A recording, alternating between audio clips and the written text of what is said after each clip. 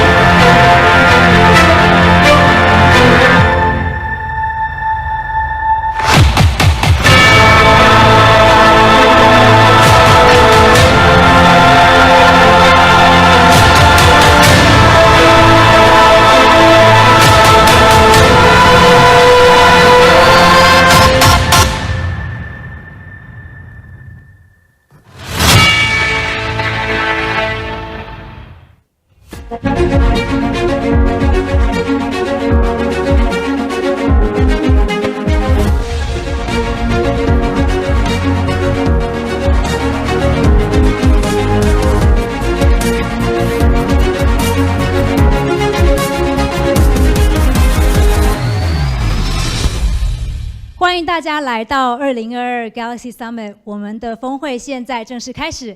我是今天的主持人。那么首先还是要请大家先掌声鼓励一下，来点掌声。谢谢今天的主办单位 Hive Ventures 风行资本主办今天的活动，当然更要感谢我们的共同主办单位国发会亚洲矽谷计划执行中心，谢谢你们对峰会第2年的大力支持。那我们今年的峰会扩大举办。大家除了可以透过线上收看直播之外，今年我们更请到了高达15位来自世界各地的讲者，希望可以从更国际以及更宏观的角度来探讨今天的主题 The Future Enterprise 未来企业。那么在峰会开始前，我觉得大家可以先想象一下，你心目中的未来企业究竟是长什么模样呢？那么从人力资源的角度来讲，我相信在过去2年，其实大家都已经很习惯 work from home， 甚至还在讨论说，以后我们是不是有机会可以一起到元宇宙 Metaverse 当中工作呢？那么从公司治理的角度来看，到去中心化自治组织是近来很热门的话题，以后我们会不会看到更多用共同治理方式的商业模式出现，也很令人期待。那么今天的峰会，我们则是要从关键技术的角度出发，探讨这些技术可能会对未来企业产生的深远影响。那么在 Hive 过去1年跟各行各业的交流当中，他们其实也发现，在疫情的这2年来，其实企业使用 AI 的力度其实是明显的加大，那么包括5G 还有物联网的结合，其实也让智慧制造成为了显学。此外呢，在 Web3 还有区块链的发展更是风起云涌，大家都在讨论 NFT 还有元宇宙。企业应该如何掌握从 Web2 中心化到 Web3 去中心化的商机，也是非常热门的话题。因此，今天我们的峰会会从3个角度出发 ：5G、AI 还有 Blockchain。也希望在场的来宾都可以透过我们的峰会，从中找到契机，让自己的企业也能逐渐进化成为未来企业。那么，首先我们就要先欢迎大家都很熟悉的 Hive Ventures 的 Managing Partner 李燕淑、燕丽来为我们致辞，欢迎燕。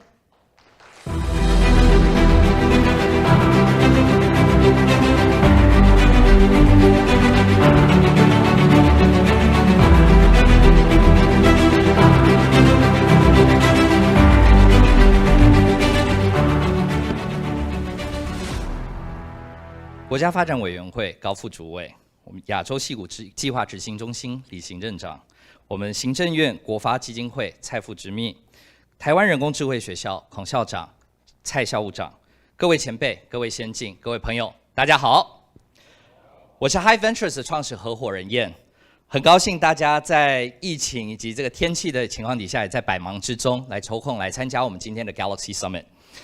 去年开始，我们起心动念。我们有一个小小的愿望，希望我们可以通过我们一点点的勉力，一个6个人的一个 team， 一个团队呢，能够促成台湾产官学研整个产业从大企业到小新创之间的一个交流，思维跟科技上面的交流与讨论。那这样子的一个小小的愿望呢，其实引来了非常多人非常热烈的反响。我们有非常好的合作伙伴，像刚刚提到的，我们的国发会、亚洲矽谷、台湾人工智慧学校，各位前辈、advisors、mentors， 大家给了我们非常大的动力，因为大家都有一个共同的目标，大家都希望台湾的科技、台湾的新思维、台湾的大企业、小新创都能够被世界看到。那就也因为这样子的一个强烈的反响跟鼓励，其实给了我们非常非常小的一个团队很大的动力，让我们有更大的动力，在今年第2届的 Galaxy Summit 让它更上一层楼。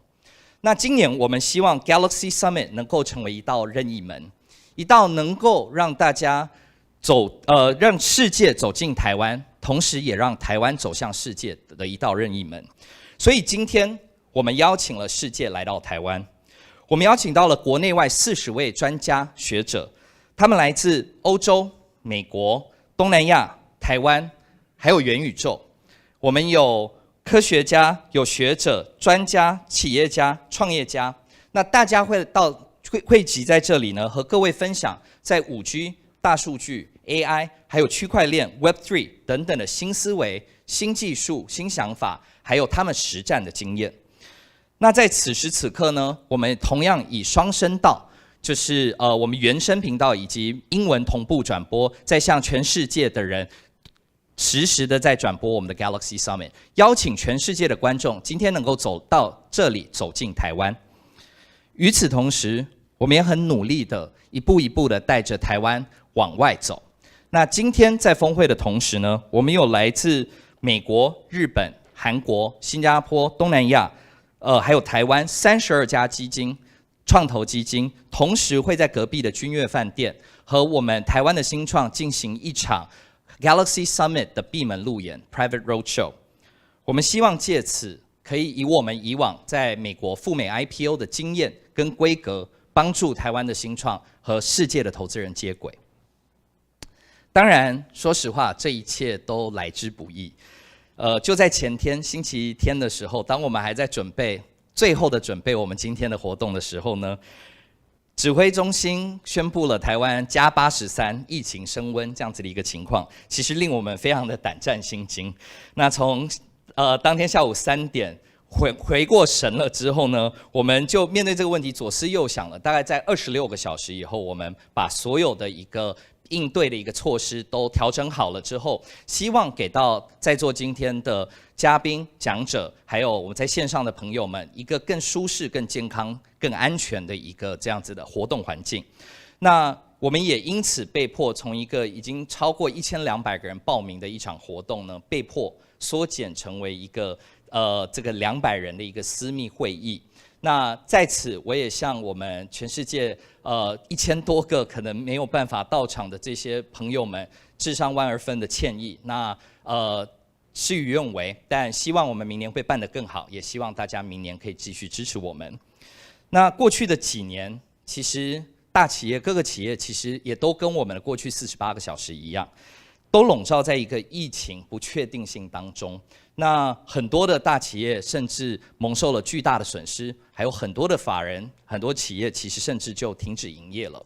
那看似无坚不摧的企业，其实在这个时候突然间变得非常脆弱、非常易碎。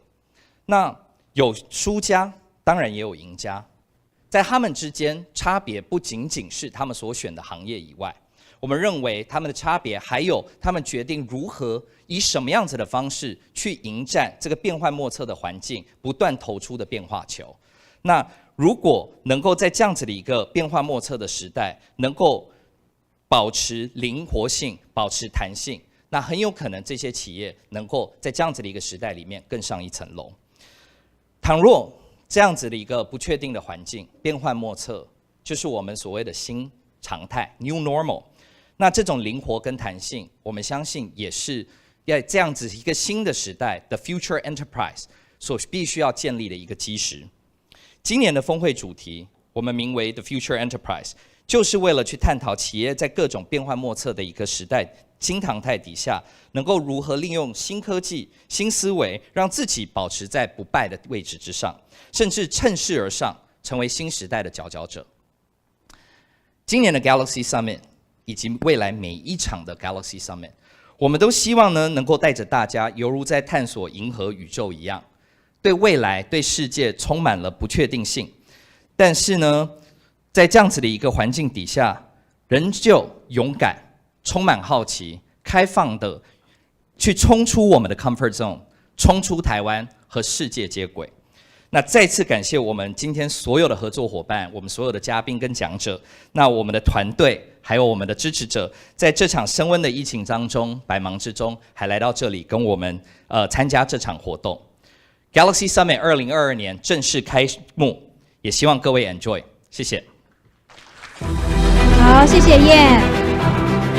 接下来我们就要欢迎国发会副主委高仙贵为我们致开幕词，欢迎高副主委。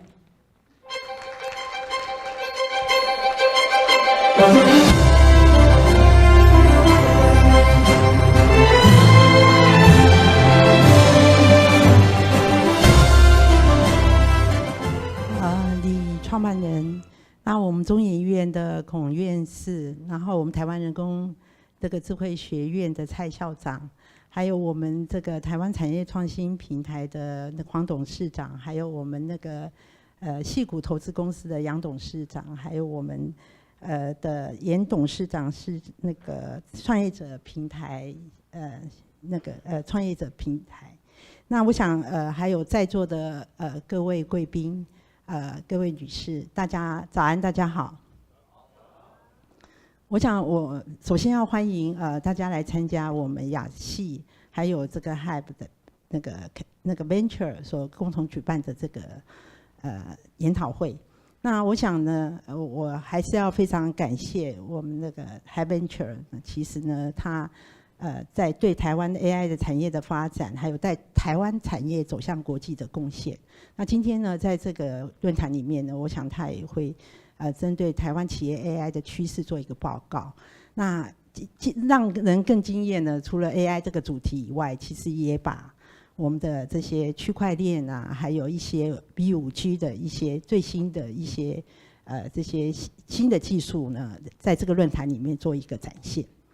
那我想大家都知道，其实AI、5G 还有我们所谓的区块链，它所掀起的第3波的网际网络的革命，其实已经颠覆了大家的人民的生活、产业的营运模式，乃至国家的这个竞争的形态。那其实蔡总统在第2任的总统任期里面的那个就职演说里面，他就有提到，台湾必须要掌握这个转变中的机会，我们要在5+2的产业创新的基础之下，推动6大核心战略产业。那最重要的是，我们叫以软代硬、软硬整合，来翻转我们台湾以硬体为主的产业发展模式。那我想，为了掌握将来其实 5G、AIoT 的庞大商机，还有甚至我们讲到了元宇宙的这些庞大的商机，其实我觉得我们政府能做的，如果我归纳起来，我大概只有2个面向。第一个呢，我想我们政府要做的就是用海陆空这个3面这个出击，怎么样奠定台湾网际网络的坚实的基础，让台湾成为一个有安全、有韧性的网络环境，这是非常重要的。那大家可以知道说，其实我们在这个前瞻预算里面，我们已经投入大概将近500亿的资金来做5G 的基地台的部件。可以跟大家报告，目前的5G 的涵盖率其实已经大大超乎我们预计的目标，大概已经到90%了。这个在全球可以说是名列前茅。然后我们也会加速这个海底电缆的建制。然后最重要的是 B5G 这一块，我们已经宣示，今年是台湾太空产业发展的元年。太空那个发展法还有执法已经正式实施了。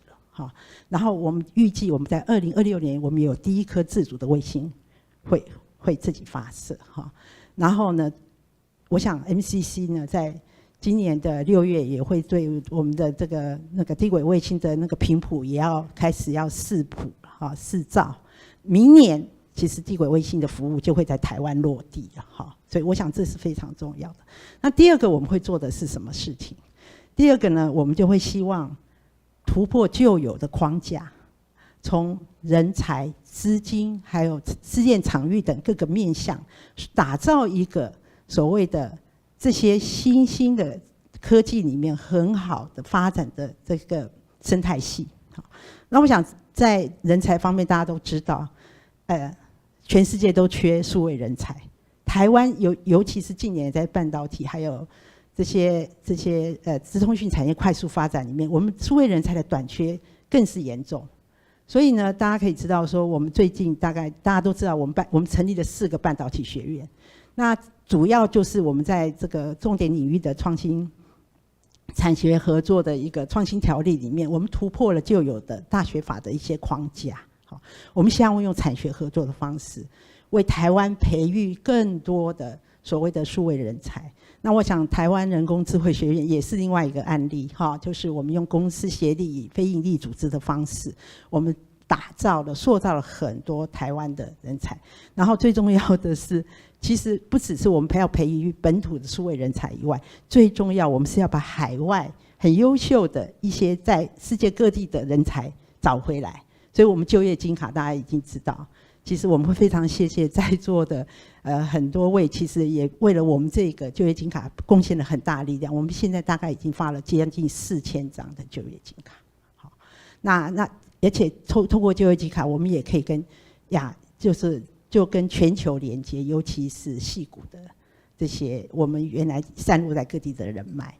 那我想在资金面也不遑多让了尤其在座很多位都是我们投资界的一些前辈，就感谢你们对台湾的资金、新创资金的挹注，其实做了非常大的贡献那我们今天国发基金的我们蔡执秘也在这边，其实我们的创业天使计划，我们主委一再的加码现在我们有172家的，我们投资了172家的创投。那我们也成立国家级的投资公司，我们在台山基金里面，我们也募集了4个基金，然后已经有到达100多亿的这个资本额，投资了49家的企业哈。那当然，我们国发会的，我们也希望引导我们庞大的这些所谓保险业的资金投入到所谓的这个就是投入到 PE， 所以我们也弄了一个资格函，如果符合我们的标准，可以获得资格函，那些保险业基金也会进来。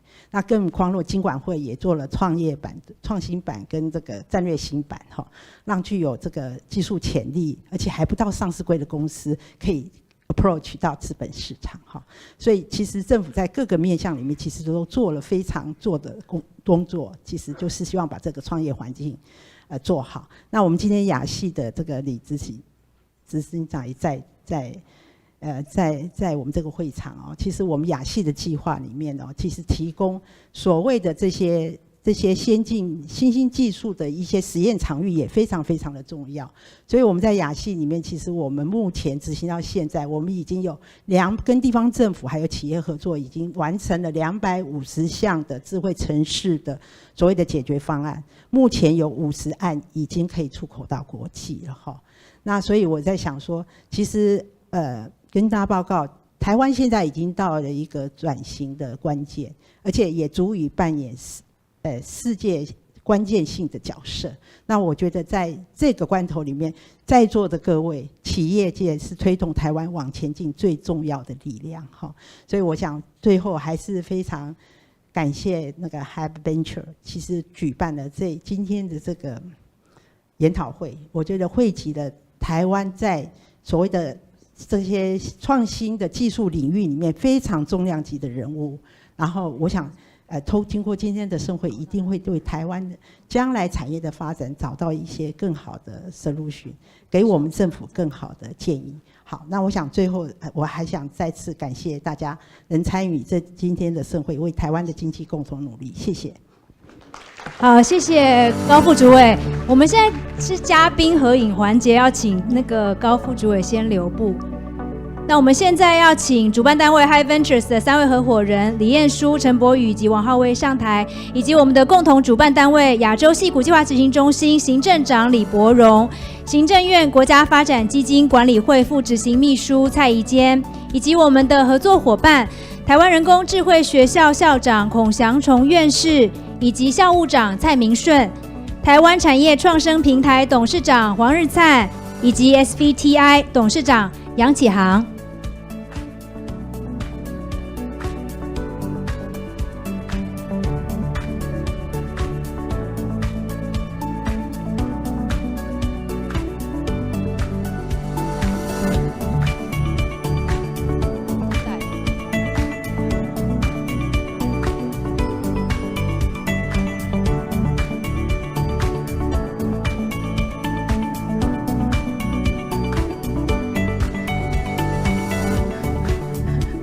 好，现在发一下手举牌。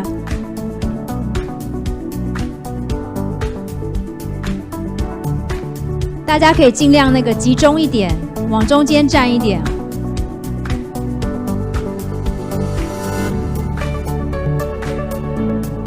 好，先请大家先看中间，看我们的官方摄影。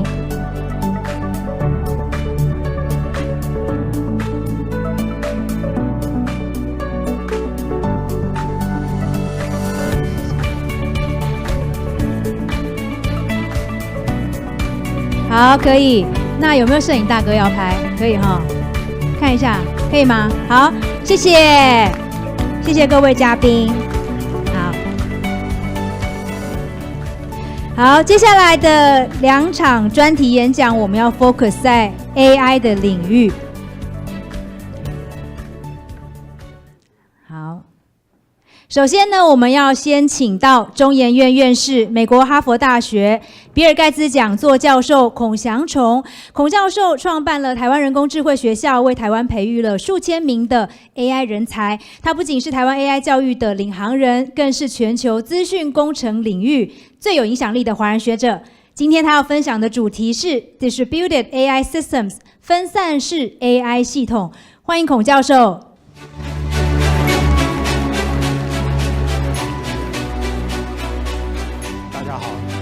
高兴有这机会来跟大家分享一下我的经验。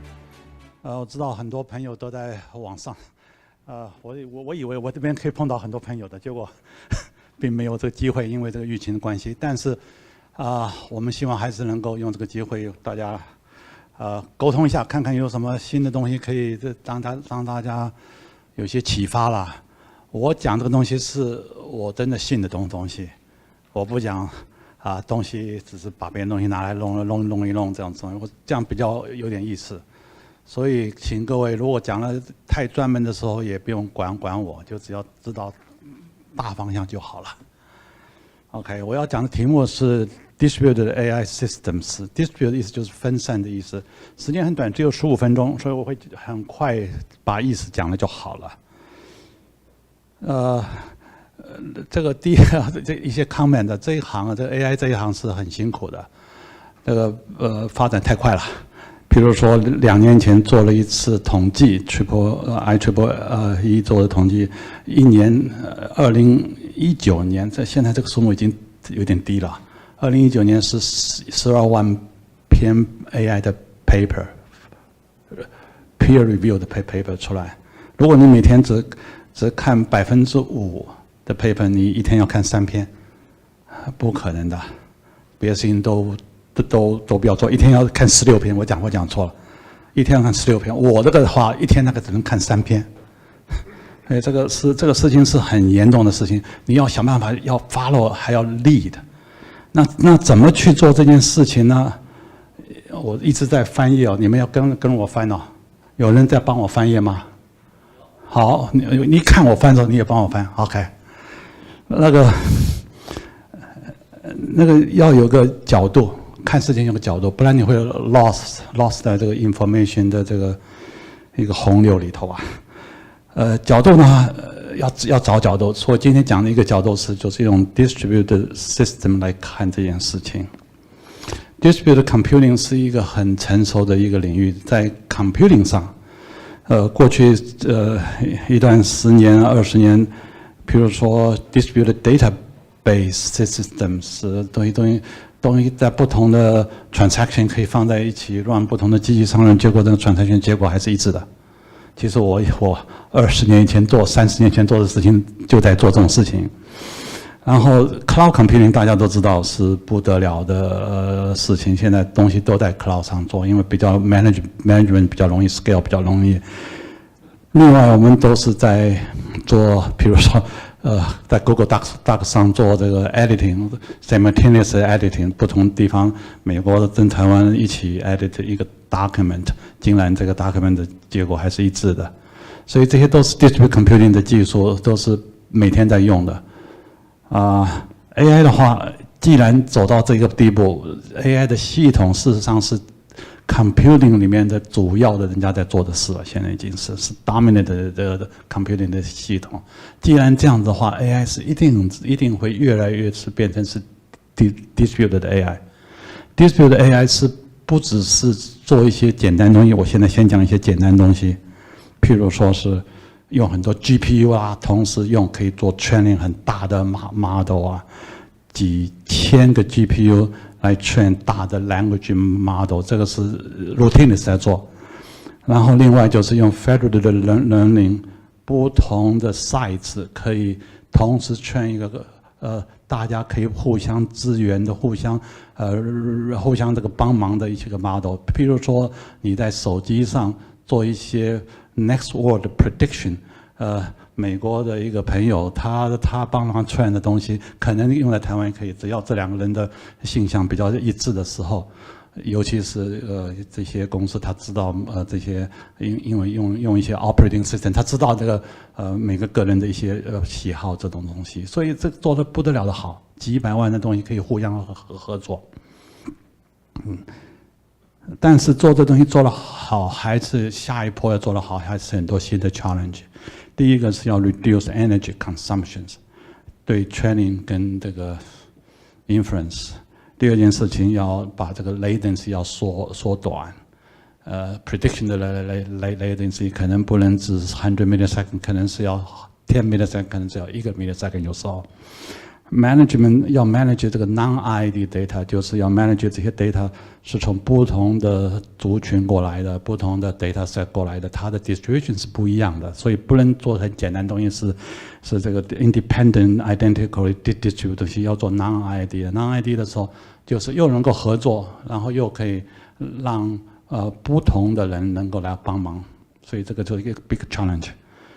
不只是这样的，还要把这个model 这个 sharing 啊，这个 reuse 要变得容易，这才有这个效率啊！你每次做东西这么多人在 involve 的时候，不能够每个人都 train 自己的 model， 不可能的，一定是要用人家做好东西，想办法来 reuse。我现在就讲一些这个一些方法 approach 对 address 这些 challenge 的一些 approach。我讲说，我讲一下我自己信的东西，叫我自己的 lab 做东西。譬如说，我们做一些 special purpose build 的这个 ASIC 的 accelerators， 做这个 neural net 的时候，不要让它每一层都走完，有些比较容易的 input 过来，中间就可以出来了，就可以做 prediction， 它 latency 可以变少，是 early access 的这种做法。neural net 是可以放在 edge， 放在这个 device edge 或 cloud 上，可以分开放，看你完全是看你这个问题的复杂性。如果比较复杂的，可能要在 cloud 上做，简单的东西在 local 就做完了。然后是现在这种开始hand mounted 的 device 越来越多的时候，以后一定是走到这个方向。这个 hand mounted device 本来是很大，越做越小，小到一个地步以后放在眼镜上。就容易很多了，就可以做一些 distributed computing 在这个眼镜上做，眼镜上会有很多照相机，有4个、5个、6个照相机，然后每个照相机可以做一些 processing by themselves， 所以这个变成是脸上的东西是用 distributed 方法做的。然后这个 model 呢，是不是说是每次要重新 train， 这太累了。尤其是 local 的地方没有这个 training 的 resources， 有些方法我们现在在考虑的是说，怎么把已经 train 好的一些 components model 的 component 拿来把它拼起来 compose 上变成一个新的比较容易的一个 model， 然后这个 model 就不用 training 了，也不用很多 data 就可以马上用，跟 blockchain 是绝对有关系的以后。OK， 以后这种 model 的 fragments， 这个 components 可能在 blockchain 上可以卖的。OK， 所以是想象力无穷。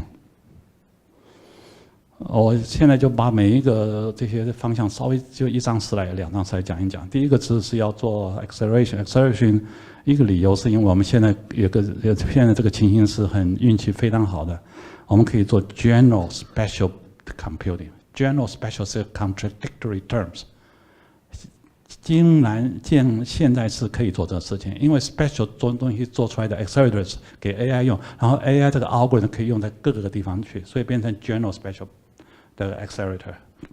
因为这样的话，所以我们可以投资做非常 specialized 的东西，但是 efficiency 非常高，可是可以很多地方都可以用。这个理由就是为什么现在有一堆的这种 AI chips 在做，这个是40年来没见过的事。最近5年这么多 chips 在做，每一个大公司 high tech 公司都在做 chip。就是这个原因，所以我最近在清大教一门课叫做 AI accelerators， 然后要到南部去。4月15、14号开班，去成大，所以希望你们南部的公司啊都来，尤其是做 circuit 的人，做设计的人。这个菜教我长谁的，所以你要跟他们讲啊，叫他们赶快报名，报名人已经很多了，我现在不知道数目是多少啊，200个人，我们只有120个位置大概，赶快想办法。好嗨，你们跟他拍马屁可能有用。好嗨，我讲第2个题目就是怎么 early access。early access， 你譬如说你要认0跟9这个数字啊，2跟7是很难认的，很像啊。认0很容易，所以一个 input 进来，如果很容易的 input 就一下就 access 掉了，就 latency 就很低了。然后另外就是可以把东西可以有时候是放在 device 上，有些是放在 edge 上，有些放在 cloud 上，看需要嘛。这个是一个例子，是做 distributed 的这个 wearable 的 computing， 就是在眼镜上啊，很多照相机啊，然后一些小小的的 processor 在做 fusion， 讲究的是说怎么把这个 processing 哦，有些是在 front end 在这个 sensor 上做掉，有些是在稍微外头一点，在一个 aggregator 是一个可能是放在这个眼睛这个耳朵后头的一个小小的 chip 在那边做，有些是在眼睛上做掉，所以这个讲究就是要怎么知道这个怎么样切，这都是学来的，不是随便切的。OK， 可以去做 training， 学到这个切的方法。啊，这个东西你们就有兴趣了，尤其是想比较远的人，用 blockchain， 比如说怎么能够把 AI 的 model 做得比较容易 reuse， 然后还可以卖。我们最近写了一篇 paper， 就讲说这个 AI 的 model 左边是一大堆的每个 layer 有些 components。然后你可以把那类的东西抓出来，变成每一个东西变成是一个每个 component 变成一个 fragment， 然后把这个 fragment 拼起来，拼比较大的网络啊，拼成比较小的网络，看你的需要。然后这些 fragments 有一天可以在网络上卖。我们3年前写了一篇 paper 在 blockchain 的attribute 的 blockchain 上讲这种事情，怎么能够在 blockchain 上做这个 commerce component AI 的 commerce， 这个是有点远，不过这早晚会走到这条路的。所以我今天讲的就是给你们一些想想看的事情，其实不见得是 exactly 你们要做的事情，但是可以希望就是给大家回去有个题目可以讨论一下，看看是不是还有不同的方法想事情。所以这个有个方法想这种事情呢，就是我的意思就是说，可以用 distribute 的方法来想，因为这个是以前的 computing 就走这条路的，现在 AI 变成主要的 computing 也会走这条路。你从那边去想，就很多问题就想得比较容易看得懂的啦。然后这个就是要有个 angle， 有这个 angle 以后，可能就这么多的 literature 就有办法去驾驭它了。我就讲到这里，谢谢大家。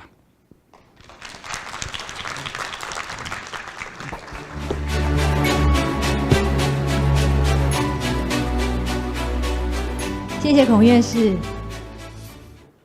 去年 Hive Ventures 首次发布的台湾企业 AI 趋势白皮书获得了很多国际媒体的转载，也让大家看到了台湾在 AI 领域的深厚潜力。那么经过1年，台湾企业在 AI 又有什么最新的发展呢？接下来我们就要请燕再次上台来跟我们分享今年最新的2022年的白皮书，欢迎燕。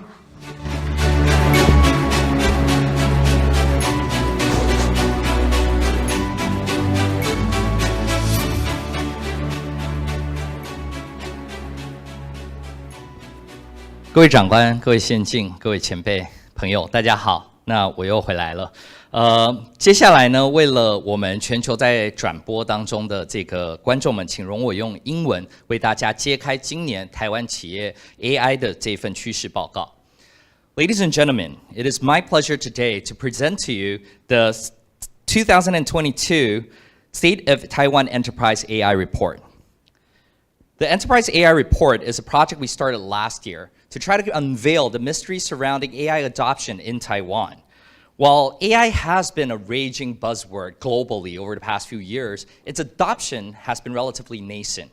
And while many have tried to take that bold leap, only very few have successfully crossed that chasm of disillusionment. So in our second ever edition this year, we continue to help businesses, decision makers, and solutions providers understand where everyone is in this adoption cycle and share trends with the industry at large. At Hive Ventures, we are believers and first movers in this space. We have dedicated our past careers over the past decade, as well as our future upon this space. And we continue to believe that this is where we will lay the foundations of the future economies for decades to come. And that is also why we've embarked on this journey on this nationwide survey to continue to understand and study the dynamics of the market in hopes of identifying opportunities that exist in these markets. And we're very glad to have partners like the AI Academy of Taiwan, the ASVDA, the National Development Council, and many others today that have helped us make this report possible.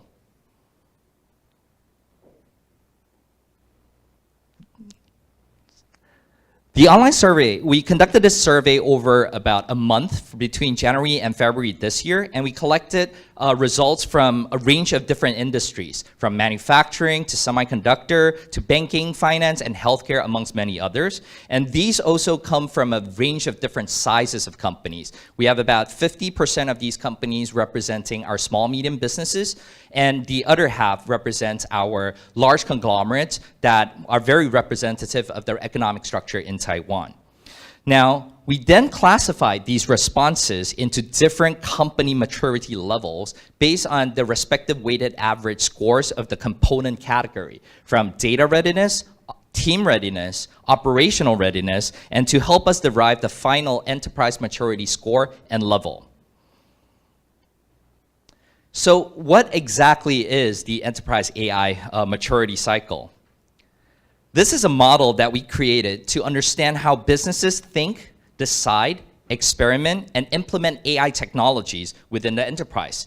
So from level 0, where companies are just starting to be aware of AI technologies and its potential benefits, but have yet to take any action, to level 1, where they're establishing the data infrastructure upon which future AI applications will be built upon. Then level 2, where the basic infrastructure has been kind of completed, then businesses move on to build business cases and POCs, or proof of concepts, to start experimenting with these use cases. And at level 3, these companies have probably improved an investment into the R&D development and buying the tools and solutions, or identifying partners to work with together on this initiative. Then level 4, where AI is operationalized. More models are being built, more and more are being deployed, and they're starting to see the starting value, the initial value from a business value from within the organization. And level 5 is where these models and values start to proliferate across various different business units within the organization. It usually starts from one core business unit and starts expanding laterally across a wider area in an organization. And finally, to level 6, where AI essentially is part of daily operations and it's already within the enterprise DNA. So while there's much to discuss in the report, let me just walk everyone through the key salient highlights of the report this year and some of the trends that we see. Overall, what we do see is that there is a huge improvement of the entire ecosystem this year. As you can see on the chart on the right, these bars represent the distribution of all the companies that we've surveyed across the entire enterprise maturity cycle. So what we see is that on the blue bars, those represent 2021, and the pink bar represents this year's report. We've seen an entire systematic shift towards the right side, which is higher maturity levels across the board. And especially, you'll realize that in last year's survey, about 50% of all respondents are within the level 0 to 2, the baby steps of AI adoption. And now this year, 50% of them, to be exact, 48.7% of them are already in the level 4 and 6, the growth stages. We see the largest change between the level 3 and the level 4 companies. One other interesting point to note is that in last year's survey, no companies actually made the level 6 category. But this year, we have 4 companies that moved on into this category where AI is part of the enterprise DNA and they're beginning to see democratization. These 4 companies come from the high-tech manufacturing, banking, finance, and healthcare sectors. So this acceleration and adoption, we think a big part of that was spurred on by the fact that the pandemic finally hit Taiwan last year. As you may all know, Taiwan was actually relatively shielded from the early onslaught of the entire global pandemic. But last year in May, we started to have our first taste of local transmissions and heightened alert across Taiwan. Now, most of us have been able to escape unscathed, but and probably have done relatively well in this aspect. But many businesses have suffered in this process, and their global counterparts have actually experienced that pain earlier on in the pandemic. Now, while this taste of pandemic has really spurred many respondents to feel that the company has actually sped up or increased their demand for AI in response to the uncertainty of the pandemic and the market.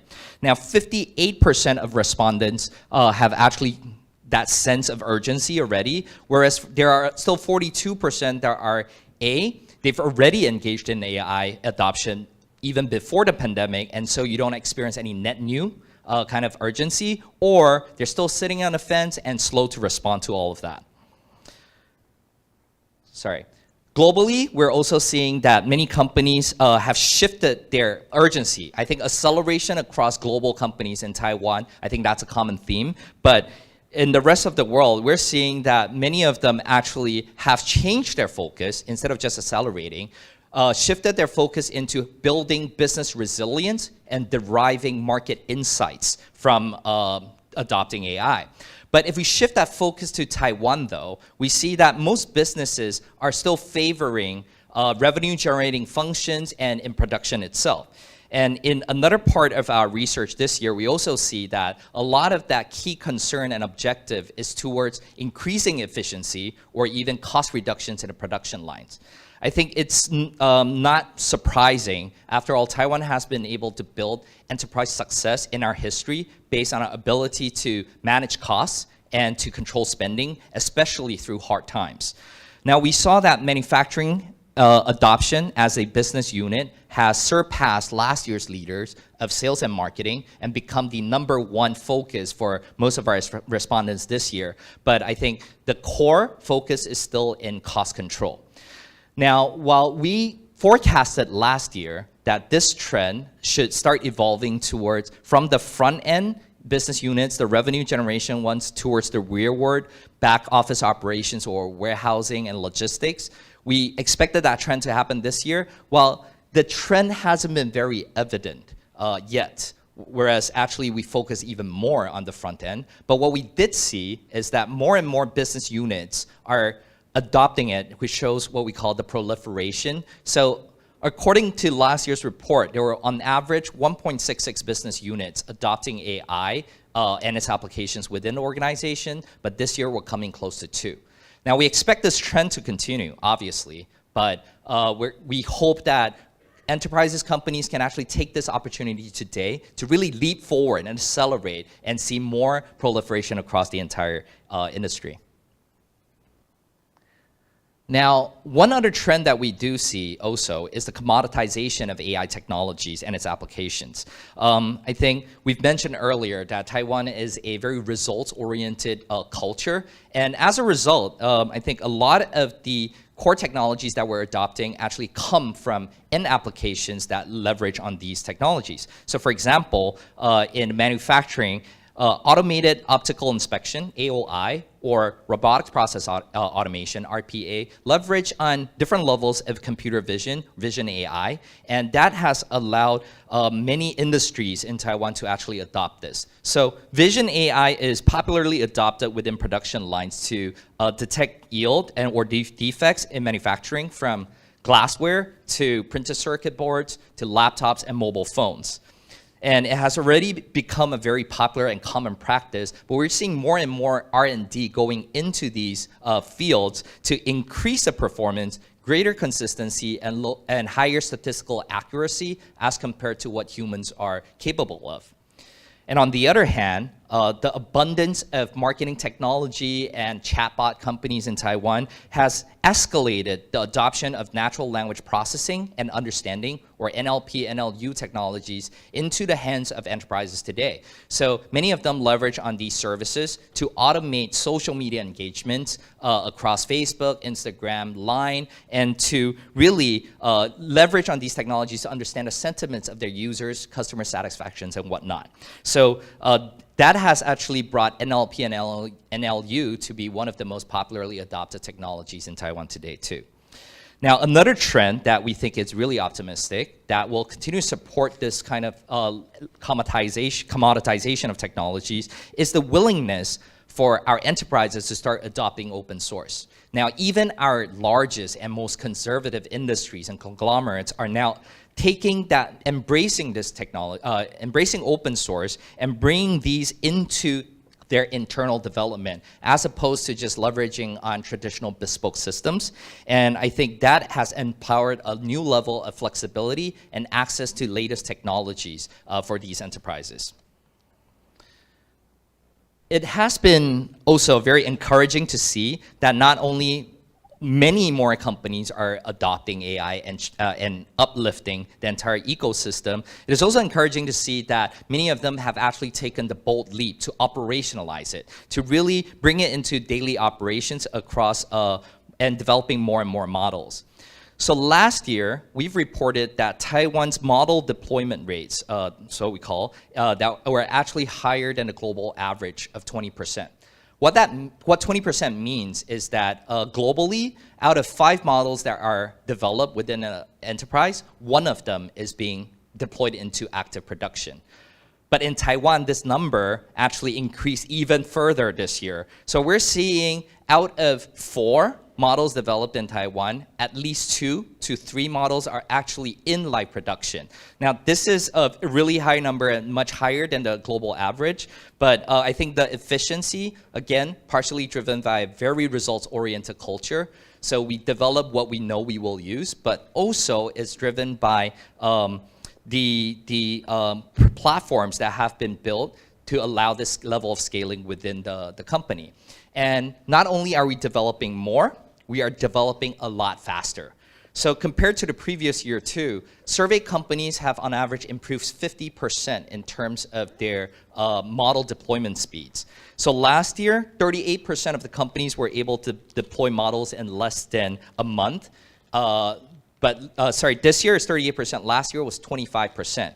And if we narrow this down, there are now twice as many companies who are already able to deploy models in less than 7 days. I think the popularization of the concept of machine learning operations, ML ops, its processes and the platforms itself have really expedited this change to greater speed. Last but not least, we see very, very aggressive and ambitious plans in many enterprises going forward. These companies intend to develop and deploy a lot more and a lot faster in this year going forward. Most companies surveyed across all different types of experience levels and maturity, they've planned to develop as many models this year as they did in the history of them adopting AI or building models. So that means that within this year alone, we're expecting to see at least a double in the number of models being developed. And if we hold up the same kind of model deployment rates and speeds, that's actually twice the amount of models in production that we may actually see. And for some of the most AI-savvy companies in our research this year, we see that they expect to develop and deploy at least 50 models and above. We think these numbers are actually a little overly aggressive in our opinion, but if these companies actually do hold the model deployment rates and the speeds and keep up, then it might just have a good chance of happening. And it will be exciting to see what pans out the rest of this year.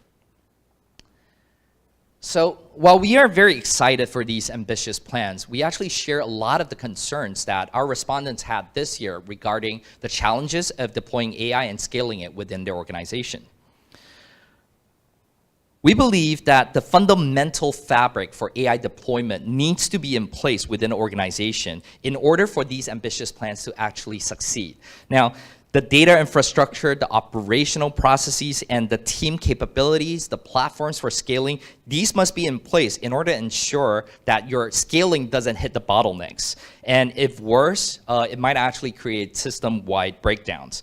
We see that out of all these respondents, including the ones who are very aggressive in their plans this year, over 61% are still wrangling with what we call early stage problems, including data collection, talent supply, or they're still fine-tuning their business cases and objectives, right? So if if these problems are not solved, we'll hit the scaling bottlenecks that we mentioned on a massive scale. So it is important to sort out these teething issues to ensure that there's adequate data, operational, and team readiness before embarking on these aggressive plans going forward.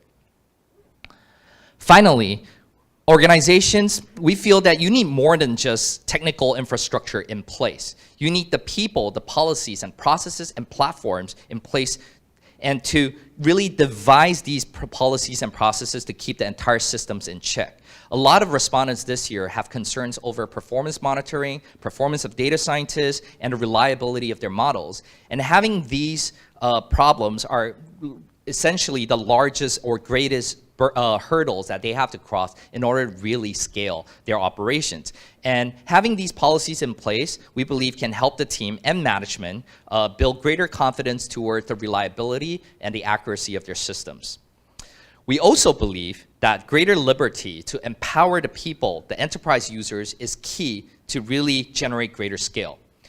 But we also believe that in order for that to happen, counterintuitive as it sounds, we believe that greater liberty can only be achieved with greater governance. So more platforms and policies need to be in place on data and model monitoring to build and foster that faith in management and the development teams to empower users within an organization at all levels with more data, more flexibility to really enhance quality decision making at each level.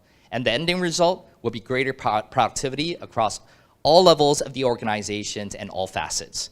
Greater governance and monitoring, it will also enable greater flexibility and scope for the AI teams to further develop. We hope that this report has shed light across industries on where each company is within on the journey of AI adoption. But knowing where you are is really just the first step.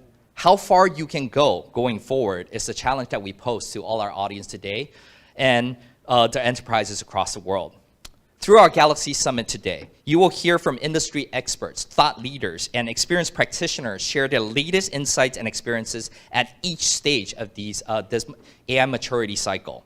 From establishing your networking and data infrastructure to building out the AI applications in manufacturing, banking, finance, and semiconductor, to scaling that operation across the organization, as well as liberating your organization through AI and democratization.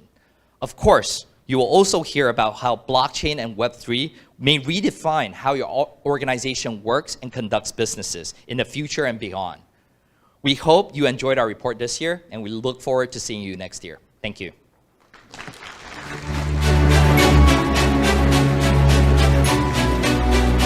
好，谢谢燕。接下来的论坛，我们则是要从5G 还有 data 的角度来探讨未来企业的发展。那么首场专题演讲，我们就请到台山资本科技基金的合伙人吴景成，正在矽谷4次创业成功。那这4家科技公司的总值是高达了1600亿台币。他目前也担任工研院的院士，是台美两地大家都很敬重的通信界大佬。我们现在已经看到 Chen 了 ，Hello Chen。好啊。你好，那今天 Chen 要分享的主题是5G 专网低轨道卫星的发展现况，还有未来趋势。好 ，Chen 现在现场交给你。谢谢。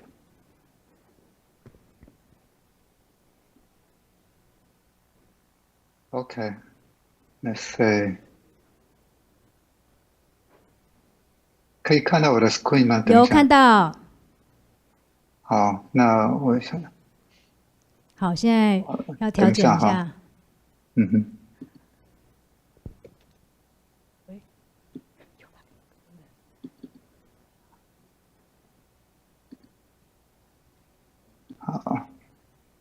好，那现在可以开始了哈。可以开始，谢谢。OK， 我要用英文讲哈，比较方便一点。OK， 好，Good morning, everybody. It's an honor for me to talk to you about the subject of private 5G, the low orbit satellite and beyond. And given that today's discussion is about enterprise, I'm going to talk about a broader perspective of things that will probably cover the private 5G, 6G, satellite communication, as related to enterprise application from that perspective. So before I get started, I just want to give a little bit background for what we're trying to do today. From a Taiwanese perspective, we look at the future first and foremost from a disruption perspective. And then, after you see an opportunity for disruption, you obviously will look for a preemptive opportunity to get into the market. So from my perspective, I think these are two major metrics or sticks that you make a judgment in order to gauge where the industry is going. And from a disruption perspective, you can look at it from many different angles. But from a Taiwanese perspective and from our industry perspective, I think a lot of them are focusing on really the intersection of hardware and software. And from that perspective, I have some perspective to share. I would say that if you focus on disruption, you really have to focus on what are becoming different and how that affects the industry as a whole. So when we look at across the landscape, we look at it and categorize them into a number of different areas. The first one I think I would talk about is the cloud infrastructure. And everybody knows that from a cloud infrastructure perspective, everybody pays their attention to the public cloud. But the reality is that the public clouds will continue to grow.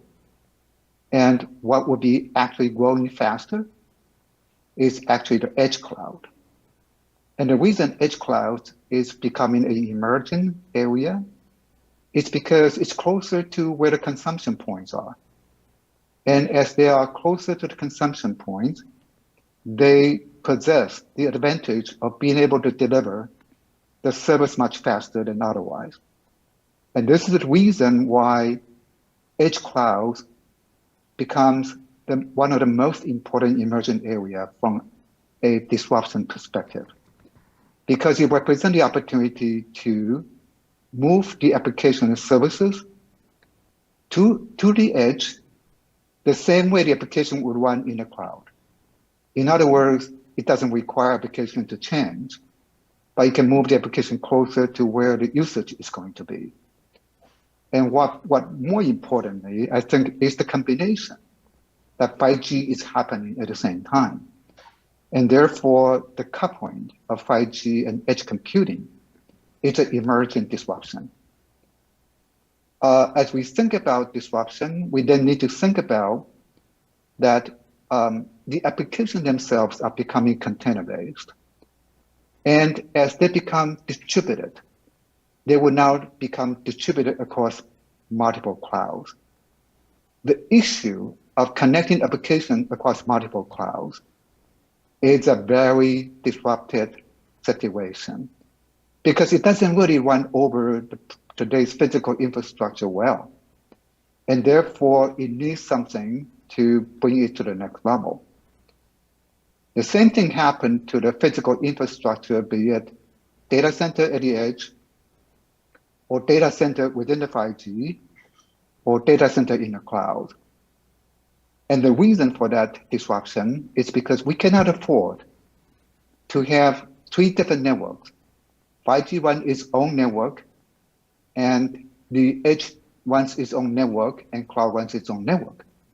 We need to look at the network as one because applications don't see them separately. And therefore, there is a disruption going on at an infrastructure level, namely the need to unify 5G, edge cloud, and public clouds together. And then we have the question of the 5G that when is made freely available from a spectrum usage perspective, such as what's happening in the US with CBRS, we now see that the private 5G market's taking off very quickly. And that's a disruption because in the past, there wasn't such a thing that the spectrum for cellular is free. So you look at a smart enterprise then, I would also divide it up into 3 different disruptions. One is that we all know about data lakes and we all know about data warehouses. And we know that we're consuming a lot more data and we're generating more data. And the speed of data that's being generated is faster than the speed of computation that we can afford to process them. So at a fundamental level, we know data is growing faster than our ability to consume them. That's a disruption. The ability to consume data is well understood. The ability to protect data when you consume it is not. And so we think that in the general space of data analytics, data warehouses and data lakes, one emerging area that actually is somewhat overlooked is the whole space of data security as a seamless insertion to data analytics. Then further, I think there is a question of our ability to consume data is tied to our ability to use the tool and the speed that we can use the tool to analyze the data. And that really falls into the space of how do we evolve today's software tools in such a way that the data migration and data integration services can be as near no code as possible. And beyond that, what's happening also is that most data that we traditionally run on-premise now are migrating to the cloud, which is undisputable fact. The issue then is that when you run in the cloud, you no longer have the control of the hardware that you used to have on-premise.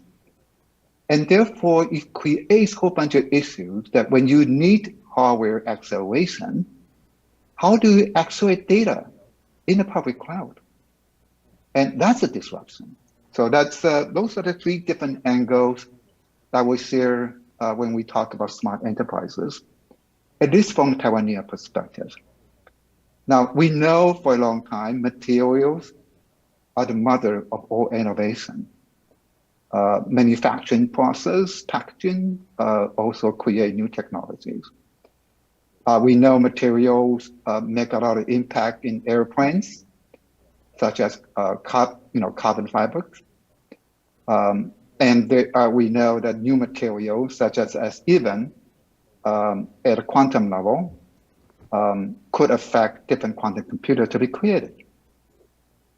But in the process of seeing new material and processes, one area that's exciting, extremely exciting, is actually the potential of creating computer from the ground up again to get into quantum computing.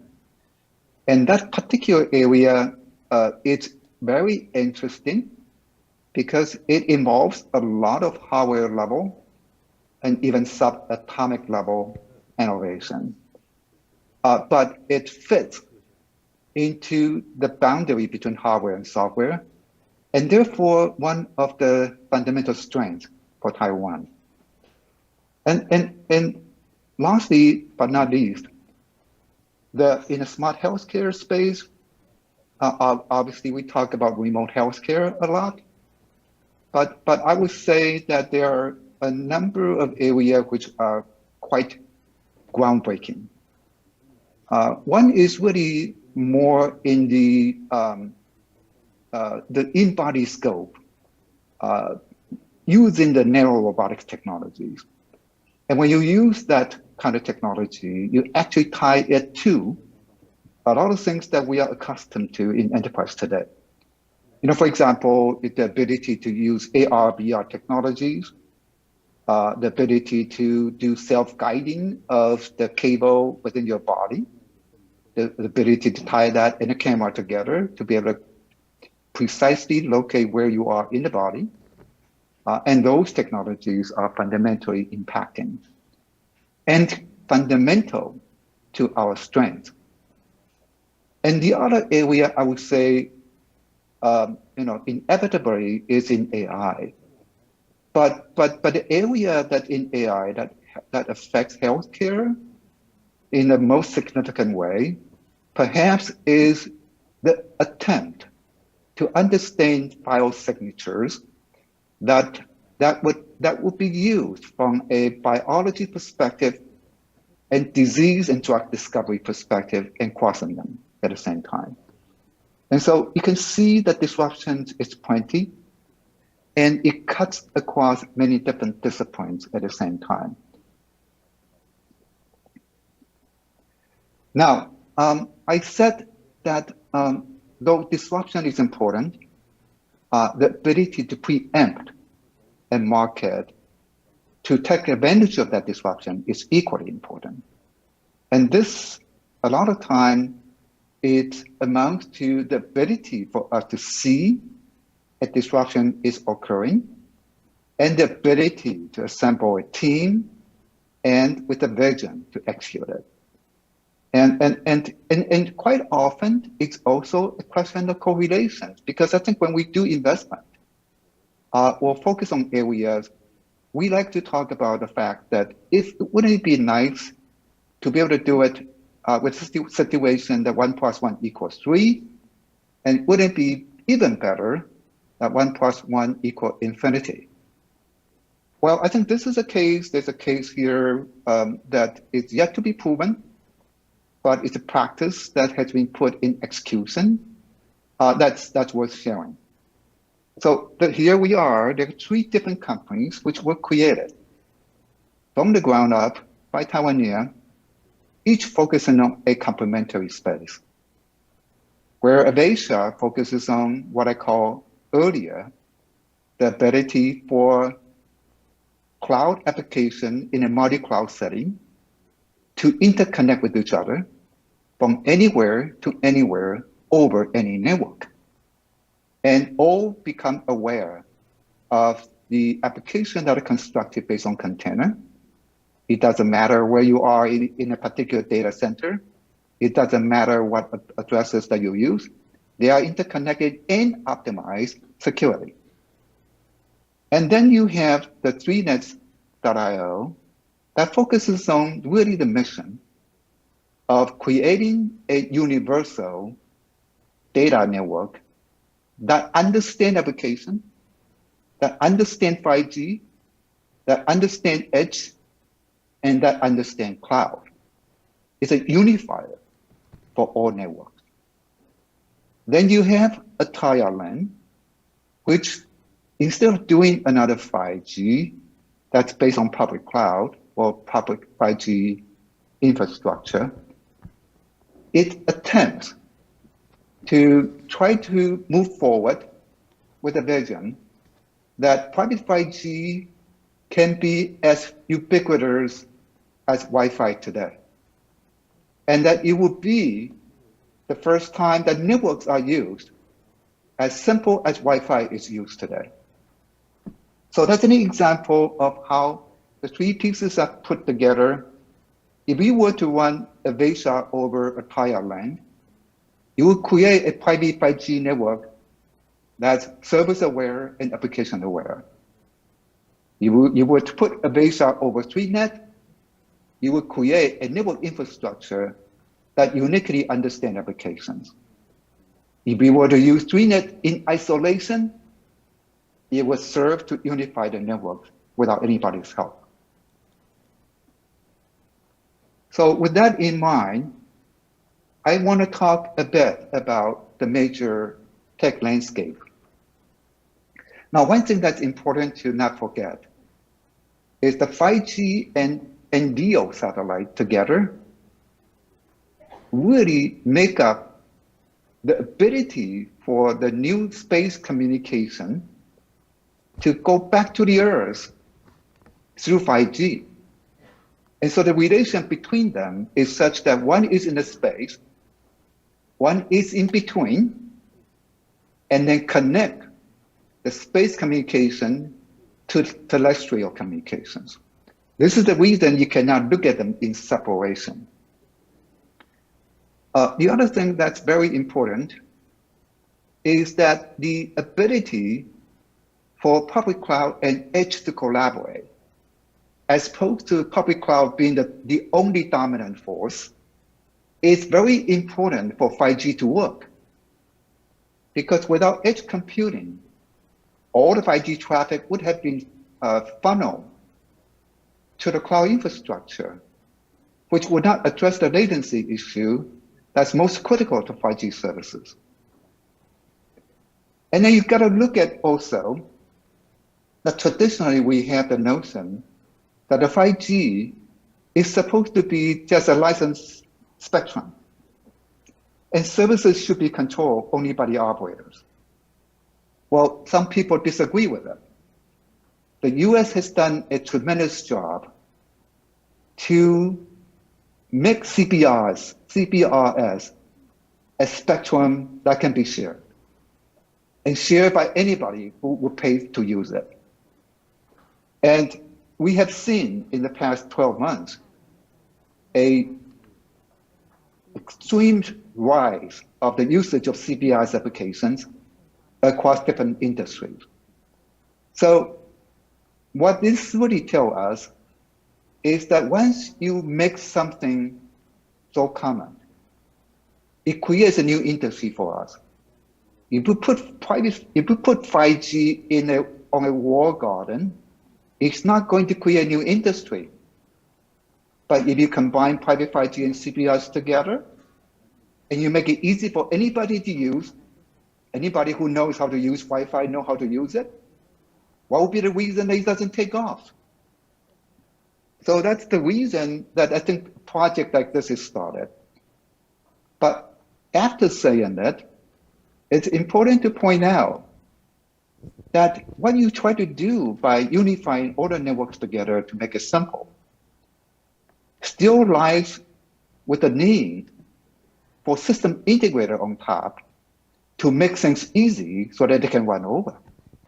So these are the major things that are happening in terms of technology, as well as the changes in the ecosystem to be the catalyst to get a new industry going.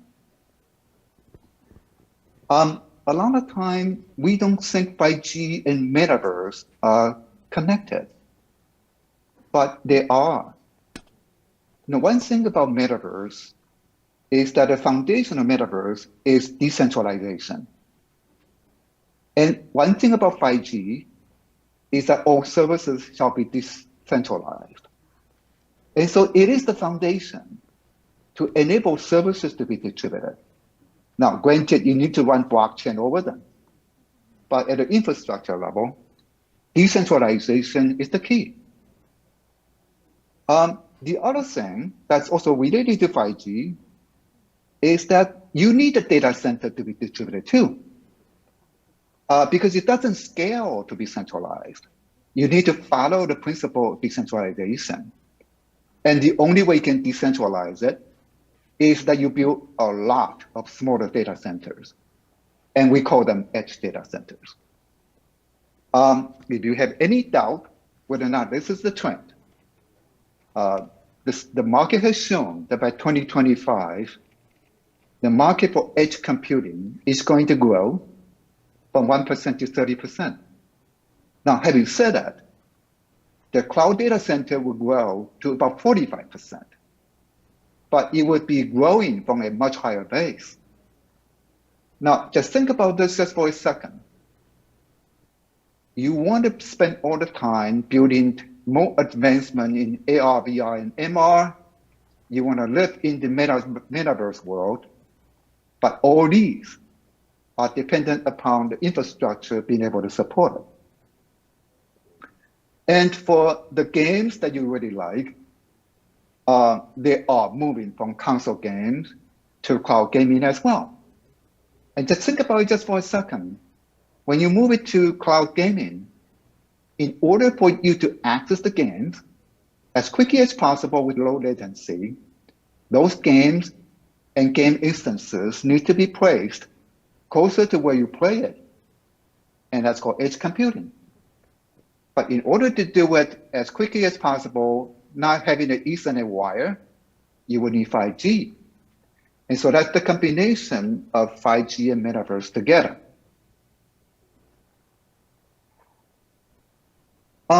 So we have talked quite a bit about low Earth orbit satellites, and a lot of countries in the world have set their sight on this emerging market.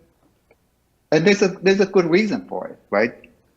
Because unlike the traditional satellites, which are bulky, what you're really now talking about are smaller satellites and lower orbit, and they're tied together into a constellation, which means that you don't think of them to be individual satellites doing discrete functions.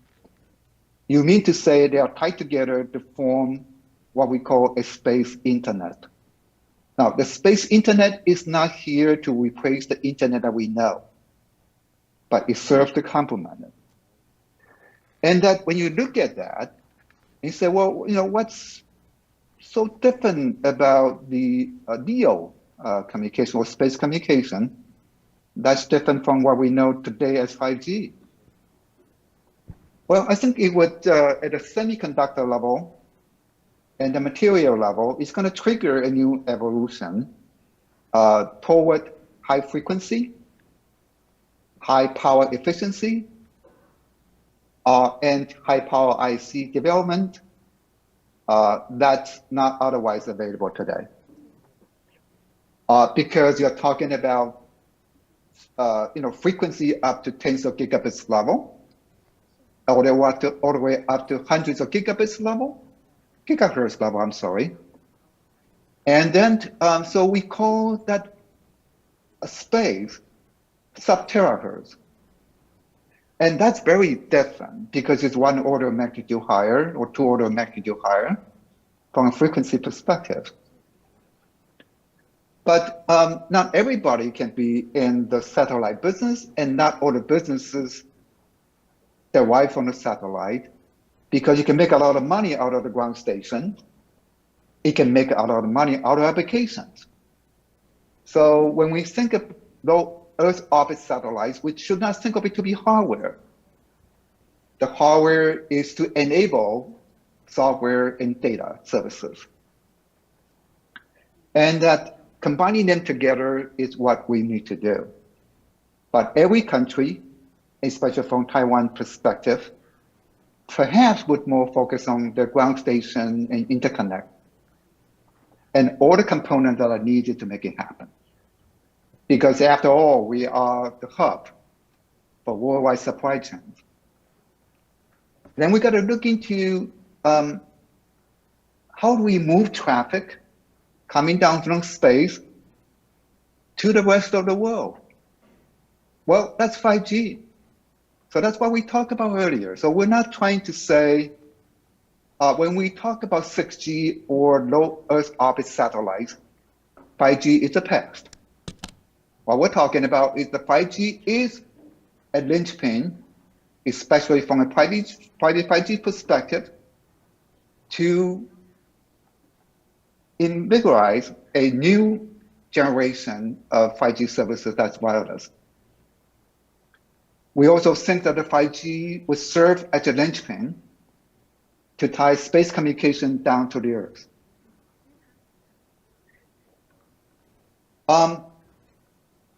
So in summary, I think what we need to think about is that we need to think about space communication, cloud communication, 5G and data center all together as one gigantic ecosystem that we're trying to build. Then I want to talk a little bit about the 5G and LEO communication, what will be the synergy between them. The first we need to think about is that, when you have space communication coming down, the strength of it is that you see the entire world. As the Earth rotates, it rotates. And so it sees the footprint of the entire world. And therefore, it's extremely powerful from a global communication perspective, especially in areas where we have difficulty having internet access. And so in a sense, 5G and dense populated areas are complementary to space communication from the space coming down. And so they're designed to complement each other, not to kill each other. The satellite ground stations really has a lot of complexity in it, because it has to serve the function of communicating with space and serve the function of communicating with the rest on the ground. And then it has to deal with the issue of many high frequency bands that need to perhaps coexist together. Where we started from was the Q band, which is most popular, and that represents where the industry is today. But in terms of power efficiency and the bandwidth efficiency, the Ka band in the range of 26 gigahertz to 40 gigahertz is actually more effective. Then we got to ask ourselves, when we try to get into the space communication industry, can we focus on one, or do we need to focus on both? And the reason this issue is brought up a lot of times is because it takes a lot of money to do both.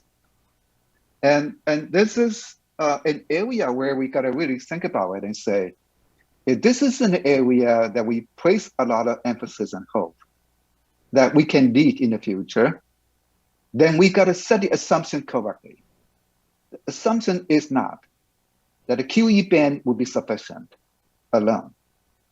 The assumption is that QU and Ka band need to be in deployment together at the same time. But having said that, I would also say that space communication today is an open field for competition. It means anybody who put their sight on it with focus, they have a chance to win. And so in order to win, though, it's important to also point out that what we talk about for high frequency areas for RF and for ICs, actually a lot of time are export restricted. And so in order for you to win a market like that, you actually have to have higher degree of control. Without higher degree of control, despite all the efforts, you may not be able to control the ecosystem. So in summary, I would just say a couple more things to kind of sum up what we talk about. I would say first, 5G and edge clouds together, it's important for us to use it to connect to the LEO satellites. Because without it, the LEO actually serves the rural areas where 5G and edge actually have most presence. So that they need to come together. The second point I want to re-emphasize a bit is that 5G services, 5G has actually caught a lot of attention by people, but most people have not realized that they need a sibling called edge data center to be coupled with. A lot of time we don't see that, especially in a smaller territory like Taiwan, because it doesn't really make a lot of difference whether or not you have an edge data center in the south and the north, one each, and you don't need a lot of them. But in a continent like US and China and EU, without edge data center, it's just simply not going to work. And so, if we have that export mindset, we need to tie 5G and edge data centers together, because that will be the only way that you can scale that particular ecosystem.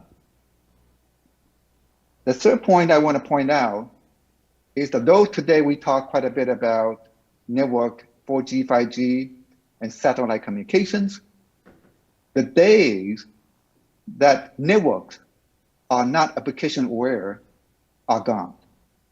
It does not make sense for the network to be built without understanding application traffic. So that's one. And second, application interconnect is no longer a single data center issue, because applications are now distributed across many, many locations and across many, many continents and across many multiple clouds. So application interconnect has become a multi-cloud concern. That's a new problem. You know, it's very tough to run over multiple clouds, because you run over many different networks. And so you need to be able to see them to be one unified network. And for that reason, 5G and edge cloud and public cloud must be unified for that reason. Thank you. Thank you, Chen. 好，接下来的2场论坛依旧是线上进行。第一场我们会讨论5G 企业专网。我们看到全球在5G 企业专网的商业化应用已经是如火如荼的在进行。那台湾呢，电信商也已经都布局好了基础建设，就等着 NCC 在今年要开放让企业申请执照。到底5G 企业专网的应用场景还有未来的挑战在哪里？这一场论坛我们就邀请了来自台美的专家一起来讨论。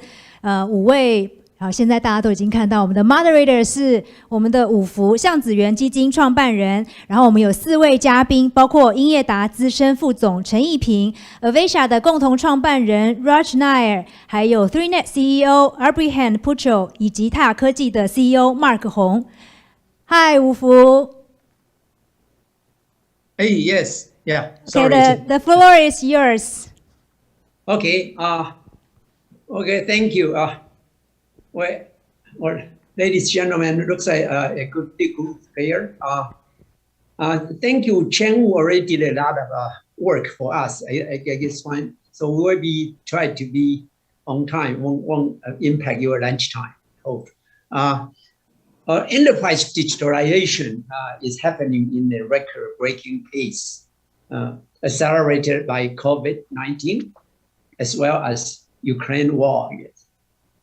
As a result, the data is generating everywhere at a record time. This data must be transported to the right place at the right time for processing and all storage. Networking is the infrastructure for such transportation. And the 5G, with its SLA or service level assurance, make this task possible and feasible. And meanwhile, the complexity of application grow, and it is not sufficient for network today just to provide connectivity services. Instead, it has to provide application service aware services so that application would obtain the best services without dealing with the intricacy of networks. If you are a little bit confused, don't worry. That's why you are here. Today, we are very lucky to gather. I would say the international G5, the gain of 5, across 4 time zones, and the purpose to explore the very sensitive, private 5G spots in enterprise. Well, without further ado, I will let our distinguished guests to introduce them a little bit, and starting with Albert. Okay, thank you, Wu Fu, and thank you to invite me to join this cloud.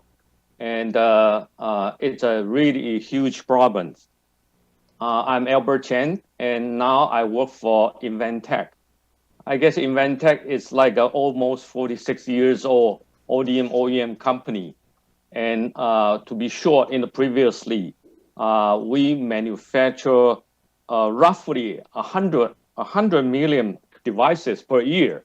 It includes pretty much 4 million of infrastructure, so-called server computing, which is needed by 5G O-RAN.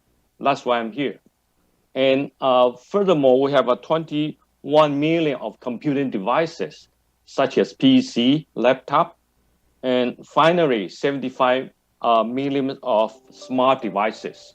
That's a cellular phone and other wearable devices. Therefore, each year we counted like a 16 billions. When the 5G comes, my career was coming from 2G, 3G. I thought it'll be ending in 4G, but now I guess Chen mentioned 6G. And in the States, I work on 5G, 3G handset and chipset. Then later on, work a project of the GEO satellite.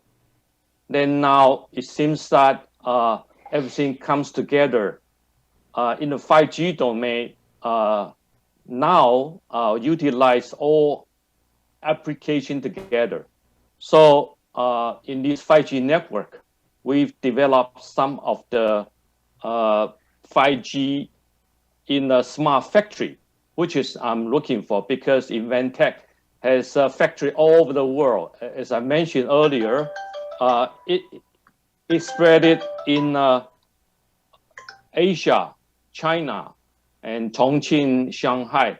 In Europe, we have Czech Republic and also Mexico, so as other cities. Therefore, smart factory in the by using 5G private network to establish this is my key goal, to establish this.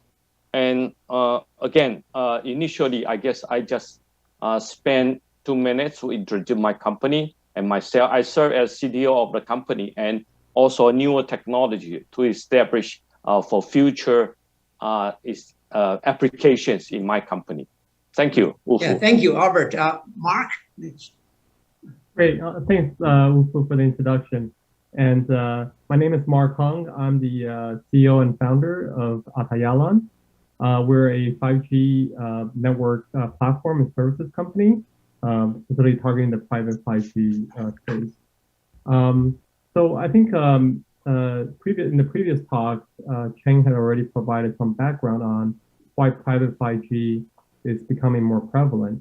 But I would like to talk a little bit more about some of the details of why this is.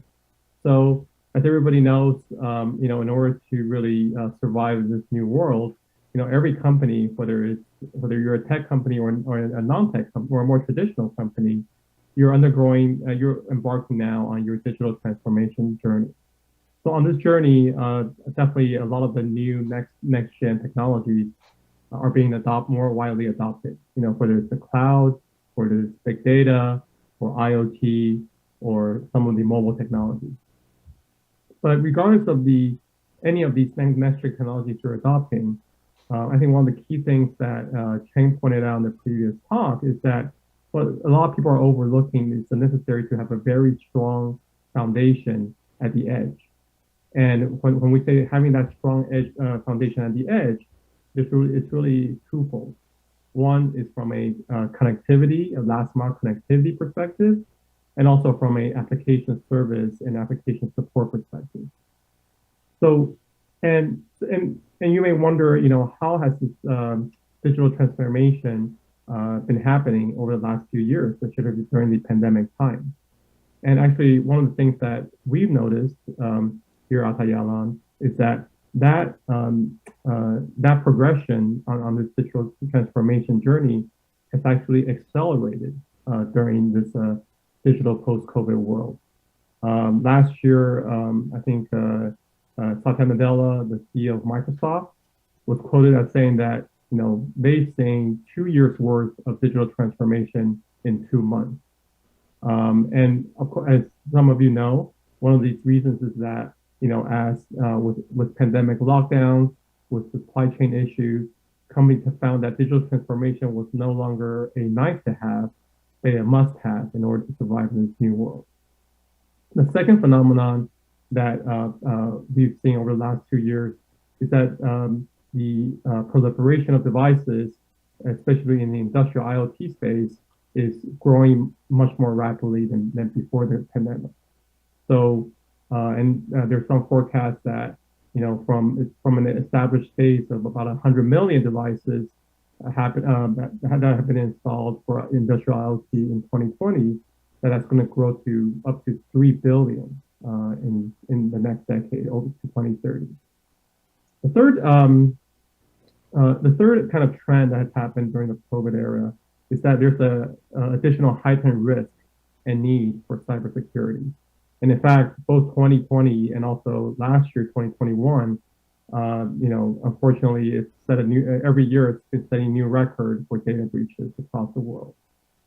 And finally, with the fourth trend that's continued to happen, not just in North America and but other parts of the world, is that there's now availability of new sources of spectrum, whether it's shared spectrum like CBRS in the US and similar releases of spectrum in places like Germany and the rest of the EU, but also the availability of unlicensed spectrum like 6 gigahertz.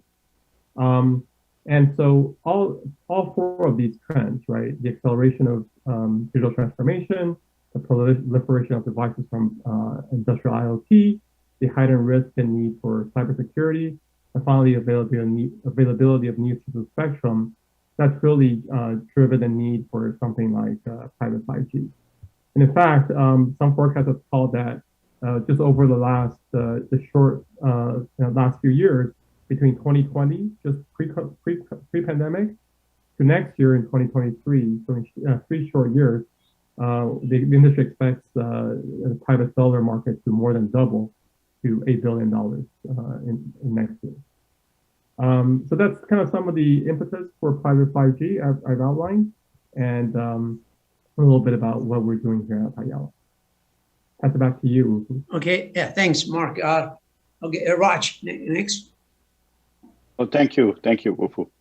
So I'm Raj Nair. I'm the founder and CEO of Avesha, and what we're building is a technology that will let applications to be able to have a distributed deployment, like Cheng was mentioning in his talk. Applications cannot be confined in one place anymore. They have to have, there is a reason, real business reason why they need to be distributed, whether it is for resiliency, whether it is to give low latency, which is what 5G is all about. You want to have that ability for these applications to be deployed easily. And what we are building is something we call an application slice. And we borrowed the term slice from the 5G space with network slices. But what we are talking about is that in the application world, there is now the proliferation of Kubernetes, which is an orchestration software where you can take your application, put them in containers, and now you can scale them and they become resilient automatically. And so this Kubernetes is now available everywhere and it's ubiquitous. So in fact, most of the 5G networks are also built using Kubernetes. So the CNFs that are running 5G are all Kubernetes applications. So you have this wonderful opportunity where you have a completely software-defined infrastructure that you can now take advantage of, and you can make that infrastructure more tailored to the application. Like Cheng was pointing out, make it application aware.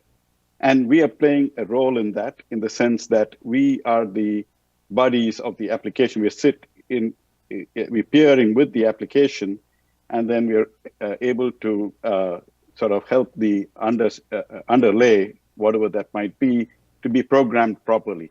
So this is what we call as a slice.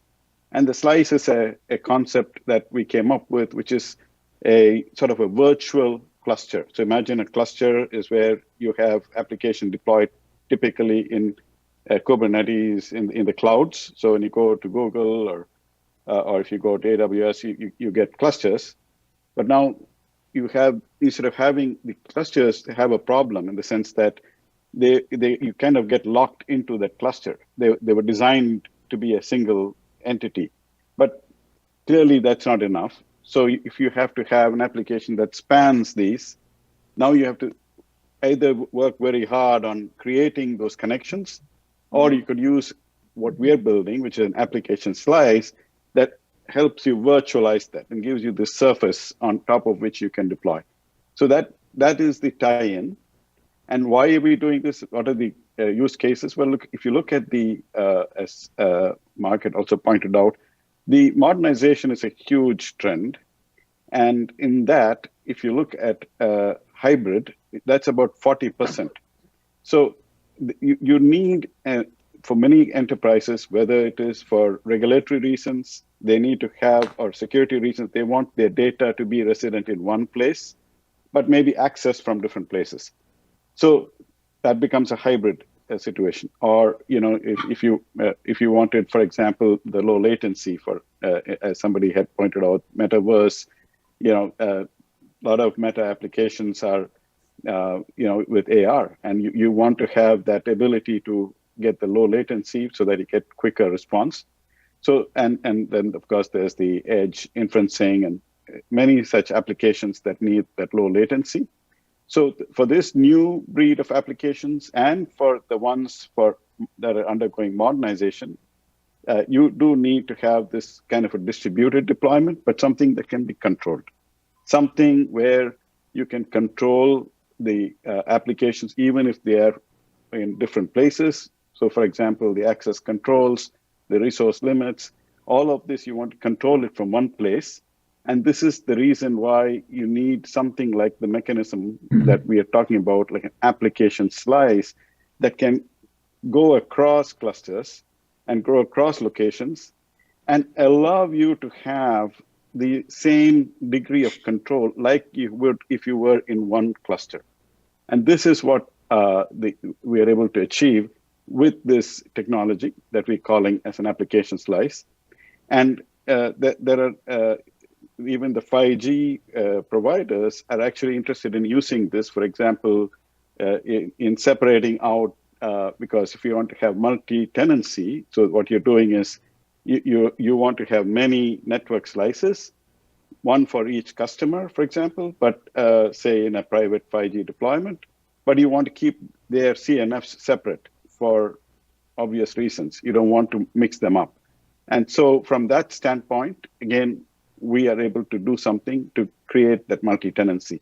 So this is the tie-in from the application down, looking into the network and allowing the applications to be able to take advantage of a distributed deployment, whether it is for giving you the low latency or for in their own, or whether it is for resiliency, to be able to express that in a way that that can be then taken by the network and then optimized, like my friend Abraham will be talking about from his company's viewpoint. And so this is how this ecosystem, at least with some of the companies here, come together, and it's a very interesting opportunity, and obviously something that's growing like really good. Like if you look at just the hybrid market, it's growing at a 16% CAGR and reaching 150 billion by 2027. So this is a huge market, and obviously something that is very exciting. So with that, thank you very much, and thank you, Wu-Fu. Okay, thanks, Raj. Okay, Abraham? Thanks, Wu-Fu. I am Abraham Kucherel. I live in one of the beautiful parts of the country, sunny Colorado. So greetings from Colorado to all of you in Taipei. And I'm the president and CEO of 3Nets. And, you know, it's a great event where Cheng kind of framed how the technology is evolving and what is the need for this technology to all come together to serve the enterprise as we know today, and will be more so in the future. So Mark talked about a bit about the 5G and the private 5G, how it is going to help the enterprise.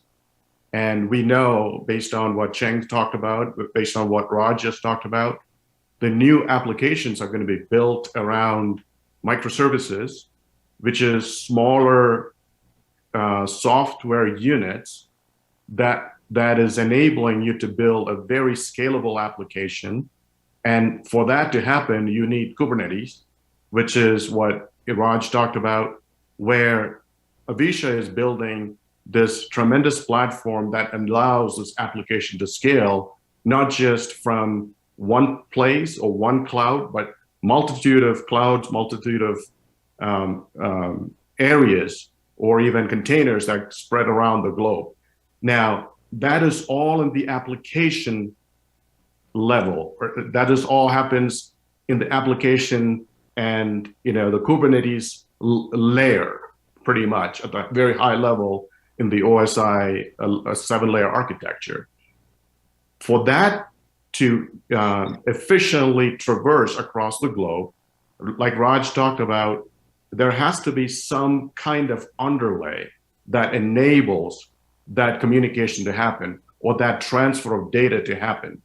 The great quote that Chen just mentioned was, 3nets can be a great unifier, regardless of what application it runs, regardless of what infrastructure it runs, or what kind of application pattern, the software pattern, architecture pattern that application may use, regardless of what it is. 3nets can bring that all into a universal way to support that application. And also, Chen kind of alluded that the service unaware or application unaware network that we all used to is pretty much dead. You cannot sustain that kind of a network any longer. So the new network is going to be application aware. We need to know where the services are coming from. The network need to be aware of it so that the appropriate transfer of data and information can happen and the application can be served appropriately. So with that, Wufu? Okay, thank you for the introduction. I think the following one is that some of you may cover it already, but still I'd like to see everyone's view on this today's main topic, which is your observation and view on private 5G network in enterprise applications. And so I will start with the same offer to start with, and probably try to keep it in 3 minutes. Actually, I lost my clock. Anyway, let's do it to make sure we get it out. Okay. Yeah. Okay. Yes. Thank you, Ufu, again.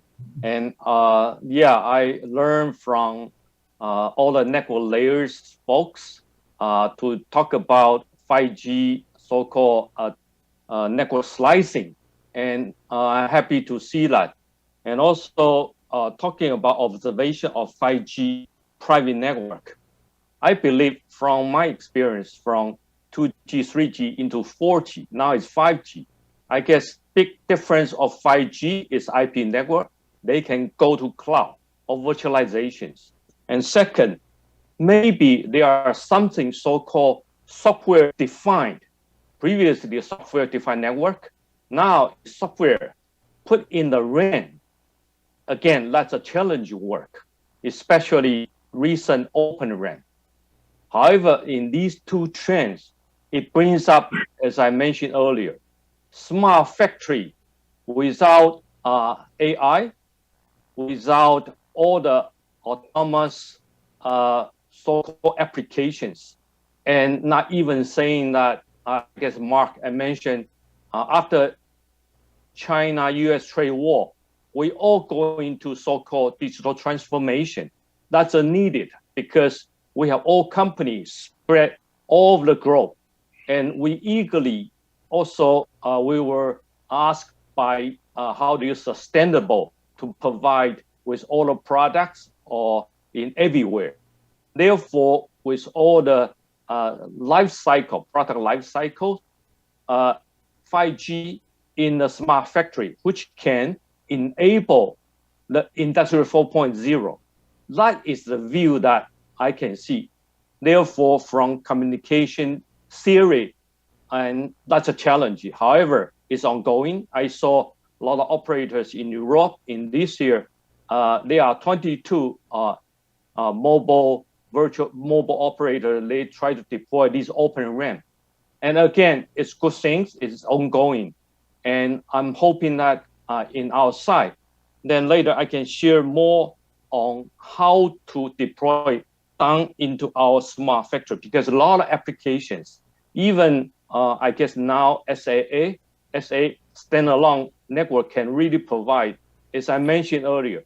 The first, we are looking for so-called eMBB, the bigger bandwidth, previously 5G.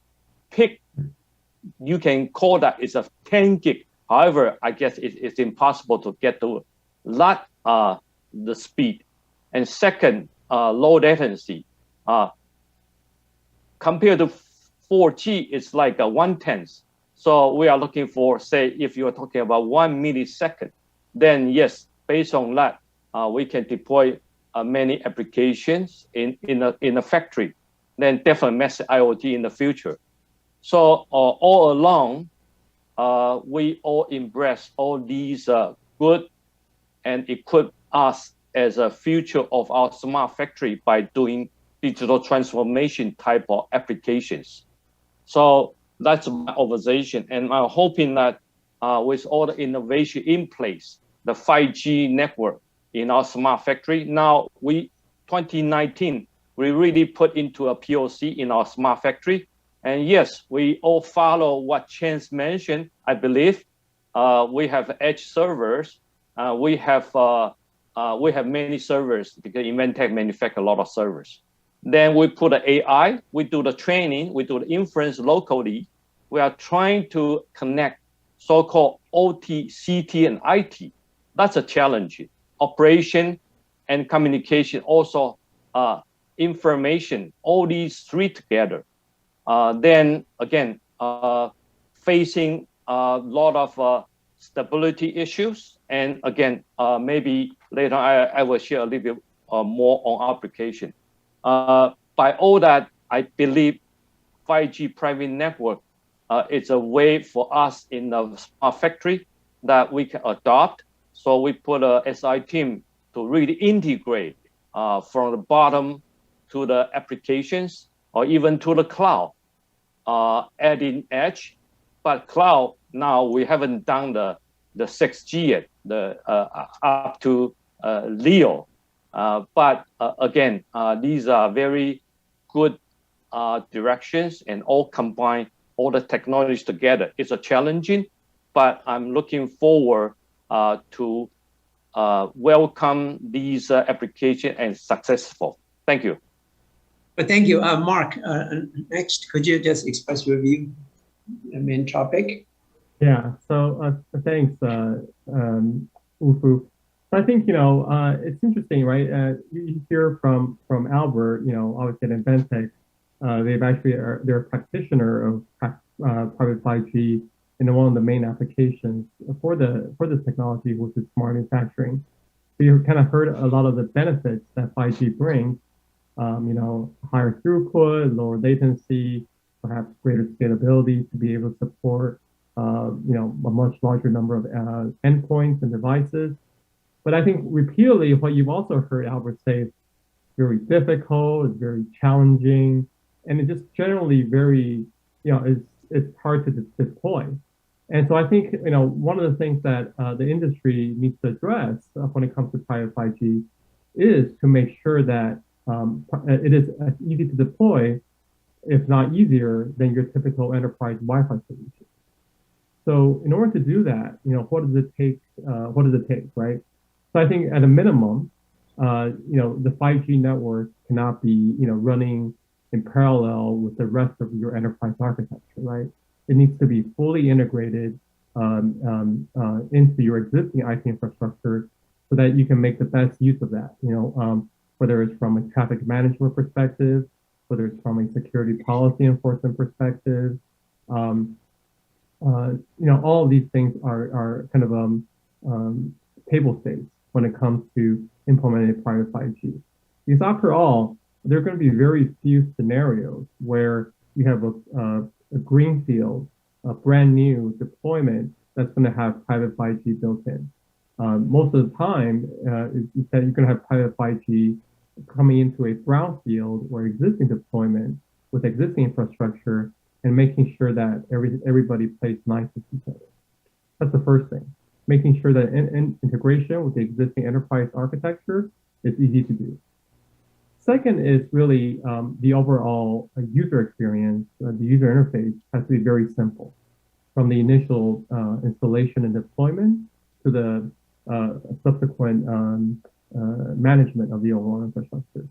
So being able to have a single pane of glass in order to monitor your network traffic, not just from private 5G, but for all your network traffic, is paramount. Third is that you need to make sure you have the right performance for the right application. So what I mean is that besides just the typical, speeds and feeds, gigabits of throughput, milliseconds of latency, you want to make sure the right performance is available when needed. So for example, for mobile applications like AGVs or robots, you want to make sure that wherever they're moving to, you're able to make sure that the handover across different nodes is adequately achieved. The fourth is, I think both, Abraham and Raj have already talked about how important it is that you are able to be aware, be app aware for your overall network. And so definitely, besides putting in this brand new super high performance network into your site, you want to make sure that you provide an easy way for your existing applications to take advantage of that network. And finally, as I mentioned in terms of one of the trends that's been happening during the COVID era, is that you want to make sure that for all these things, right, whether it's the enterprise integration, whether it's the high performance, whether it's the simple UI, or whether it's the app-aware framework, underlying all of this is that you want to have a very robust security framework so that by introducing private 5G into your enterprise, you're not introducing additional attack vectors that put your enterprise in harm's way and make them more vulnerable to external attacks. So I'll stop right there and perhaps pass it on to the other panel. Yeah, thanks. I'll 3 minutes, Raj, on your view of this 5G, private network applications. Absolutely. So as both Mark and also Albert had pointed out, the important thing is to make this easy for applications, and so that is like very important. And so because a lot of application guys don't know anything about networks, so you have to make this dead easy. So that is what we've started looking at and saying, how do we take something as rich as the private 5G and the application that it can enable, but yet make it, again, Mark had pointed out, for the application guy, controllable from one place, and this deployment, and give them the right quality of service, again, that you can select from the network, through the programming that you can do of the network, and make that easy for them to consume. So this is very, very important, because they are used to, GitOps way of deploying. They just want to be able to, have Helm charts, which they download, and rest of it is just, they want it to be like magic. So, you annotate that, you allow them to deploy, and this is why we came up with this application slice, so it can deploy onto that. And now all of a sudden they can get their deployment, which is spread into many locations, but at the same time, get the quality of service and the latency that application needs. And again, it varies from one to the other. The needs are not the same for every application. So there needs to be some prioritization and so on and so forth. And this is the kind of specific area that we are addressing. And it'll help scale this very nicely to large number of applications and manage them, even though they're distributed and deployed in many, many parts, in different locations, different clouds, different data centers, whatever might be the actual footprint. So with that, I'll turn it back to you, Ufu. Yeah, thanks. Abraham? Right, I think we've been just talking about how, 3nets can help these applications that Mark is building and Raj is supporting from their companies.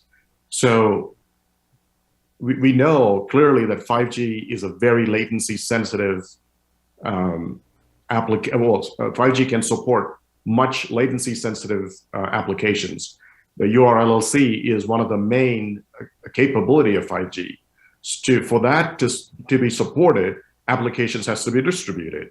And for those applications that are distributed to be able to be supported, you need to have some kind of unifying fabric that needs to come into play.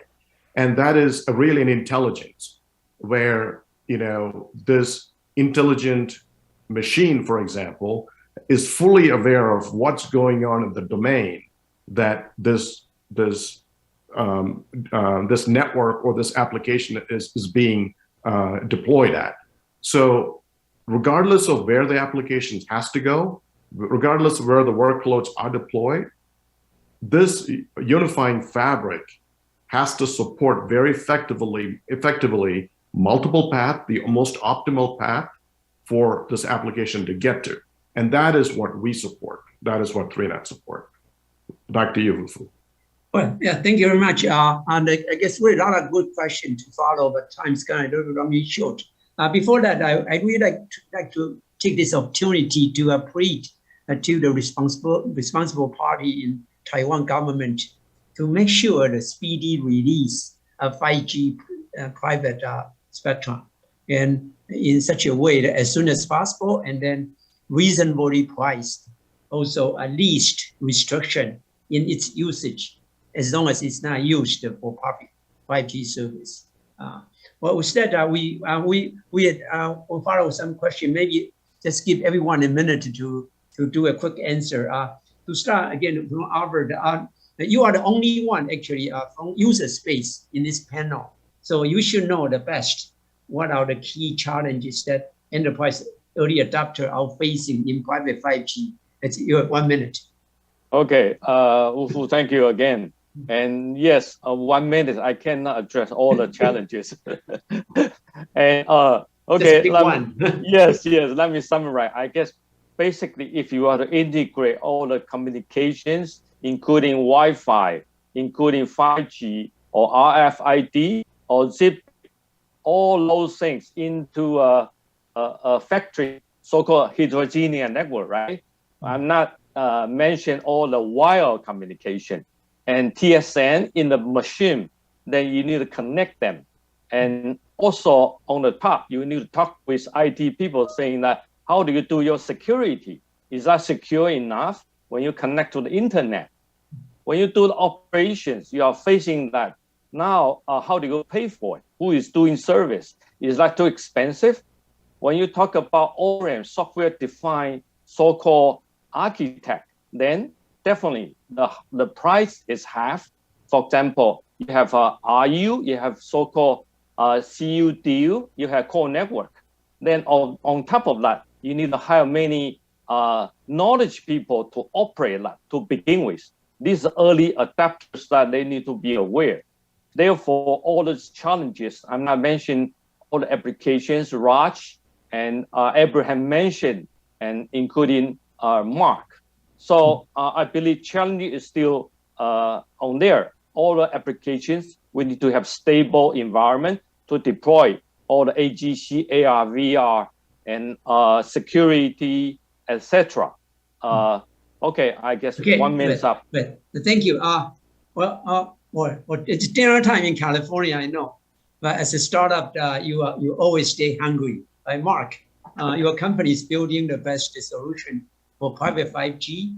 And could you talk a little bit about what's the most likely or the most high interest in those early adopter of the network? And also maybe a little bit quickly about the difference between Taiwan in 5G industry compared to other geographies. Okay, Mark? Sure. Yeah, I'd be happy to say that. I'll try to leave some time also for the other panels as well. So, I think in terms of the verticals that are most interested in private 5G today, you can kind of think about what are the characteristics that make private 5G stand out, right?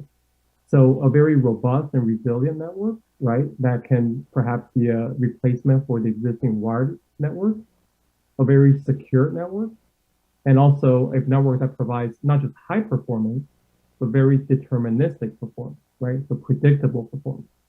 So given those characteristics, I think it's not hard to imagine kind of what some of the initial vertical markets are, which are in the areas of manufacturing, and also a lot of the supply chain and logistics related markets as well.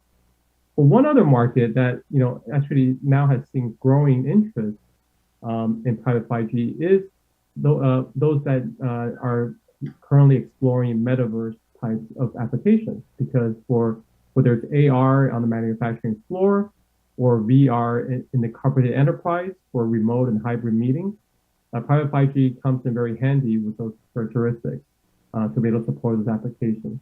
And just really quickly, in terms of the difference between the Taiwanese market versus the global market, I think there are a lot of similarities. First of all, in terms of the vertical markets we talked about, obviously Taiwan has a very strong manufacturing sector and logistics sector, so definitely there's a lot of interest there.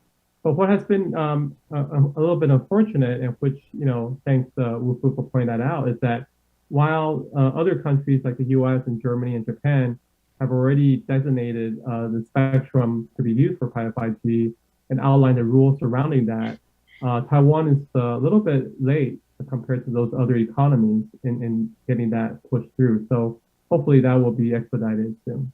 Pass it back to you, Wu-Fu. Okay, thanks. Raj, I know it's late night in Boston, but thank you for staying up late for us. Could you help us with those two questions with quick answer? What are typical enterprise hybrid cloud use cases? And what are the challenges faced by people or the application adapting hybrid cloud deployments? Quick. Yeah. Absolutely. I mean, the main things, the main applications that we see that people want, the hybrid application because they want to maintain their data in some location, like on-prem, and in some under their control, and yet be able to use the cloud, for example, for scaling up some of their use cases. So in these cases, they want to use a hybrid infrastructure, which is again. Just like it was pointed out, they want something that will retain the security, but it's also easy to use and automatable. So that's why we did this application slide that we created. It's got the zero trust security, and it can automate all of this network connectivity and usage, I should say. And then the other thing was that they want the challenges are that when they try to connect clusters which are in two different locations, there were a host of problems like IP address overlaps, the fact that you have to go through firewalls, and they want to mess with this firewall rules. So they want something that is simple. They don't want to have to deal with all of that IT infra. They want it to be automated, and at the same time be able to control this from one place. If you have it in different places, then you have the problem of policy drift across these locations, and then managing the namespaces across these locations. And finally, the workload itself, how much of workload are you putting in each? Is that the optimum distribution?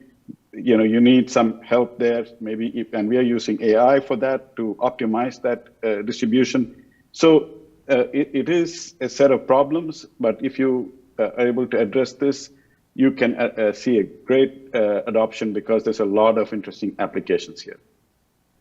Thanks. Hello, Denver, the capital of Rocky Mountain oysters. Unfortunately, I'm a vegetarian. Well, I think we are running out of time. So I would just say that if anyone has any questions, reach out. I'm sure that the conference will make available our contact information. And I'm also available on LinkedIn. So please reach me. We can help you with whatever questions you may have. Thanks again. Back to you, Wu-Fu. Okay, really, thank you. We have a lot of stuff to cover. Unfortunately, the time is not enough. But anyway, thank you everyone for attending. Really, the enterprise network objective is really just provide, integrate, simple, reliable, and secure service with high CP value. That's really the purpose. And all those three companies are really building toward that goal. And today, I really all you have to do, if you don't now you are confused again, this is new area. Just take away a few jargons, then you will be ahead of most other people. The microservice, cluster, container, and Kubernetes.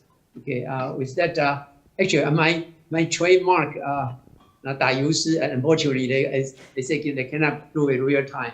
Well, I just the time's running out. Just read it, and well, for those who don't know, could ask for translation with the charge. Anyway, that is IGG5 论5G 企业专网新商机，白牌台湾已称帝，红牌系统使暴利。Well, it's basically saying that we have ICG5, the Indian and Chinese, gain of 5 for discussing 5G. Right? And then enterprise private networks is really the new opportunity. And Taiwan white box is already the king of the world. Right? So what's needed, system red box is where the insane profits are. And that's where I encourage Taiwan industry to move toward that sector. Okay, well, again, thank you very much, and see you maybe sometime soon. Okay, bye bye. 好，谢谢五福。五福每一年都要给我们一首打油诗哦，大家都要铭记在心。好，那现在我们要从 5G 的主题转移到 data。我们下一场的主题是如何把 data 转移成为价值。那我们看到 5G 和物联网的结合，其实让企业可以从更低的成本以及更高的效率来生产数据。那在这个过程当中呢 ，data 的解决方案也一直不停的推陈出新，希望可以符合企业的需求。因此呢，这一场的论坛我们就要从企业需求面来出发，探讨目前企业是如何产业是如何把数据转化成为价值，以及在过程当中面临的挑战。好，看到我们2位嘉宾已经很想要先上台，我先介绍一下，一位是 Kenner 的 CEO Howard 季立荣，以及我们成品的副总经理张殿宏。那我们今天的 moderator 是在线上，大家已经可以看到，嗨，宁宁你好，他是 Taboola 的研发副总裁于宁宁，要来今天我们主持这场 panel， 还有2位我们线上的嘉宾，包括 Gojek 的 VP。Phuket Kana 以及 Instill AI 的 CEO 张炳麟，欢迎。那宁宁现在现场就交给你。谢谢主持人。其实我听到 echo 你们听得到吗？我们没有听到。OK， 那如果是你们没听到，那就可以。对，你可能你那边声音小一点点，可能就没有 echo。OK， 好。好。This is Ning Yu. OK，I participate in the panel from Southern California. 事实上这个 panel 是从 3 continents 来的，所以是非常荣幸。Currently, I'm the VP R&D for US and Taiwan at Taboola. I'm in charge of the product strategy, research, and development. Taboola is the global leading discovery platform using AI and deep learning to serve over 1 trillion content recommendations per month to over 500 million unique daily users on more than 9,000 premium sites. So today's topic, from data to value, evolving needs of the data consumer is quite close to my heart. So when enterprise pursue for the data digital transformation, creating the real value requiring constant evolution of data usage. From data application down to the data stacks, the pipelines and data source new solutions are emerging constantly to meet the needs. So today I will ask 4 panelists for their views on the topics. Firstly, let me introduce my 4 distinguished speakers. By the way, I know that we are between you and the lunch, so we're definitely going to speak much faster for this panel, okay? So let me start with the Phuket Kana. And he's the Vice President at Tax Data Partnerships and the Monetization at Gojek. So Phuket, can you talk about yourself for 1 minute? Thanks, Ning. Hi, everyone.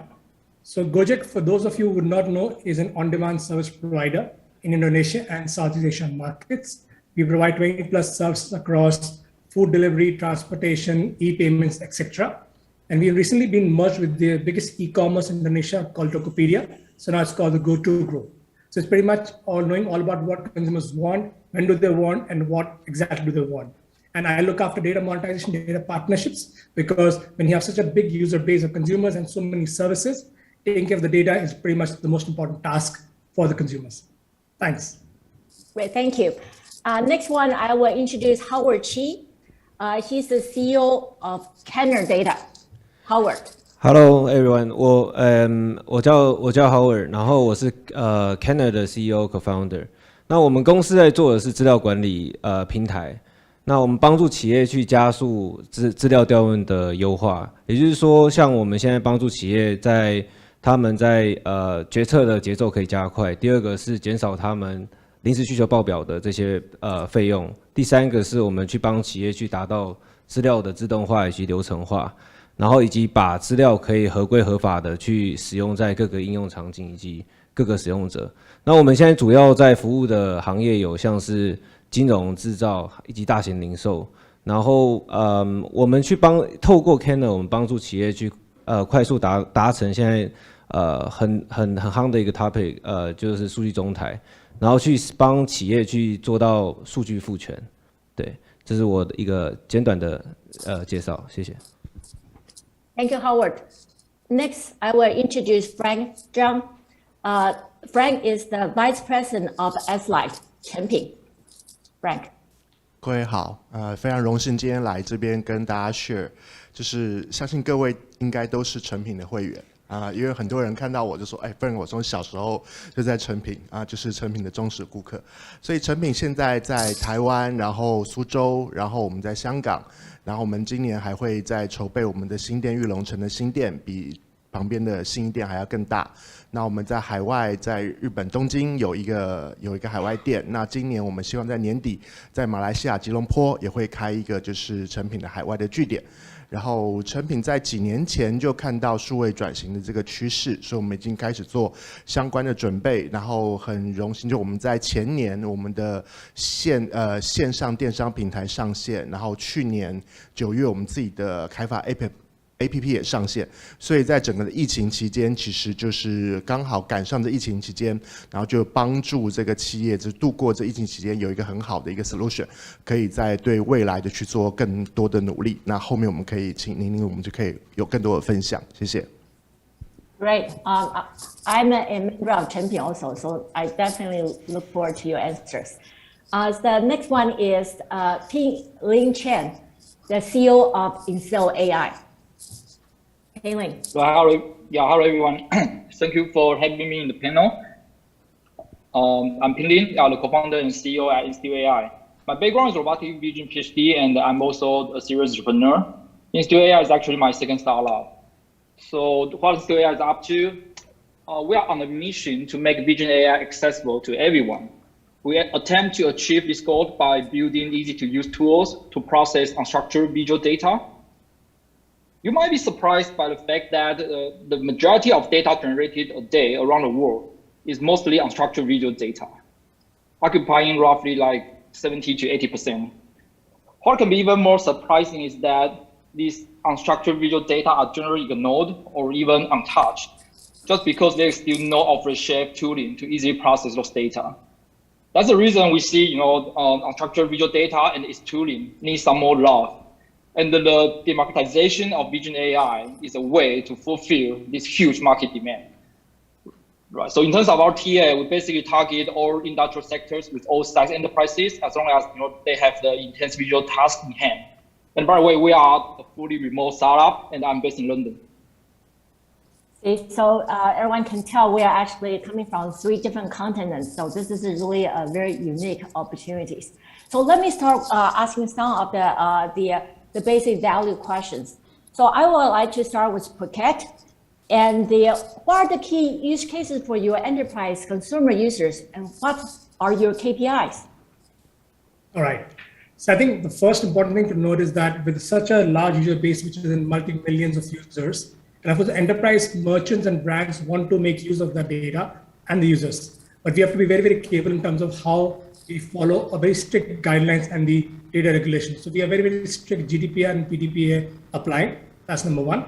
Number two is that all these enterprise merchants and brands, they spend a lot of money, multi-million dollars on marketing activities. But a lot of that is still guesswork. And it's surprising in today's world where so much of technology available, a lot of the marketing dollars are still based on guesswork or gut feel. So where we come in is to look at the real behavior of the users on our ecosystem, help these enterprise merchants and brands understand what do consumers want, when do they want it, and how do they want it. And once you understand the user journey through the data analysis, you're able to better spend your marketing dollars. So driving efficiency in the marketing dollar is the biggest sort of a propagation that we provide to these enterprise merchants. In return, we also have to make sure that our users are safeguarded. So we always strive, the fundamental principle of our partnerships are how to enhance the user consumer journey, how to make the user journeys on our ecosystem shorter, simpler, and how can they get the most relevant promotions and offers being shown to them at the right time. So the enterprise merchants have the efficiency in their marketing dollars, the users get the best in terms of share user experience, and hence it becomes a win-win. So that's our driving principle when it comes to data monetization and data partnerships. Awesome. I think this would be a similar question I want to ask Frank also. And what is your key use cases and what are your KPIs for your data? 其实我们有看到，其实企业的 data， 尤其是像成品这种比较我们有一个非常悠久历史的公司，其实 data 从以前就在。只是以前实体的 data 现在怎么把现在我们看到数位上反走过必留下痕迹 data 如何可以把这两项 data 可以整合在一起，这个是现在最重要的事情。整合在一起要服务谁呢？第一个就是服务我们内部的使用者，我们内部使用者怎么让他可以很快速的把 data 整合在一起，然后它可以运用报表，然后甚至利用 AI 去建模型。可是这个会有一个很大的问题是，我们的资料都在不同的异质的资料库里面。你怎么样？如果按照传统，我们要做 data cleaning， 做 ETL， 哇，那时间会非常的久。所以我们这边就用了 Keynote 的这一个 solution， 就我们可以用各种不同的异质的资料库，甚至 open 的这些 data， 把这些资料快速的整合在一起，可以给我们的这个内部的使用者来使用。可是另外一个更底层的问题是 data 的 governance， 怎么样把 data 的正确性跟干净性给清楚，这就不是我把一个平台整合在一起可以解决的问题。那个是我之前我的各种的那个 R&D 部门，他在开发的时候，到底是自己开发还是外部开发？怎么把这些最根本的源头栏位的定义，只要定义清楚，最后汇整起来，在这个平台上给我内部使用者看的，它的 data 才会是有意义的。那另外一个很大的这些 key user， 其实就是我的会员跟客户，我把这一些东西整理好之后，我希望能转换成在我的客户，在我不同的 scenario 因为成品大家知道非常强的是实体，我希望在我的会员，不管在实体跟线上，我收集更多你的资讯，我可以在最好的情境下，最好的 timing 提供你最好的服务。大家请注意其实成品不只是有书店，我们还有百货，我们甚至还有旅馆，还有电影院，还有表演厅其实这一些都是我们可以把数据整合起来，可以成为一个生态圈。未来这个数据整合起来之后，我可以去让我的消费者得到更好的服务，我可以让我的供应商有更好的流量跟业绩。谢谢。So great. So both Frank and Phuket really talk about they have massive data and they have very high requirements of those data. So I would like to ask to two major vendors here, and let's start with the hardware. So what are the key considerations for your partner and users? You can talk about anything. Privacy, transparency. What are their major concerns and considerations? 好，我们在 Keynote 其实我们着重在数据上面，我们着重3个很重要的面向。第一个就是它要快速，也就是说，其实刚刚副总讲到说，现在其实大家都希望得到越来越多资料，但越来越多资料，其实它资料源杂，第二个资料源大量。那大家想收集这个资料，其实想要做的就是不外乎就刚刚陈敏提到的，实际上是更精确的 target 它的这些 end goal 嘛，就不管是客户，不管是在内部的这些 product design 等等之类的。那其实你收集越来越多、越来越杂的资讯，反而让你的策略变慢，这是现在完完全全一个很重要的问题。好，那我们怎么在数据量且杂的情况下，还能得到高品质、高节奏的决策？这就是我们在讲的快。第二个是安全，刚刚副总讲到说，资料要有这个价值，其实来自于各个单位要能够用它。那你要让对的人能够拿到对的数据，其实是很困难的。你中间有处理的流程，你中间有沟通的流程，你最后有产出的流程，你最后有报表，每一个人只能看到他能看到的数据，那这才叫做安全。那第三个是我们讲的分责，因为我们安全的情况下，你要怎么切割每个人可控的范围？他到底在做什么东西他不能知道所有集团内部的大大小小的问题，而是他只能去他这个责任归属的这个人，他能够只取得他的资料。所以我们讲就像是资料隐私、资料遮罩，或是像是我们讲的这些权控问题。那这几个这三个是我们最大面。那这个现在我们在导入在企业里面，其实我们后来发现都不是资料是个问题，但最重要的是人的问题更大。也就是说，我们之前 provide 一个很快的运算引擎，客户说你跑出来1分钟，跟我现在跑出来1小时其实没有差，因为我后面的流程包含跑流程，然后要怎么给这个用户，那个才是最花时间的事情。所以我们要怎么用最快的速度把资料安全又快速的调用给客户，这就是我们现在在 Keynote 里面最重要想要 pursue 的一个 goal。对。Great. So the safety is also the speed. Okay. So I will ask some question to Ping Lin, and from your experience, what are your partners and users are their major key considerations, and how you can help them?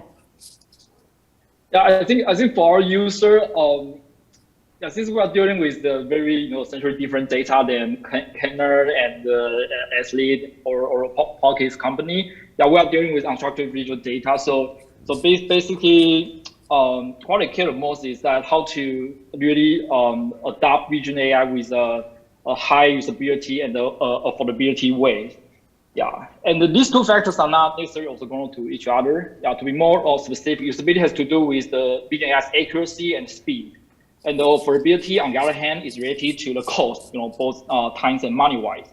Yeah, so these four factors kind of mixed over time. So for example, if we want to increase the usability, perhaps we will need to compromise the affordability a bit, at the same time as well. Yeah, the holy grail, of course, will be to have all of these factors fulfilled. Yeah, I guess everybody would love such a cost-efficient solution. Yeah, but however, in reality, the status quo of the industry is that having even one factor fulfilled for vision AI is already pretty hard. Yeah, so like Howard mentioned about the governments or like security, that kind of issue. For unstructured visual data, we are not even there yet. Yeah, we are just dealing with that, how to really have a solution, affordable solution that can onboard the vision AI for enterprise data. Yeah. So, I mean, there's still quite a bit challenges. So I want to ask the Phuket and Frank do some ranking, okay? If for your data, we talk about speed, scalability, simplicity, security, and cost, what matters the most for you right now? And then I will ask the two distinguished CEO and figure out what type of solution they have. Okay, so start with Phuket. What matters to you? All the S. Speed, stability, yeah. Go ahead. I think just continuing from what I said earlier in the discussion, security is by far the most important aspect. And I heard Howard and Frank also mention that how do you use that data in a secure way is by far the most important attribute or factor. And again, I go back to the kind of volume we're talking about, and it's also about users' confidential data. So I would say security is by far the most important parameter. Any solution which can help us use that in a more secure manner, store it, organize it in a more secure manner is by far the top priority. Great. How about Frank? What are your priorities? 我的 priority 也是 security 第一，可是 speech 第二，因为我 security 比较像是 fundamental 的，就是底层的架构，是我们这种技术人应该要去满足的。可是对前端的需求者，他一定都是需求是无止境的会来，他们也非常需要，就是非常快要得到 response。所以第一是 security， 第二就是 speed。谢谢。Awesome. Okay, so now we have the providers of solutions. So I will start with Pinland. And from your point of view, how about one thing you're really good at and how you're solving that problem? You mean how Institute is really good at? Yes. Well, and why you think you can solve the 5S? Yes. Yeah. Okay. So for us, particularly for our users, I think the simplicity is the most factor matters. Yeah, because as I mentioned earlier, at the moment, that if you really want to onboard a vision AI, the process of building that solution is just way more complicated. Yeah. So I think the modern data stack needs a tool to really simplify this process to start to process the unstructured visual data.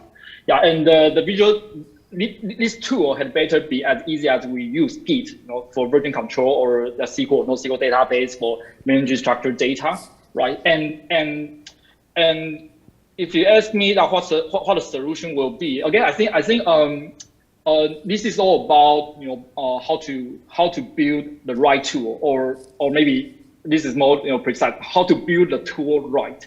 Right, so at Institute, we are building a tool called visual data preparation to try to streamline the unstructured visual data processing, so that the different users like data scientist, data engineer, AI researcher, and engineer can all benefit from this kind of tool. So as a data platform, the visual data preparation, it will be able to solve all the concern when processing unstructured visual data. Yeah. Awesome. That's to achieve the simplicity in the end. You know what? A simplified solution actually will help the security. I agree with you, because then you have less security hole.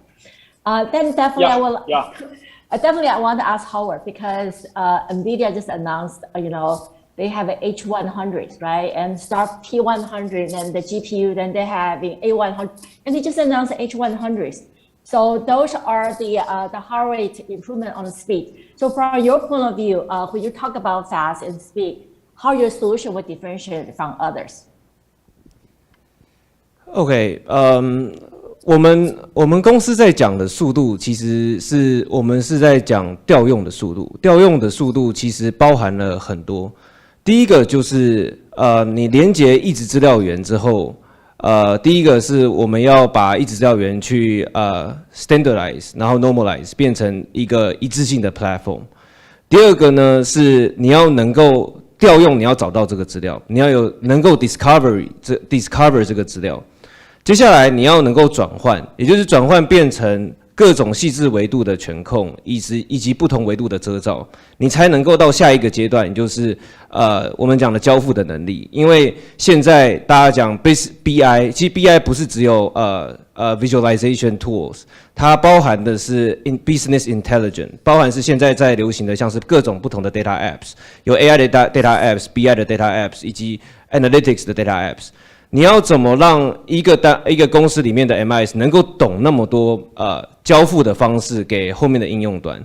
这三个都是关键在，就我刚刚提到的，你今天 query 从1分钟到10秒钟，其实在一个 big enterprise it doesn't matter because you need to go through the progress like from the source to the end consumers.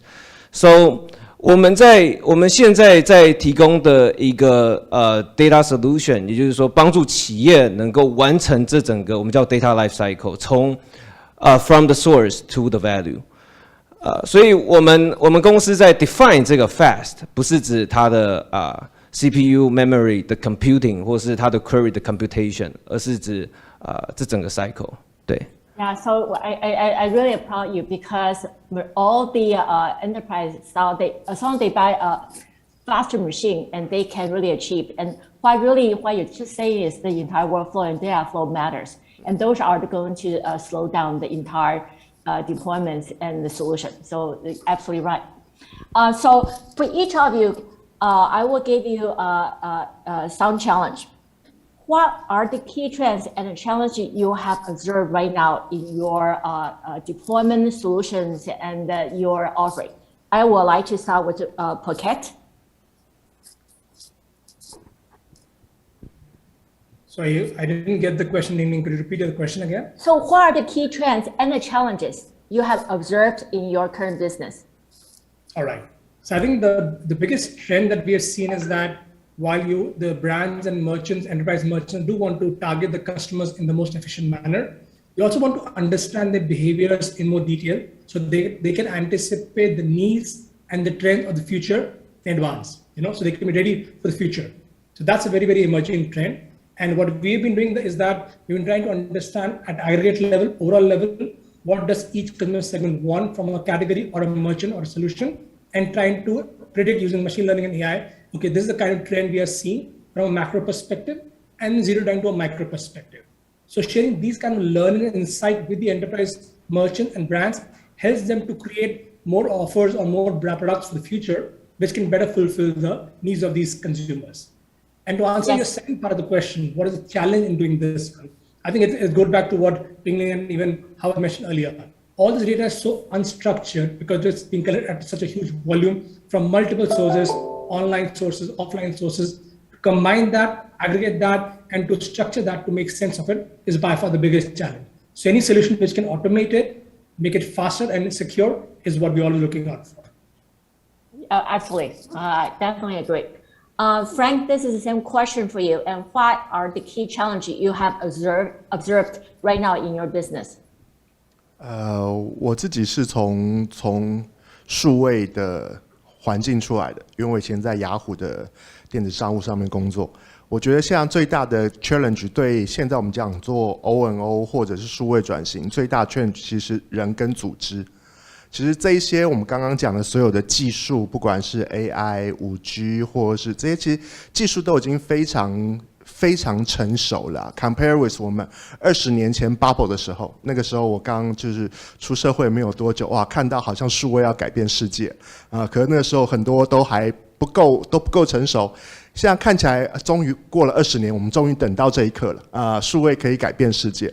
可是这些数位能够改变世界，现在变是我们如何让就是原来在就是传统的行业里面，不管是生产、制造、零售、服务，他们可以去了解数位可以帮助他们什么，然后他们可以去调整他们的组织跟文化可以融合在未来，他们也去敞开心胸去拥抱这些新的方向跟新的技术因为不可能每个人一次都做对，每个企业也是一样，必须要有试错的这些宽容跟余裕在所以我觉得现在我们看到数位转型，数位跟转型是两件事情，数位是数位，企业的转型是转型。那像我们数位已经足够成熟，像难的是我们怎么样真的去启动一个企业的转型。那最 key 的就是组织还有文化。谢谢。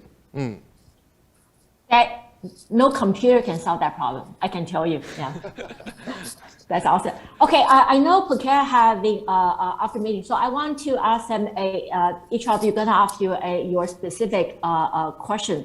How your organization can bring the data to value. So I want to ask Phuket first, okay?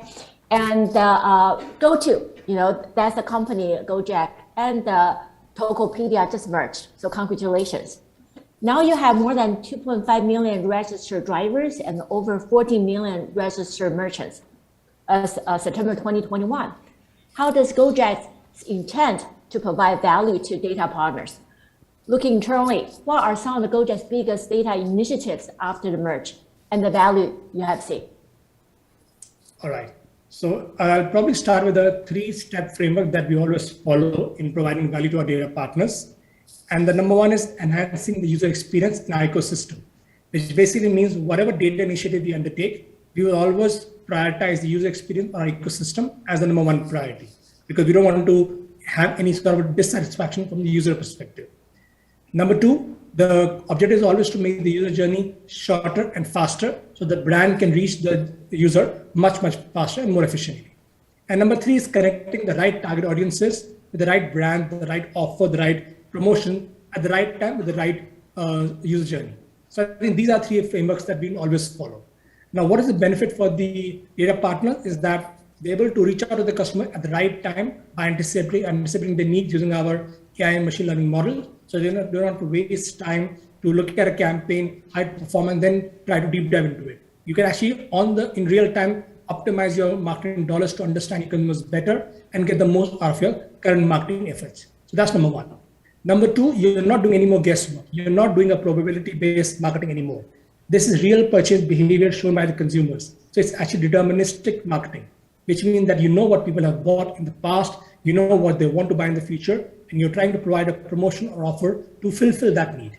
Hence, if you reach the right person or right user at the right time, the conversion or the sales are much, much more effective than doing a bit of guesswork as was being done in the previous times. So there's more efficiency in how you spend your marketing dollars. It is a very good balance of performance marketing and brand building because we can't do one without the other. So we help our merchant and data partners to build a brand with the users, drive performance marketing, but at the same time build loyalty from their consumer's point of view. This helps to extend the consumer lifecycle value so that the user is not only trying you once because of a discount or promotion, but coming back to you again and again in the future because you have a better product or a service to offer to them. Awesome. So, I learned something too. Really shorten the user journey. Also precision targeting. Those are definitely the biggest weapon. So I definitely look forward to seeing the combined companies, their success. Thank you. So next question I want to ask Ping Ling. Okay, because you talk about the how to using the massive data. So when most people today have focused on structured data, instead AI is tackling the 80% of the enterprise data today that is unstructured data. So how do the requirement for data access and application very different between the structured and unstructured data? And what value do you think can be unlocked from it and where? Oh, cool. Yeah, this is a very good topic to explore. Yeah, so basically, unstructured data is essentially very different from structured data as far as their processing is concerned. When we process structured data, the data are already in a fairly well-defined form, right? Like we can thus use the data's attributes, schema, or properties to manage the data further. In contrast, unstructured data is nothing but a chunk of binary file, which cannot be processed by a computer, for the content directly. To check the content of unstructured data to make a computer really understand and be able to process it, we need to resort to advanced algorithms. Well, to be more specific, we need to resort to deep learning and data-driven approaches. Using such components is, in fact, extremely resource-consuming. Yeah. However, this is the reason why most of off-the-shelf tools in modern data stack are still for only structured data. Right? Unstructured data has been unfortunately ignored in the data tree for a long period of time, even until today. Let's say if we can actually have a converter, right, a very intelligent transformer that can effectively put unstructured visual data to their structured representation, the unstructured visual data can then be straightforwardly used exactly the same way the structured data is used nowadays. For example, like those structured representation can now exploit the tool like Kenner's data platform as a form of structured data. Then the requirement for the data access and application for both the structured and unstructured one can thus be pretty much shared. Right? They can actually share some common, modern data stack tools. No matter it's for data warehouse, BI, or however tool that's already built for structured data. I think that's the most ideal future for the data industry. There must be some sort of tool or way that can bridge unstructured data and structured data together and to start to extract the value from that huge amount of unstructured visual data. Yeah, and just to give you some more concrete example, imagine that if you can like drag and drop an image or video in an app, the app will extract the content of video or image, for you automatically. You can then access the visual content in the structured data way. This will unleash many possibilities to distill the value of unstructured visual data, right? Like you can, for Pocket, you might be able to start to understand how customer likes to a certain picture of items or products, and merge fuse all the data together and to maximize the value of your enterprise data. Yeah. Yeah, I definitely, I think compare the structured data versus the unstructured data you really open up the entire horizons. You know, you were able to see much more insight. So I think this is a challenge, but that's also very fruitful. So I think that definitely, I think that is the future. Actually, it's not future, it's right now. Okay, thank you. Next, Howard. And first of all, congratulations for just raising pre-A $3.5 million. You mentioned that Kenner has focused on delivering seamless, fast, and now secure data access for enterprise users. So let me quote you, okay? This is why you say, okay, I only can see it in the Chinese. So 相比于去年的产品 Kenner 着重于快速取得资料，现在更强调要让对的人取得对的资料，所以多了包含资料授权、资料隐蔽及数据取得的记录等等新功能。So what do you think are the key challenges that lie with enterprise today with data access? How does that differ from the various industry you work with today? 其实现在在我们讲的资料管理，已经是有一个很大一波的变革已经在发生，就是包含我会用3个层面来讲提这件事情，一个是应用层，第二个是这个流程，第3个是组织。所以以应用层来说的话，就像我刚刚提到的 ，BI 其实已经不再仅限于视觉化。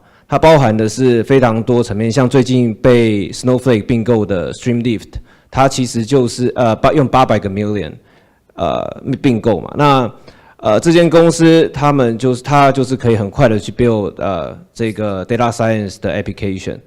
那也就是说，现在商业智慧已经是非常多元。这接下来5年、3年、5年，一定是有非常非常多应用，已经会超乎我们现在的想象，不是只单纯在报表呈现而已。这是第一个。第二个是流程。流程其实在 data management 最近有一个很新的一个风潮，就是资料分析工程。也就是说，我们在传统的软体开发的流程，包含是我们做 testing、CI/CD 或是 versioning， 等等这些应用会全部移植到资料管理，因为我们要能够让资料管理能够 scale 的话，我们必须要加强我们这个流程的控管。第3个就是组织，也就是刚刚张副总提到的是这种把资料的自主权下放到更多的应用单位去，让各单位去使用。那也就是现在我们常听到的叫做 data mesh， 也就是我们现在的 data 其实 centralize 在公司的可能是 IT 或是 MIS， 原因就是资料调用不安全。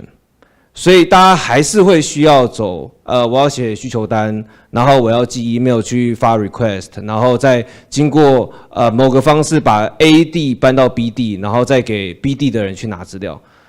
为什么会有这些问题？其实来自于就是大家都想避免不安全的事情发生，所以这全部都是我们把它类归在资料管理里面。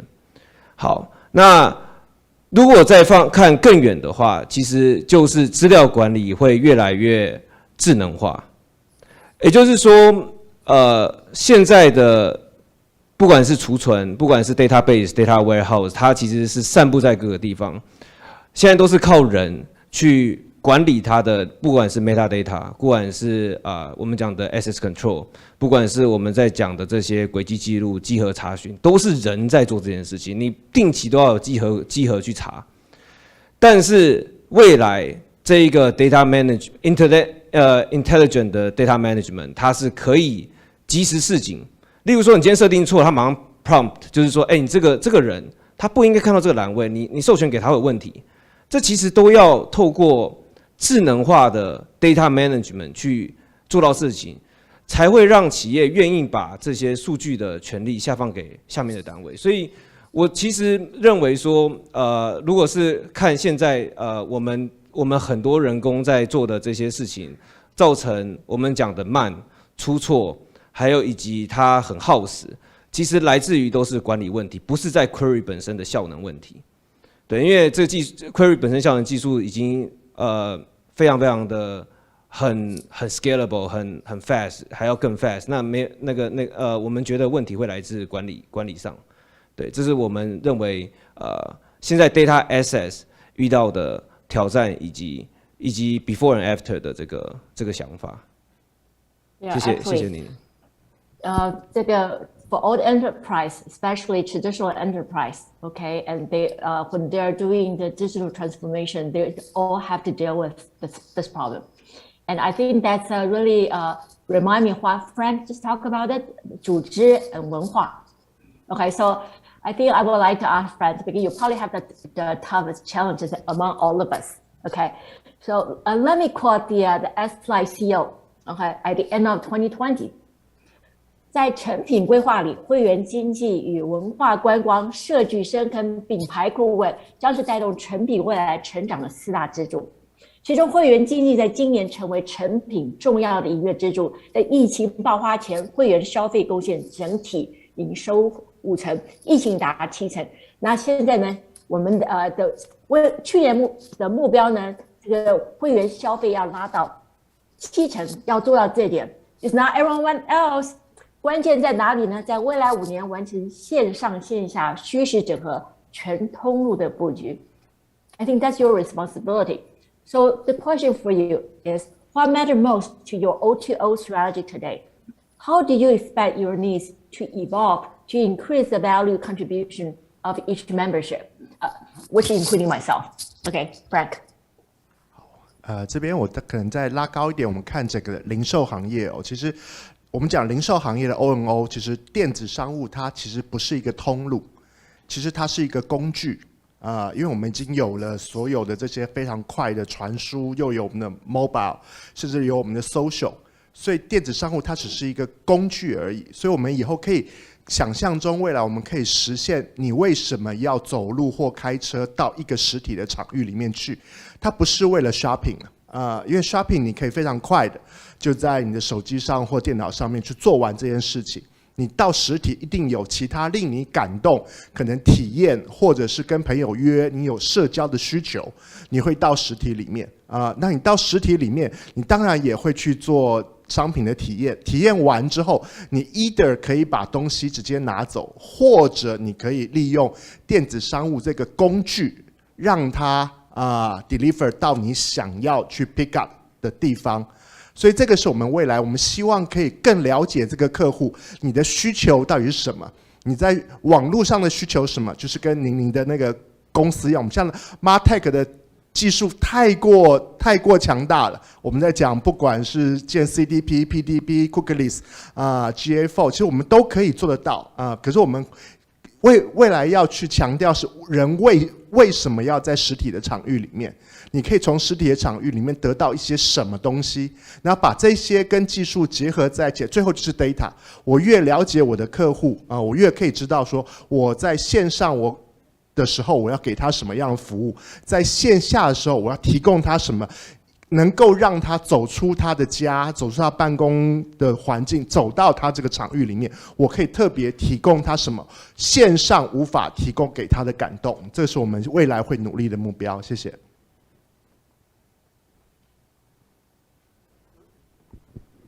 This is a wonderful discussion here. So I think we are almost about time. So let me just thank all of you provide the valuable input. So what I see today is the speaker sharing your concrete use cases and how to bring data to value for your enterprise and consumer users. Paket talk about the shorter user journey using AI, have precision the targetings, and the Frank talk about using the mobile app. Establish a first-party CDP, and the Howard talk about using data as a technology to enable fast, safe, and automated processes to ensure the data consistency. And finally, the Pinling talk about the importance of using the unstructured data to open up the whole horizons. Those are very inspiring, but also critical way to produce the real value of data. So thanks for all the insight and look forward to your achievements in the coming years. Thank you all. 好，谢谢宁宁，谢谢我们的嘉宾。那我们上午场的峰会就到现在先告一段落。下午我们1点15分开始，请大家可以1点10分的时候回座。下午是讲 AI 还有区块链，谢谢。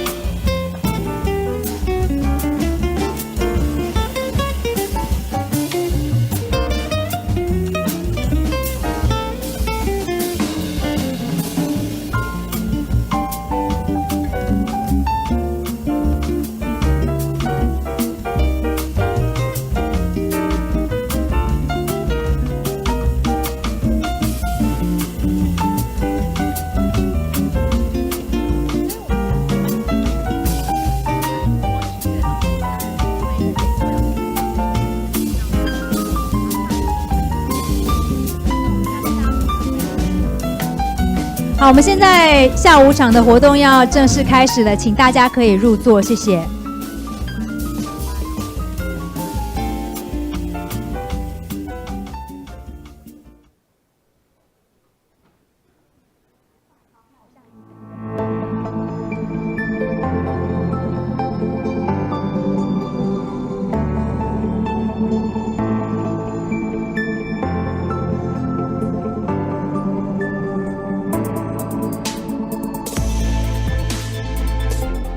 好，欢迎回到2022 Galaxy Summit。我们下午场的峰会现在正式开始。下午的第一个环节，我们的主题是 AI。去年我们看到全球在 AI 领域的投资是翻倍增长，总额达到了660亿美金的历史新高。全球估值超过10亿美金的 AI 独角兽公司，更是从10家增长到了65家，速度非常惊人。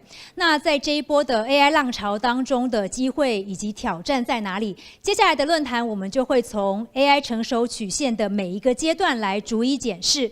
那首场专题演讲，我们就请到了清华大学的讲座教授简真富，他是全台湾半导体制造业资料分析的第一把交椅。他的著作《工业 3.5》还有《蓝湖策略》，更是很多台湾知名科技业在迈向智慧制造以及制定数位战略时候的教科书。因此，今天他就要来跟我们分享，究竟企业应该如何运用蓝湖策略来成功迈向转型之路。欢迎简教授。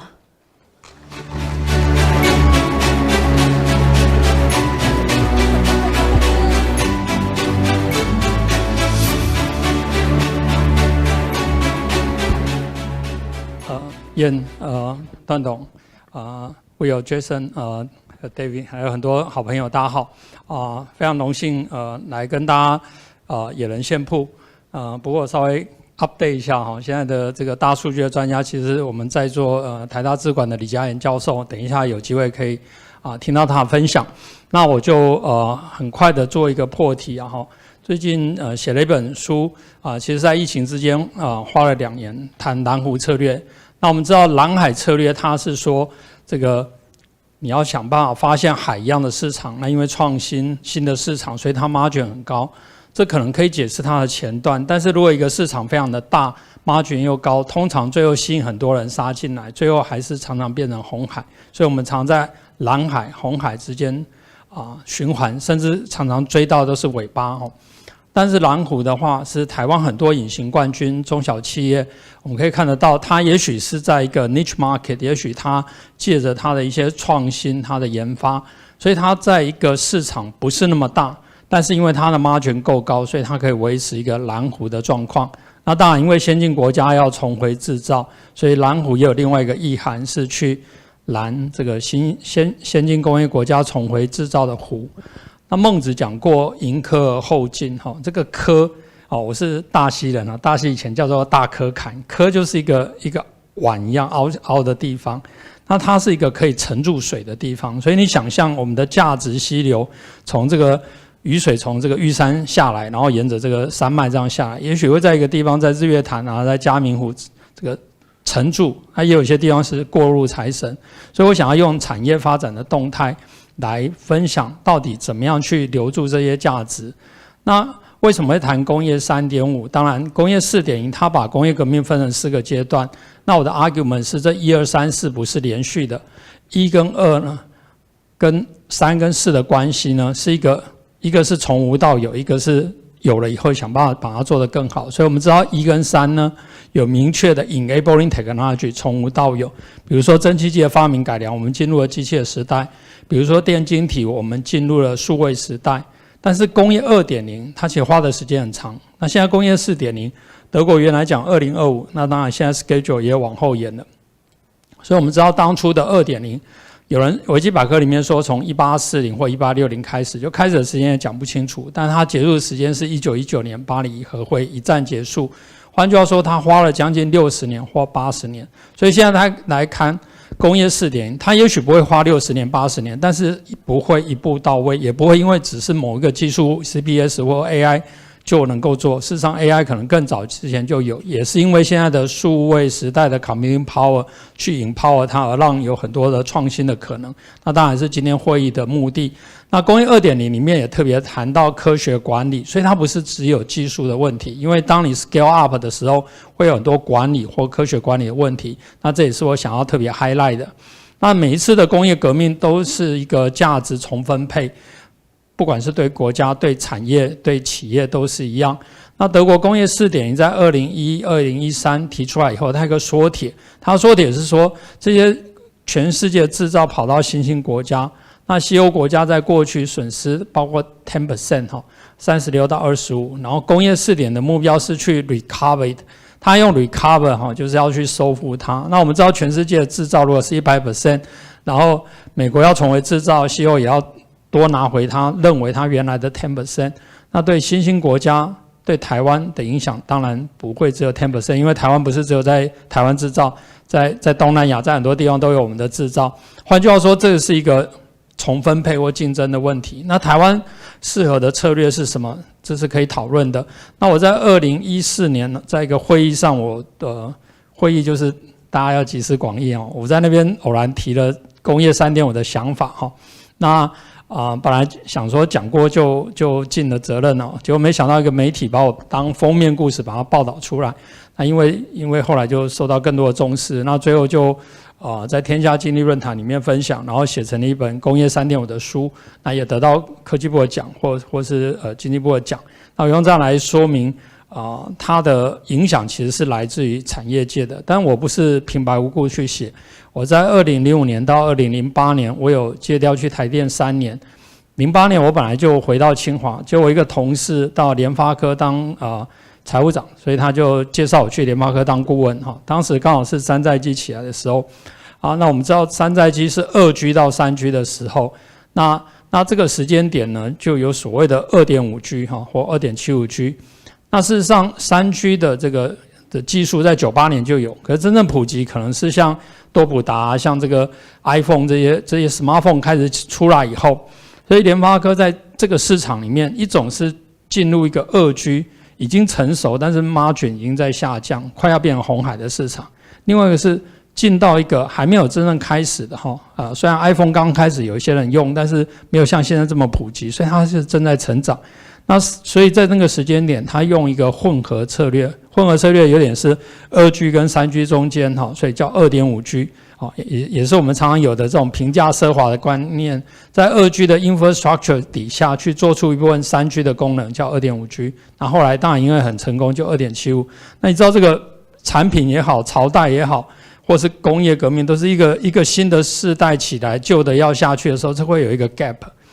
那2.5G、2.75G 提供了一个去把它收割的机会也有点像我刚刚讲蓝湖的概念。那当然联发科它不是只是提出策略，它还有它的对应的 strategy， 比如说它提供公版的设计，比如说它提供一些建立生态系统的方法，所以当然就吸引更多的人进到这个生态系统，那当然促成山寨机的蓬勃发展，一直到现在。所以蔡董他也特别提到，这里有一个是切入点的问题。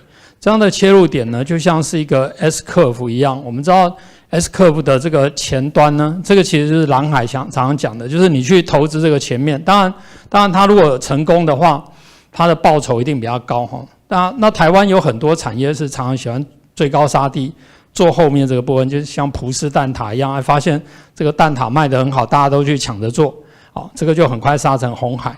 那这个 S curve 在这个联发科这个例子里面呢，它选择一个正在起来还没有 saturate 或是还没有真正到顶的时候，那因为很快的切入它，那当然很成功。那这个随着新的产品或其他产品不断的发展呢，联发科它就不断的往前进那我用蓝湖策略里面，我用明朝这个高筑墙、广积粮、缓称王你去建立这个生态系统，你去发展自己的研发，所谓的上市对下市，这些都是高筑墙、广积粮的概念。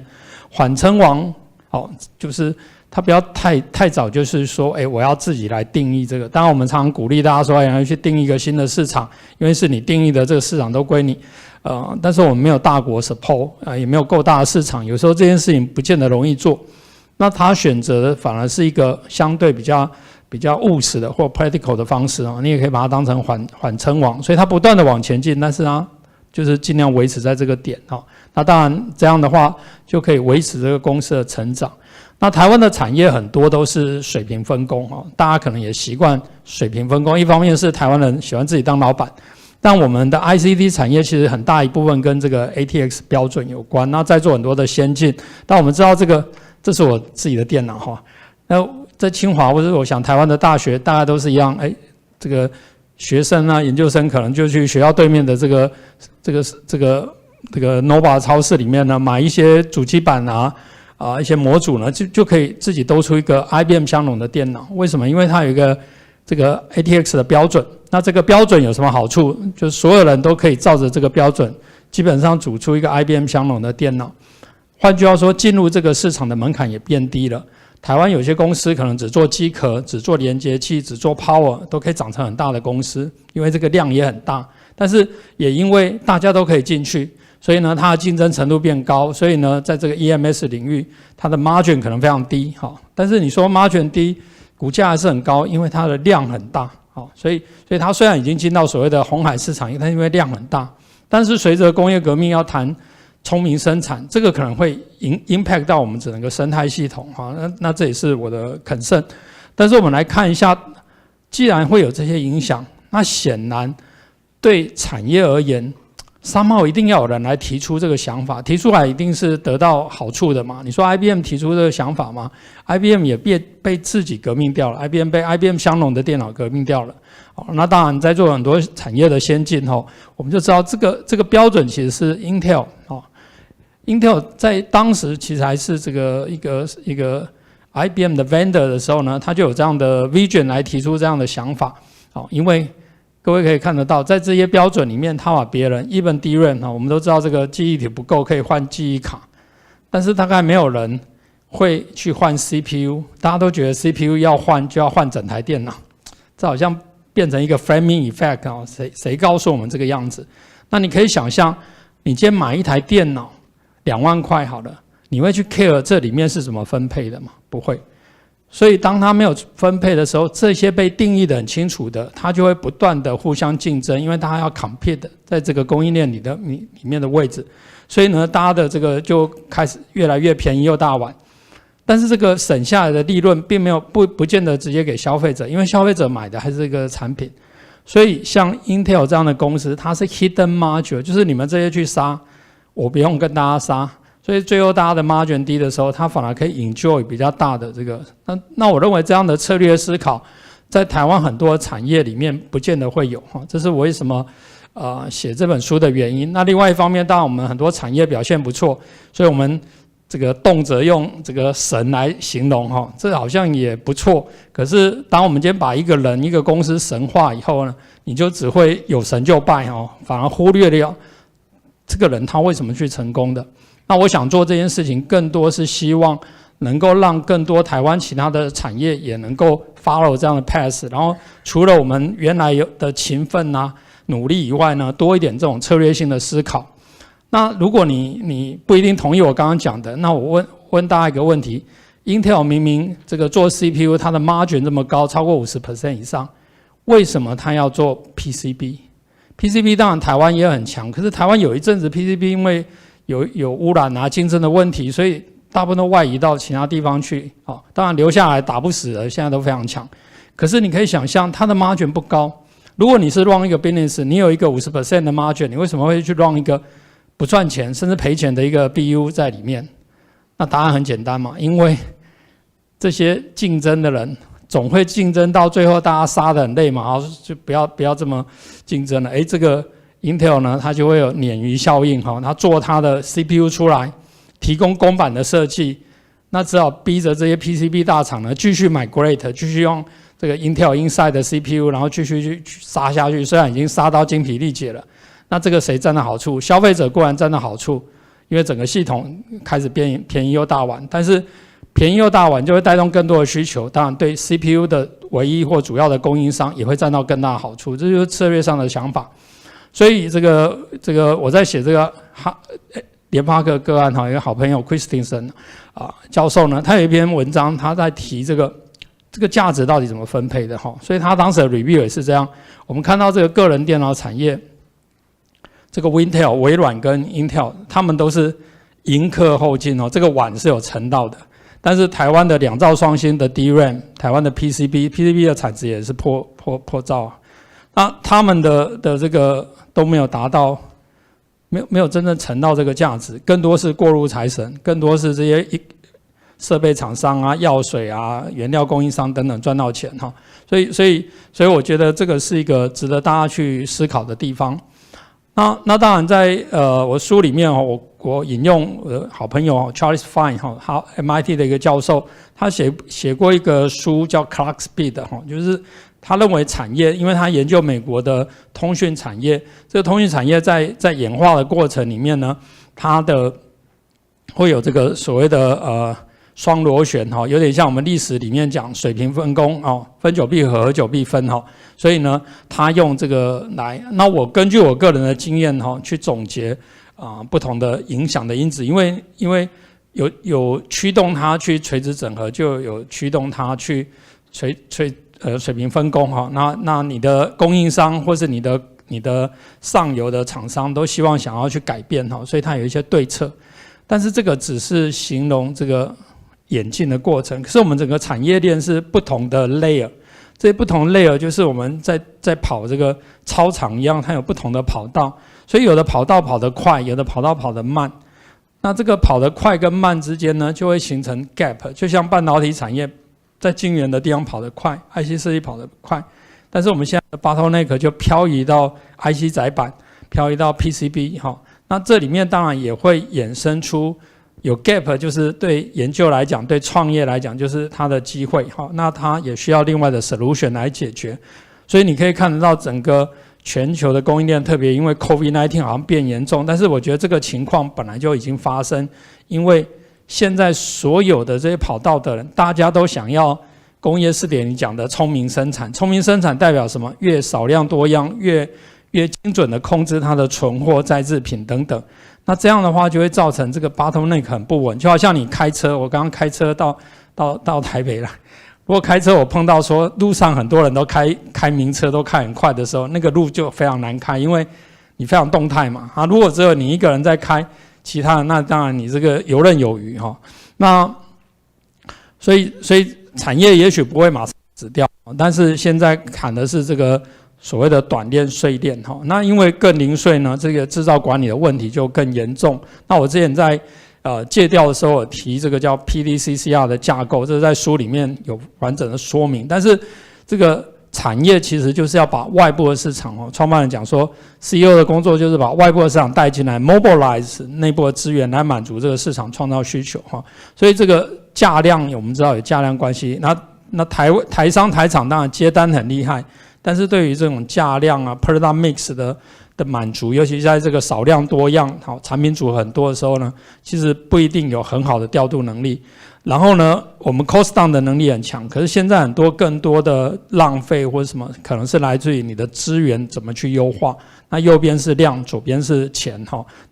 那其实不是只有大公司可以用哈。我在书里面我引用一个清华夜市的小店，它都可以做这个事情。那当然很多其他产业也可以做。那这个我们都知道摩尔定律的哈，摩尔定律它是每隔一段时间哈，摩尔1965讲每隔12个月，他后来讲24个月哈。那其实它的原稿是右下角，我在书里面把它整理了一下。一方面是电晶体的密度加倍，所以我们要不断追逐线宽的缩小，现在已经到5奈米、3奈米。但事实上呢，它其实同时提到它的单位的价格是在下降的，也就是说摩尔定律它提出一个便宜又大碗的定律，而且是有节奏的。为什么这个节奏重要？因为这个节奏就可以让整个产业 follow 这个同样的 path， 那这个生态系统就会更健全，不会像刚刚讲的，大家杀得你死我活都没有赚到钱呢。那如果你把这些 sweet spot 连接在一起的话，就变成一个红色的线。那为什么它每一个 generation 要画成打勾勾呢？因为每个 generation 都有它最适合的产品。我们常常讲杀鸡用牛刀，鸡刀也可以杀牛，但是不是 cost effective； 牛刀也可以杀鸡，也不是 cost effective。所以你现在看很多这个新的厂、旧的晶圆厂，因为 more and more 都好像有一些用途，但是这个资源怎么调度优化，就会影响到公司的能力。那这种能力过去都是靠人产销的协调，现在要结合这种 AI 大数据，所以我认为我们今天谈智慧制造，除了那些看得到结构化的问题，有很多是在这些 corporate level 的事情更多可以去发展。那因为台湾有这样的主场优势，不过这里面我是解释说，过去大部分都是 follow 在线宽的缩小，但是我透过把这个架构把它层级呢，就发展出很多可以努力的方向。有时间到了，可是刚好延后3分钟才开始，所以要还我一下。那我就把刚刚后面的这个简单的讲完一下哈，就是它的这个刚刚提到，光是这个架构展开分子分母展开，你可以找到很多方向啊。所以我之前做所谓 OWE 哦，这是有的教育部的讲或什么，我只是 illustrate 它的效度，然后有做很多怎么样去提升这种良率哈，叫 ramping 哈很多产业没有这种概念，因为很多产业是做那种几千万、几亿个，所以它前面可以做1-2个月、几个礼拜做坏掉，反正它 fine tune 到以后呢，然后就复制个半年、1年，好，所以它前面的这个 learning curve 通常很久。但是你做少量多样，我们都知道，刚刚讲蓝湖大家都接受的话，你怎么做蓝湖？就少量多样，所以你要很快的拉起来，就好像你车子要很快就可以飙到极速哈，这个就是需要更好的性能，所以这里面有很多做法上的差别。所以我在蓝湖策略里面不是只谈一个 strategy， 而是谈如何去 enable 它。那我认为这些努力的方向是每个公司可以自己去做的。那当然，这个过去提公司就做很多这样的事情，所以哈佛也有这个报道。那现在在谈的更多是这种所谓的即时决策的问题了哈。那就像我们中医讲的，叫做治病于未发哈。过去都是有问题，然后想办法找出理由，然后证明他是坏的，管制图观察，你确定这个坏人，然后抓出来痛打，叫他不要再犯。现在的观念都是不要等他发现变坏，慢慢把他赶回来赶回去。那整个产业生态系统，我刚刚讲那个 gap 是存在，所以如果你去观察半导体产业的 evolve 的过程，它有很多新的组织会出来。新的 business model 出来，当然因为这个产业整个是获利很高的，所以大家愿意去填这个缺口。但是我们可以倒过来，现在台湾很多其他产业，工具机啊、汽车啊、自驾车，或是通讯产业，都想要走到水平分工，都觉得可以复制这个，或是很多公司想要做它的产业的台积电。但是如果没有一个完整的生态系统，因为现在是生态系统跟生态系统的竞争，或许就不一定容易那么成功，因为你会有缺一些地方哦，所以。我觉得这个是值得大家去思考的。那我中间有举例子谈台积跟它的子公司叫创意电子哈，创意电子本来是一个设计服务，所以它现在变成一个叫做因为台积入主，它就变成一个虚拟垂直整合。然后现在它其实变成一个叫 flexible ASIC， 所以它的 business model 有因为这两个的互动，还有整个产业发展去 evolve， 但是这个 evolve 的原因就是要去填补这些缺口。所以我认为智慧制造，台湾有很多中小企业，或是不要讲中小企业，很多大型公司也不一定有能力可以在内部养一个很强的团队来满足 AI。当然，这个 community 有很多的新创想要去填这个 gap， 我觉得这是蛮好的，因为只有这样才能够促进台湾的产业普遍的升级。那我有提一个概念在这个科技会议里面，我就说台湾要发展叫做分析服务业。那当然，科技部也要求我们要 AI 产业化，要成立新创，所以我有点 show off， 但是我要证明我是这个行胜于言，不是只有讲，所以我们就成立一个这样的公司在清华，然后试着去 provide 叫做分析服务产业化。那因为大部分的公司呢，其实在右下角，就是弹性能力很强，但是它的标准化、合理化这些没有做得很好。然后他想要一步到位，不太容易，好，那也不能只靠 AI 大数据就可以帮他做到这样，所以怎么帮他架构问题，尤其是制造，所以现在很多人强调制造到 domain knowledge。那我认为刚刚的联发科那个 2.5G、2.75G 混合策略，在既有的 infrastructure 底下去满足一部分的功能，这样的思维也可以用在这个地方。那我认为这样的思维不是要去取代人，尤其我们很多的老师傅、老员工，台湾很多勤奋的人，我认为这种想法是一种钢铁人，就是你是 jobbers， 你可以跟你的钢铁对话，然后降低你的工作的 loading 哈。然后甚至台湾发展这样的 solution， 我们将来还可以外销到其他的新兴国家，哦，把台湾变成，或者台湾其实很多产业已经开始转型，把它的主场变成一个发展 solution 的一个场域，而不是只是靠那个场域来赚钱哈。那我觉得这是大家可以努力的方向。那我写了一首歌诀哈，今天没有时间教大家唱歌哈，谢谢大家。好，谢谢简教授。好，接下来我们要从各个不同的产业来看 AI。首先，我们就要先来深入探讨制造业。那疫情发展的这2年来，究竟制造业是如何加速部署 AI 来进行智慧转型的呢？这一场我们的论坛主持人是台湾人工智慧学校的校务长蔡明顺，语坛嘉宾则有群创光电的荣誉董事长段行健以及台湾大学教授李嘉言，欢迎。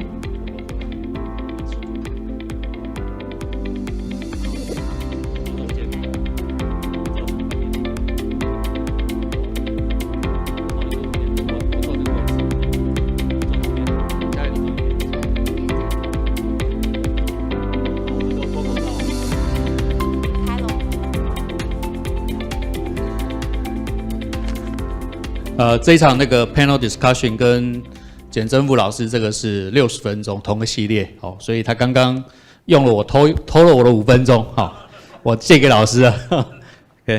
OK， 这个 panel discussion 呢，我想要延续的刚刚蓝湖策略，或是从智慧制造这个角度，我们要往下 drill down。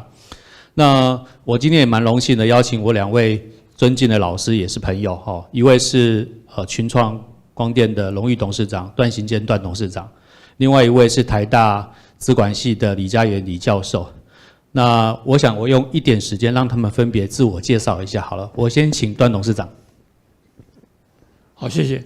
那个各位贵宾好哈，我是在2003年的时候创立了群创。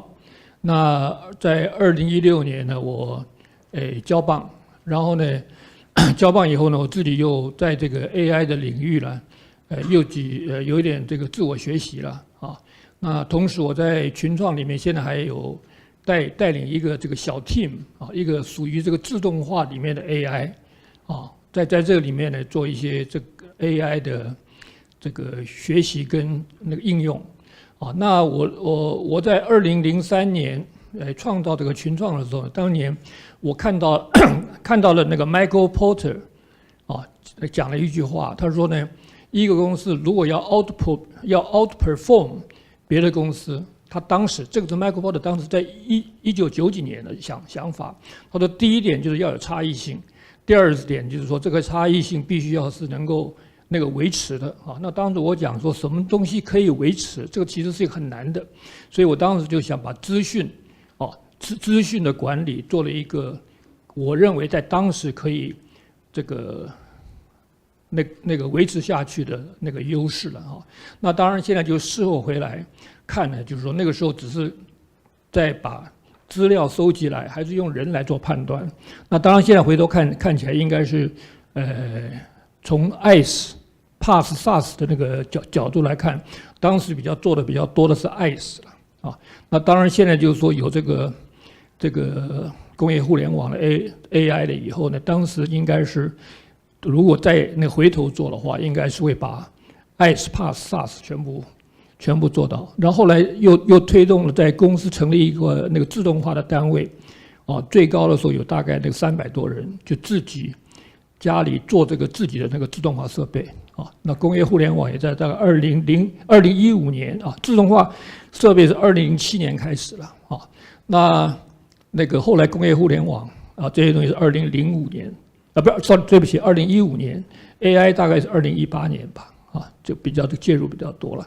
那我中间有一个比较大的心得，就是说在当时做那个资讯的收集的时候啊，尤其是那个管理的那个资讯收集的时候，我当时有一个 guideline， 这 guideline 就是说要及时、准确而透明。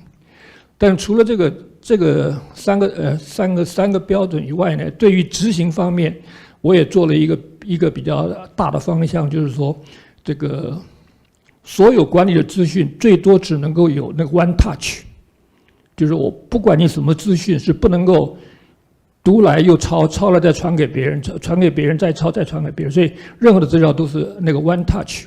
那最近呢做了这个工业互联网还有 AI 了以后呢，我对于工厂的资料，我看今天上午有很多人谈到这个资讯的是不是资料是不是的安全呢？那就是说在生产的资料，我比较觉得应该做到那个 zero touch， 就是全部是那个自动取得、自动传送、自动运算。啊，我觉得这样子来讲，不但是安全比较好，而且那个准确度比较高。好，再来请嘉言。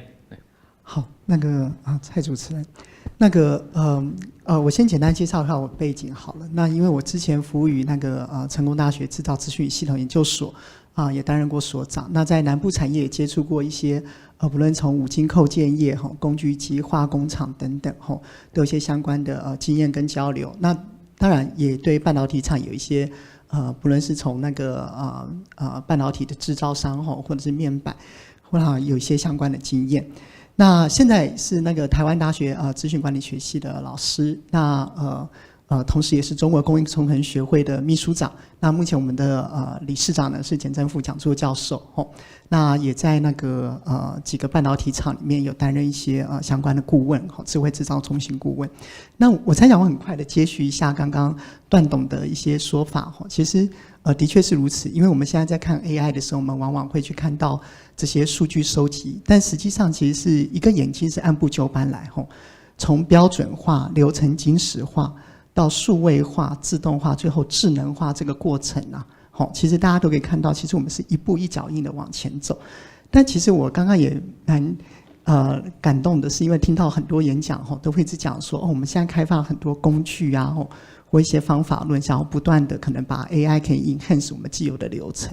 但是我同时也会一直提醒大家说，有时候我们可能要往回看一下。我讲往回看一下，指的是在我每个阶段往前走的时候，我是否应该往回看一下，我前一个阶段有没有什么 miss？ 我先引一个东西出来好了，就是说最近很多人问我说，老师，资料品质很关键。我说对。那老师，到底资料品质到底怎么样去看它关不关键，或者是到底我们资料品质有什么问题？我用了这么久我也不知道问题在哪里。我这次在学校里面我就注意到一个现象我们通常在业界里面讲资料品质的时候，有个东西叫 metadata， 对吧？ metadata 就是描述资料的资料。好啦，那我们就说性别，我们通常觉得性别这个栏位应该是102元变数，对不对？但是我知道现在好像有一些地方不是。这样应该就可以开始理解。其实这个也呼应到刚刚段董提的，因为我们现在在这个数位化的过程，在收集资料，但是我们的确收了，但是我们是否有回头看一下这样子的过程，能够让我们持续向前迈进，好不好？我就先讲到这，谢谢。好，谢谢这个段董跟嘉言的介绍。我们3位的这个 panel， 其实我们有个共同点，因为我们3个都是从工程师开始做的。那分别之后，大家有不同的这个经历跟发展。不过，我想我们今天又回到 down to basic、down to earth 的角度，我们来思考一个起承转合，就是说做智慧制造的起承转合，我们的思路是怎么样子？然后希望用这个时间轴跟这个讨论的轴线来让大家理解一下我们对这个智慧制造的理解跟一些建议跟看法。那首先，我想我第一个问题，我先从破题开始，就说。智慧制造这个之前其实前身是应该是2011年的时候，汉诺威工业展他提出来有关于工业4.0，之后这10年其实一路从工业4.0进入到大数据，大数据进入到今天谈到的人工智慧、智能化发展，这里面衍生了智能化工厂、灯塔工厂。但是我们看到有非常非常多的企业投入，但似乎真正做到工业4.0的非常非常少，几乎是说没有。那这里面肯定有一些阶段性的成熟度需要去做衡量，也有一些经验值，是从学理上也好，从实务上也好，需要去做探讨。我想一开始我先请李嘉言李教授，他本身在台大资管任教，他横跨了整个管理跟有关于智慧制造的这个学理，我想先请他来说说看一下智慧制造这个部分，整个思路跟整个演进是应该是怎么样子。好，那个其实，在智慧制造整个演进过程，其实往往可以看到，就是说，首先我们一定都很专注在资料嘛，因为大家都知道，那个就是有资料 AI 不一定成，但没有资料 AI 可能非常难成功，所以我们现在的确花了蛮多时间去探讨这个资料的问题。因此我们在演进的过程，第一个一定会碰到资料。但是其实我自己除了资料之外，我很着重在另外一个面向，就是流程。因为其实流程跟资料是密不可分的。那我经常会在检讨一开始在专案里面，我们就说，我们今天要做这个题目，但是为什么我要 AI 化？不 AI 不行吗？一般的统计方法难道没有办法处理吗？好，我们就会先从这样子的原点去了解。那这个原点的回答方式其实跟流程很有关系，因为一个流程的展开啊，一定你会发现它有很多个步骤，根据我们的 SOP 嘛，有很多个步骤，而每个步骤里面呢，可能都有些是重要的资料，我必须要收集一下，这个步骤有一些重要资料我要收集一下。然而啊，如果你一旦跳到 AI， 你就可以很清楚的看到，有一部分的流程可能变成黑盒子嘛。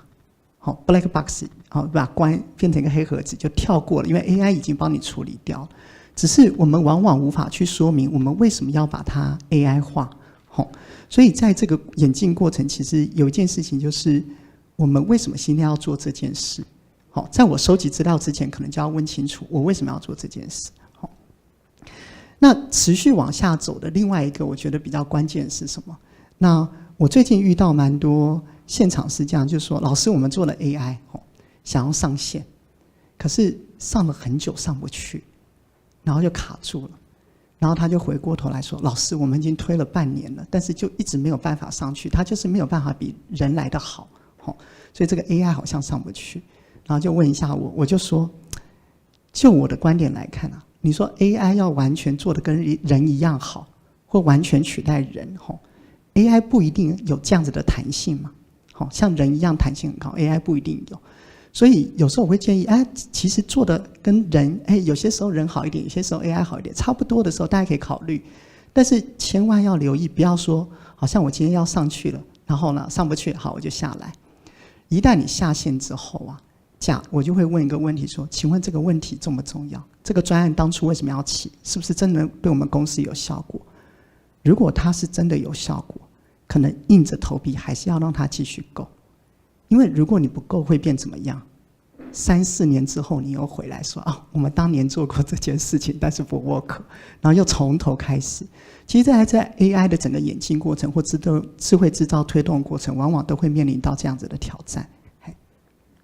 好，谢谢这个李教授。接下来我再来问一下段董事长。段董事长是有一次跟他吃饭聊天，他讲了一个笑话，他是说他认为他应该是目前这个还在这个高科技行业里面是唯一一个从工程师做到董事长，再从董事长做到工程师的。那个我想请那个段董事长来跟我分享一下，从你这个40多年的管理经验，这一路的这个经验里面，你怎么看一下这个眼前这个智慧制造这件事情的导入？我在quote一个人的话了哈，这就是在我创立群创以后，一直跟我共事的那个鸿海创办人那个郭台铭先生哈，他有讲了很多话，但是他有一句话我常常引用，我觉得他讲得非常好。他说什么是策略啊？他说策略呢就是方向、时机跟程度，讲得非常清楚。策略就是方向、时机跟程度。那我觉得做 AI 了、做大数据了、做互联网，这个方向是100%对的方向。OK， 那每个公司呢状况不同，所以你的时机呢这个程度都不一样。OK， 但是我还是觉得啦，我们现在讲的 AI 其实是应该放在一个比较大的这个 framework 下面来看呢。这个 framework 其实就是一个互联网啦、大数据啦，这整体的就是大家现在最近常常讲的所谓的数位化转型啊。其实我对这个数位转型这个名词，我其实不是100%赞成的，因为其实我不认为有什么转型了，反正就是一直是数位的应用那个 IT 的应用啊。那每家公司其实是不一样啊。那这针对 AI 了，我如果把这个范围再缩小一点，说到 AI 来讲，我现在到目前为止我做过，题目算很多的了，然后不一样的 network 也通通用过，那个 SquidNet， 什么 SSD 啦，这些很多通通用的 OCC 啦，通通用过。但是我可以跟各位非常坦白的讲，我做的题目没有一题可以从头做到尾的，都是做到以后呢，做到一半发现中间的 data 可能出什么问题，或者它工厂的流程发生什么问题。所以呢，在做这些 AI 的 process 中呢，其实是不断的再回去把这个流程标准化，您刚刚讲到的然后把这个很多的中间做不对的地方要把它那个修正回来所以我是觉得 AI 绝对还有大数据绝对是对的方向，但是中间呢，我今天上午其实听到那个台湾的那个报告，我有点非常 surprise， 就是说1个礼拜可以建一个模这个我其实这样的话听起来，这个模可能是建立的模了，但是这个模是不是可以被称为是一个 product 我其实还有点这个保留了但是呢，做 AI 就跟做很多别的东西一样它是一个让你就是跟做那个自动化也一样，它让你把你的流程呢强迫标准化，因为这个是已经不是人在做了，是电脑或者是设备在做了，所以等于说你做 AI， 你如果只把做 AI 当做一件事情来做，我认为这个方向应该是错的。你应该把 AI 做成一个呢，是我刚刚讲的一个大的 frame， 一个大的那个 framework 里面来做。另外就是你要把这个做的这个过程中呢，把你很多公司过去没有做好的东西，把它发掘出来，把它修正掉。这样的话，你才能够这个一石两鸟，或者是一石三鸟了。我觉得这个可能要每家公司状况不一样，不过我觉得可能要从这个角度来看比较好了。那个段总延续这个问题，就是说做 AI 我们会考虑到数据，考虑到算法，考虑到场域，考虑到流程跟问题的定义。我延续你刚刚这个问题，就是说，如果人工智慧要重新在导入场域里面，有技术有管理，能不能从一个比较严格的角度，你认为管理跟技术这个比重来讲，哪一个你会给一个什么样的分数比例？问我吗？对。然后第二个说为什么？然后能不能从这个部分你来阐释一下，如果你要就说你现在正在进行的这种专案概念也好，帮助公司转型概念，这上头来讲的一个先后顺序会是怎么样子？其实这个问题不是一个新问题了在这个永远有人在问，管理比较重要还是那个技术比较重要？那我也问过很多人这个问题，每个人都想了半天以后，都是说两个都很重要，因为这个是唯一对的答案了。OK， 可是呢，假如说你要被强迫叫他打个分数的话，据很多人讲，包含我在内了，管理51分了，那技术49分那比如说我们做这个 AI，我刚刚在中午吃饭的时候才跟那个李教授谈了这个问题，就是说一个公司发展出来一个 model， 一个 AI 的 model， 你到底是怎么看这个 model？ 这个 model 是一个单纯的 tool， 还是你一个内部的一个产品，一个那个 product？OK， 我个人认为啦，做 product， 做 AI 应该是把它当作是一个跟我们做那个制造其实是非常像的。那我们现在讲的做 AI 的 data training 的 data 怎么 data 绝对是 data， 可是 data 什么 data 从制造的角度看就是那个来料所以你的制造的东西来料不良，你这个 model 做的铁定不好那你的那个演算法是什么呢？演算法对我来讲有点像设备了，你买了这个设备还是买了那个设备？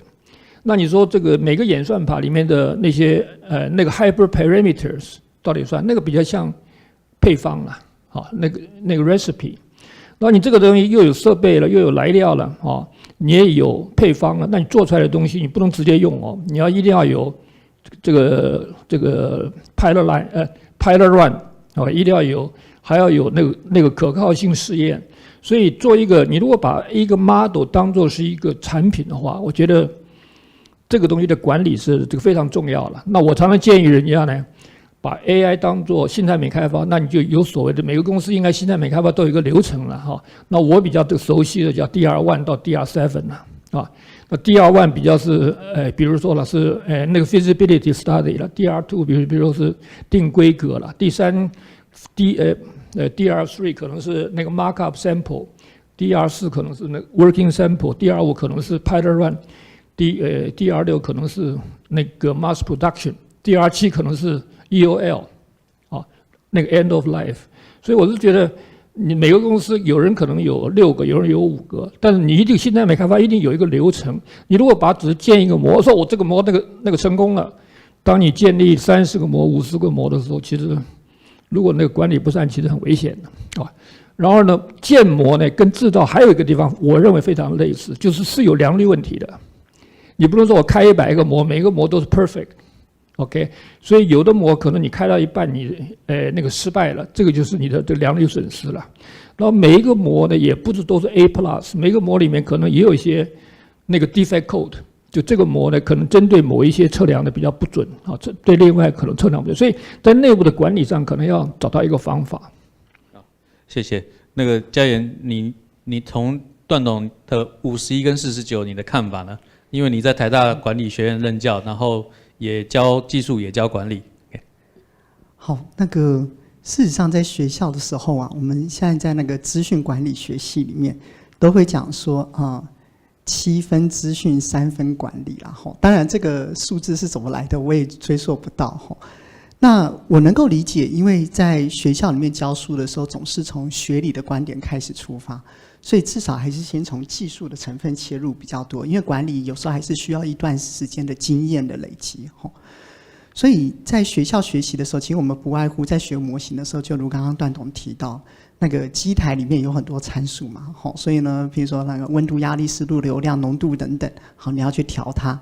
所以如何生产出来一个良品，根据我们原物料的投入，其实建模也是一样，只是建模里的参数可能变成我们现在称的超参数了 ，hyperparameter 啊，什么那个学习率啊，或 momentum 啊等等，怎么去调？所以我们会发现，它其实在某种程度上是一样。那就是因为这样，所以我们在学校教的还是先从技术的角度，会跟学生讲说，我们在学理上怎么来看这个建模这个问题。那然而啊，等到毕业的时候，其实学生进到职场，陆陆续续其实就会注意到说他某种程度需要把这个工具要应用在问题上的时候，他开始发现有个落差。因为问题如果懂闷不熟悉，其实你工具拿的就有点像，好像我一个很大的榔锤，但是我钉子不知道钉在哪里，就出现那个现象。所以我其实我蛮认同刚刚段董所讲，开始那个比重要拉高。我讲管理比重可能本来是那个7:3嘛，7成技术3成管理，现在3的那一部分可能要3成管理要拉到那个51，因为你把它拉起来的这个过程，其实也就是大部分为什么我们讲那个产学落差。慢慢从这个过程去缩小，但同时它也是一个挑战，因为毕竟学校的教育还是会从学理观点出发，而最后在这个转变过程，其实蛮关键的其中一个就是我刚刚提到的，其实像现在在转变过程，经常会有个AI 总是要希望建的模就是要能够用嘛，就像产品一样，同样的人才都会希望，我今天开发出来都要有一个成就感嘛。最好我建的模型是100%一套到现场就可以用，这时候我很有成就感。那这就刚刚衍生到我刚刚前面提的，其实有时候的确它还是需要一段时间，尤其斗闷哪里局的协调，才能使得模才能 tune 得比较好。好，谢谢嘉言也把从管理跟技术这方面的比重从时间的这个推进做个比例调整。我接下来我想要做一个交叉的这个。我们来互相互问好了，先请嘉言来这个问一下段董好了，那接着我们让段董来问一下老师 ，OK？ 请我来问问题，还真的是有点非常不敢。但是那个其实我是蛮想请教段董一个问题啊，因为我们早上听到很多不管是相关的产品啊，或相关的 AI 工具，但我自己就会想说，假设我们现在开发了这么多 AI 的工具出来，好。似乎我们开始要对这些工具也要有个管理的模式，或是否有个平台可以来协助管理这些 AI 的工具。好，那如果延伸到这个议题，不知道段董怎么看？这个题目其实我刚刚已经大概讲了一下，就是从 DR1 到 DR7 这个观念啊来管理，而且呢，你每一个 model 必须要有一个 name， 就跟我们产品一样，每个产品都有一个 product name。那有了 product name， 你在电脑来管理才比较好。那现在如果你随便给它取一个名字啊，这个在管理上就比较困难啊。所以我说那个，但是还是一样啦 ，AI 这个东西啊，我个人认为啊，英文有一句话，什么什么东西 is no panacea。panacea 就是一个那个万灵丹呢啊。那 AI is no panacea， 这个是几乎是可以肯定的哈。那就是说，那你管理上怎么样来 balance 这个 AI？那我认为呢 ，balance AI 就是你不能完全 trust AI，OK， 起码在那个现在还不能完全 trust AI。那这个我常常问人家一个问题啊 ，AI 实在是一个非常了不起的科技了哈，是我们每一个人都必须要应用的科技。但是我常常问人家一句话，我说你认为会了 AI 就可以不要学物理吗？他说不要，他说不行，会了 AI 还是要学物理。你会了 AI 可以把那个曝光机的 process 变成比较好，但是他会教你去做那个曝光机吗？如果说那 ASML 的那个曝光机这么容易用 AI 做一做就可以出来的话，那个大陆也不会这么急了 ，OK？ 所以我是觉得，AI 我个人认为有一些地方可能要大家要好好管理了，就是说。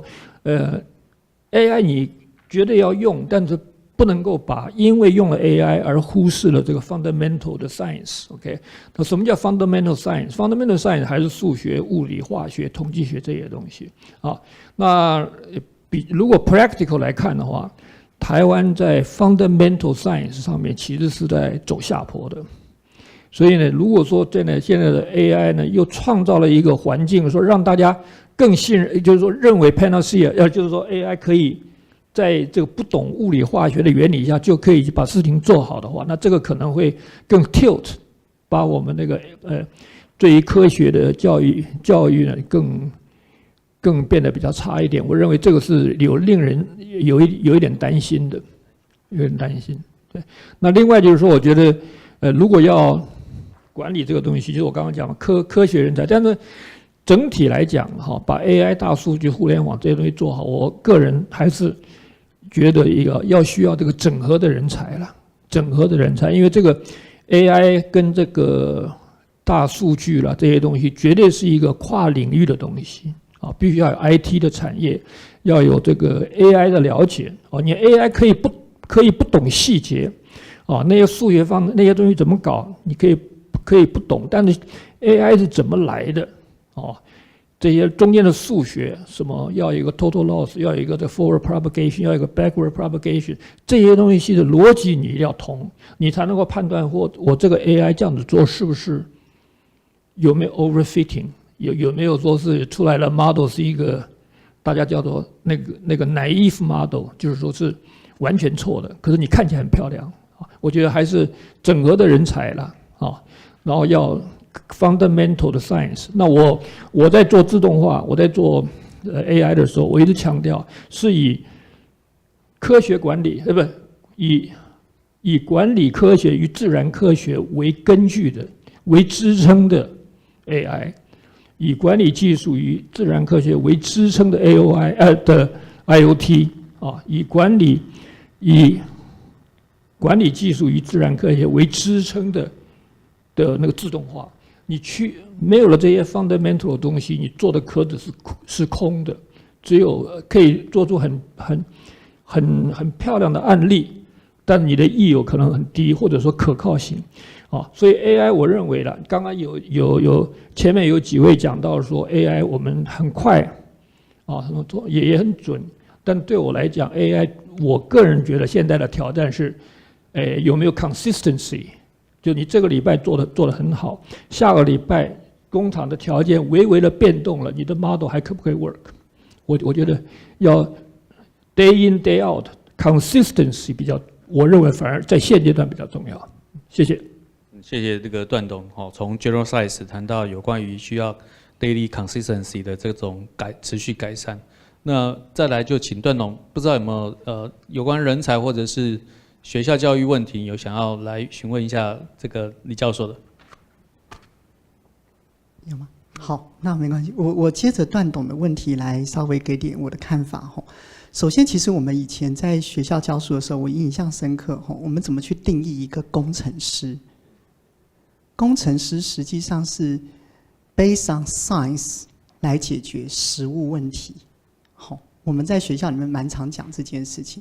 第一个是 based on science， 就是说，我工程师今天解这个问题，我不是凭经验或凭直觉，吼，就算是凭直觉或经验，背后应该有些规则啊、法则，那个道理，吼，应该是 based on science。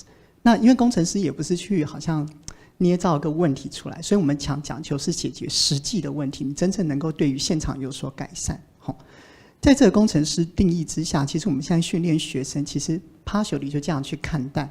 也就是说，我们希望能够从科学的视角带给学生说，你在做事情的时候，你应该了解一些背后的理由跟想法。譬如说，我们建个模型出来，我说，这个模型预测准确度97%，那个模型预测准确度96%，难道97%的就一定比较好吗？如果我们再去思考，based on science， 假设我是based on统计学，统计学里面通常我们会对于资料做一些扰动嘛，或抽样之后，你就发现标准差一旦出来，变异数一旦出来，你这时候再来看两个模型一个虽然平均预测准确率97%，另外一个96%，但是你有标准差变异数出来，你再做检定，我们讲统计检定，说不定就不显著了，就没有显著上的差异。所以我们经常在劝学生也是从 science 这个视角来带。那同时我们也呼应到刚刚段总另外一个议题，就是说我们现在其实在看 AI 的时候因为我们一方面要讲究 consistency， 对吧？我们希望我们今天做的跟下礼拜做的应该要能够一致。其中在这个 consistent 的过程当中，有一件事情就扮演很关键，是特征。我们一直在讲究说，好像过去早期我们花蛮多时间探讨模型你用 random forest， 它要 boost， 它要 LSTM， 但现在其实我们花更多时间在于，一方面是 data 品质或资料预处理，但另外一方面就是特征，尤其那个特征其实也会随着时间转变。这个概念有点像什么？就像说我们一年四季都有自己的特征嘛，对吧？夏天的时候好像热一点，冬天的时候就冷一点。同样的道理，模型在随着时间变化的时候，其实它的特征的重要性也会开始随着时间变化，甚至你有时候是在模型里面要去抽换特征。特征有时候要放进去，有时候要拿出来，或把权重调低调高。这件事情其实在我们一个学理叫做概念漂移或 concept drift 或 domain adaptation， 这里就讲得很清楚，就是说我如何去做这件事情，让我的特征或重要性模型之间呢，可以随着时间我看到的资料开始改变嘛，概念不同了，所以呢我的模型应该也要稍微 tune 它一下，不论是在超参数上面的 tune， 还是在我刚刚讲的特征上面的反应。而如果能够真的做到这样子，随时让模型能够 update 或 return， 那大概就有机会跟段董刚刚呼应到的 consistency 就会慢慢一致了。我忘了，我是可以问李教授一个问题吗？可以问。来因为我觉得我们这个在那个业界常常讲的东西是那个局限在我们自己的公司或者说比较接触的面比较窄了，因为有那个 confidentiality 的问题嘛。那您那个简教授，你们接触了很多的这个公司那在您不透露任何公司的 private data 的前提下，你可不可以讲一下，现在就是说导入工业互联、导入的 AI 啦，还有大数据，大家碰到的挑战是什么 ？OK。导入 AI 或大数据最大的挑战就是人其实大家应该都能够感同身受，因为人对的大概部分事情就会陆陆续续对，尤其现在又因为少子化的问题，所以人的确是一个蛮关键性的。你现在讲的人是年轻的人还是老贼？我们其实是都互相尊重但是同时我们也觉得那个其实不论我这样讲的，就算是比较有资深的人才，其实大家现在知道，就说因为有时候公司之间互相的这个该怎么讲，互相挖角。但是其实不论是资深或年轻人，其实都是一样，因为人在那个位置上，如果那个位置是对的，基本上他有他发挥的余地，大概就对了。而我往往遇到的状况就是，举例来说好了，我们来描述一个资料科学团队。那因为我过去在那个某一家半导体厂智慧制造中心来担任了快4年的顾问，然后看到那个资料科学团队慢慢从无慢慢养起来，那个过程转变其实就颇有趣的。其中有一点就是这样，就是说刚开始大家都觉得好像我应该就是要找 computer science 背景或统计背景的才叫资料科学家，但实则不然，而且这件事情其实它的界限越来越模糊。为什么？因为 AI 这件事情，现在可能除了大学教，高中也在教，不是吗？有很多高中就开始接触 AI 了，所以那条界限可能 not necessary。我今天要找 AI 的人才只有统计系或资工系，其实每个科系都有机会。而我们往往发现一个现象，就是一个团队里面如果有不同领域的人其实效果不错。当然，我同时会在那个地方去讲说，我们通常会说，一个团队我可能害一部分，比如说一些经济学系的同学，一些生物统计的同学进来，那可能组成的 team 就大家有不同的声音跟想法，这当然很好。但是我同时也会说，这不是真正的资料科学或跨领域。跨领域并不是我一个团队找不同背景的人进来我就跨领域，而是自己一个人要能够学2个领域以上的知识体系，那个才叫开始跨领域。那个才开始跨领域。而在跨领域的过程，我们发现一个人你让他去学2个领域的知识体系，其实蛮困难的，或有时候也不一定那么容易理解。但是其实也不是光是学，而甚至要能够从2个领域知识体系去交叉或摩擦出来属于自己的火花，那个其实更困难。他需要一段时间才想到原来这2个领域突然交叉可以看到什么。通常那个火花就蛮 benefit 公司，不论是在那个转型或者是产品的开发上面。所以这大概是一个蛮重要的挑战，就是人才在培养的过程。而还有一件事情是人才上面我蛮经常讲说，你们这些工程师也要去教一下其他人。为什么？因为过去好像都是自己会了，然后自己就留起来嘛。但至少就我任教到现在，感觉是好像等到我们开始教，才慢慢的懂，才刚开始懂不是完全懂。刚开始我们试着去把这个知识体系教别人的时候，我们大概才开始慢慢的懂。所以其实还是花在人上面，发现他的一些挑战还是比较多的。也谢谢段董的提问。好，这个谢谢2位刚刚一路从这个管理，然后谈到人才，谈到实际的实务问题，最后谈到人才需要跨域。那我想最后3分钟，后面有打了，请大家呢，请2位这个分别每位给我们30秒，给我们现场听众。我谈了个问题，就是说未来如果你认为在未来几年最重要的一个投资，在智慧制造也好，在人工智慧发展也好，你认为是什么？想先请各位来跟大家分享一下。段董。当然是人了，因为刚刚李教授讲的本来是人，这我当然是同意了。对，人是最重要的投资嘛。那你只能讲说投资人呢，那这个人的在哪一方面的 quality 需要投资？要投资在人是没有什么那个疑虑的了那主要是刚刚李教授讲的话，我也很同意嘛。当然我们用的名词也许不一样，就是跨领域啦、整合啦。其实都是一样。那他刚刚讲了一个强调的一点，我认为是对的，就是说跨领域不是说把4、5个人、4、5个不一样的领域放在一起，这个时候反而是可能是不但没有帮助，反而是增加了很多的这个辩论。OK， 所以呢，变成说有1个人能够，我这个人呢，我给他一个特有的名词，我叫那个 integrator integrator， 我给他了起码有7样的特质。OK， 但这种人是非常少数的 ，OK， 他又要对 IT 要有一点了解 ，AI 他有学过，那个 domain 他要知道然后还有一大堆3、4、5个条件呢，那其实在一个公司里面呢，这种人几乎是找不到，但是有一类人可以大家去想一下，就是说有一些在一个公司里面做的时间很长，就现在到了他的学历不错尤其是理工的学历不错，那现在到了退休的年纪，也许可以把他再出来当做一个整合者了。那他这个人的跨领域的几率比较高，尤其是早年的受过这种比较好的这个物理、化学、数学的教育的，但这些人还是要回去重新学一遍，因为从前学的东西大概也通通，该忘了也忘了很多了这我觉得跨领域的人是非常重要的。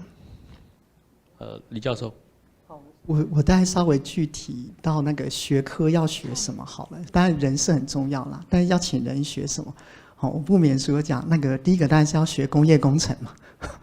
OK， 因为 IT 跟 OT 的整合一向是现场里面很重要的关键，不是只有 IT， 还有这个 operational 的 technology 或者是方面作业流程的改善所以这是一个视角。那当然，因为我现在在资管系任教，我说资讯管理一起来学因为这种运算思维或演算法是什么？就是解问题的方法所以这个思维其实也是我们要陆陆续续在未来去展开的。好，谢谢今天2位这个好朋友，也是2位老师来现场分享。那我们今天这一场的 panel discussion 到这边。那也预祝各位在人工智慧也好，在智慧制造路上希望能宏图大展，希望台湾越来越好。好，谢谢，谢谢大家。好，谢谢段董，谢谢李教授。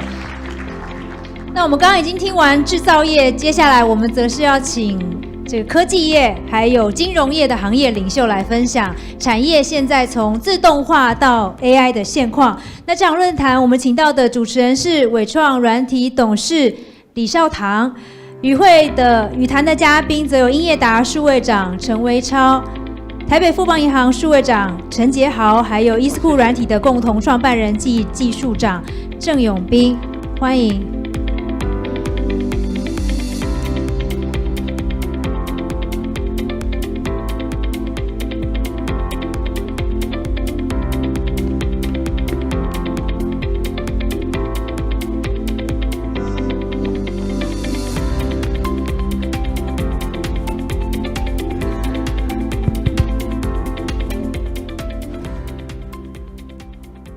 各位线上的朋友，还有在场的线下的女士们、先生们，大家下午好。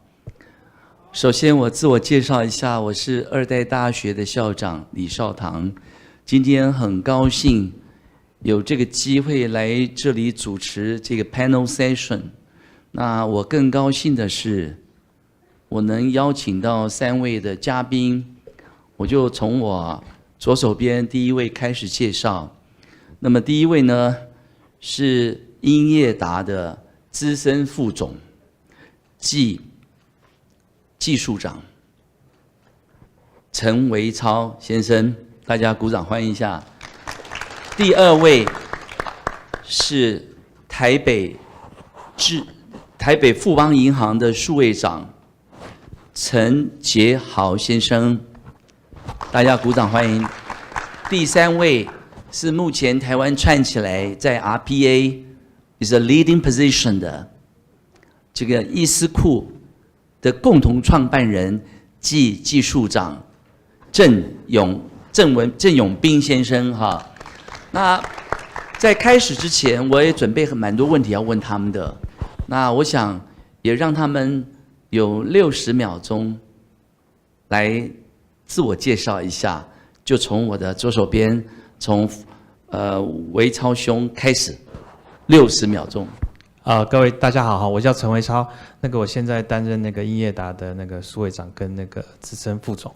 那我同时是一个新创公司叫 Skywatch 做云端的监控跟平台的公司那我在英业达大概3年左右那之前是因为Skywatch 跟英业达有一些互相股东投资的关系，然后我从英业达开始创立了他们的AI 的AI 中心那我之前也在台大那个资讯系做兼任教授，那在之前就在美国矽谷，在 ASVDA、Nokia 研究室这边工作过啊。那我的研究专长是电脑视觉啊、那电脑绘图这一类的东西。好，谢谢各位。好，我们谢谢陈副总。接下来请 Tony 来介绍一下。OK， 我就是富邦这个银行的数位长，就叫我 Tony 就可以了。那我自己是 Computer Science 毕业跟 Mathematics。那当初在美国就18年创业呢，卖了2家公司，然后后来去了中国8年，服务了阿里巴巴跟腾讯。现在就回到台湾大概4年了，所以现在在这个富邦集团这边来帮忙做这个数位转型跟 Big Data AI， 谢谢。我补充说明一下哈，他也是公点的第1任的这个 CEO 啊。我当时在 Oracle 台湾当总经理，这 Tony 是非常优秀的公点的执行长啊。那我们现在最后请这 YP 介绍一下自己。好，各位来宾大家好哈。那我是医思库的技术长。也是共同创办人。那我其实本身还有另外一个身份，是那个中央大学资讯工程系的教授。好，那我也算是这种教授，在前一波那个在科技部的鼓励底下，那出来创业。那我们在解决的问题，其实我们把它叫做工业 RPA 啦哈。那我的研究领域是软体工程，也就是说。你今天在开发这个比较复杂的软体的时候，会遇到的各种软体工程的问题。所以我们当初成立这间公司，也是因为帮应该说像一些工业电脑的大厂，解决了一些自动化的问题。所以我今天这个题目的 From Automation to AI， 就是我就是在自动化那一边比较有深入的琢磨。那研究方面大概就是在软体工程这一方面。那我们后来做对 AI 有一些涉猎了哈。那我过去也是做 AI 的，不过很早了，就是在那个做类神经网络，那时候红了一阵子就死掉了啊。然后我出国念书，就改去做软体工程这样的。那我目前大概也有身兼一些大厂的顾问，像过去我也当过台积电的顾问也当过，现在也正在当鸿海的顾问。谢谢各位。好，因为今天机会难得哈，所以我特别也准备了一些大家想知道的问题来提问哈，有备而来哈。那我代表所有的朋友们来问一下，从我左边开始哈。我想问一下维昭总经理副总啊，就是说可不可以跟我们分享一下英业达目前有没有什么 area application 的情境是已经导入智慧化工厂 or automation or AOI 的系统？那么您可以跟我们分享1项或2项。那么在这1、2项当中，在你们做的时候，曾经碰到哪样的挑战？那么这些挑战你怎么去克服？所以这个问题里面有分3个小段。第一个，您可以跟我们分享一下1个或2个。我们希望这么多人来参加这个 panel session discussion， 我们希望大家是带着满满的礼物回去，所以我们想请副总这边来跟我们分享一下英业达现在有做了哪些情境方面你们做的来分享，那碰到什么挫折，你们怎么去克服的？好，谢谢啊。所以如果各位有兴趣的话，我在前几年 NVIDIA 那个 GTC 里面有给一些演讲，那里面讲的比较多细节，关于我们做的那个可能也是类自动化的 AI 应用的一些应用，那里面有比较多的可能那些数学公式那些东西那所以就分享几个，例如说我们有做这个主机板的这个 SMT 的这个它的制程的检测例如说以传统比较电脑视觉比较难做的例如说焊锡有没有太多有没有短路这种，我们可以用那个视觉来做。好，那这个 AI 通常就是传统的 AOI 的机器会有比较多的那个误判率，那它就会退掉比较多的那个产品。好，例如说我们做的 server 的主机板，那我们后面就会用一个AI 再把它捡回来。好，这个叫做 AOI 复判的东西。那我们当然也有做一些，例如说订单预测这种比较时间序列的东西。然后再来有一个比较我一开始觉得简单，后来比较困难的问题，例如说我们做产品的外观。那产品的外观的检测，因为那个东西比较不像是一个固定的一个检测哦，比较有时候是有一些弹性的，例如说这东西可能够好了，那它够好的标准，哦，它并不是一个很清楚的标准，哦，有些工人哈，他看的大约够好，他可能有一些不同的量度的方法，那总个的它的那个标准就不是那么清楚可以去做，所以这个 AI 问题算是比较大的哈，比较困难的。那其他非制造的那个问题，我们有做一些，例如说人资预测啊，看这些人什么时候会离职啊，这些东西哈。那我在想，这一些问题，有一些我们心境哈，从做 AI 后来现在做这个数位化这个东西，有一些转移哈。一开始我们想的都是这个问题的价值跟它的定义，好，所以我们就是要做一个叫做问题的定义啊，它可不可以定义得很清楚？它资料进出，好，还有它的那个我们叫做它的 evaluation 的 criteria， 可不可以清清楚楚知道说我做到多少会是好的？这是一开始我们最大的问题哈。那当然也就是说，我刚刚说除了这个问题的定义，还有那个我们这个叫做 ROI 啊，就是说这个东西做的到底有没有效益？例如说我花了很多钱取代可能2个作业员，那它可能就没很有效益，对吧？但是如果说我做这个机器可以变成自动化机器，可以变成，例如说我们货品检测每个，例如说供应商中间交货的标准，那它的那个价值就会高一点。所以我们之前都是用这2个标准来衡量那个 project 的顺序哈。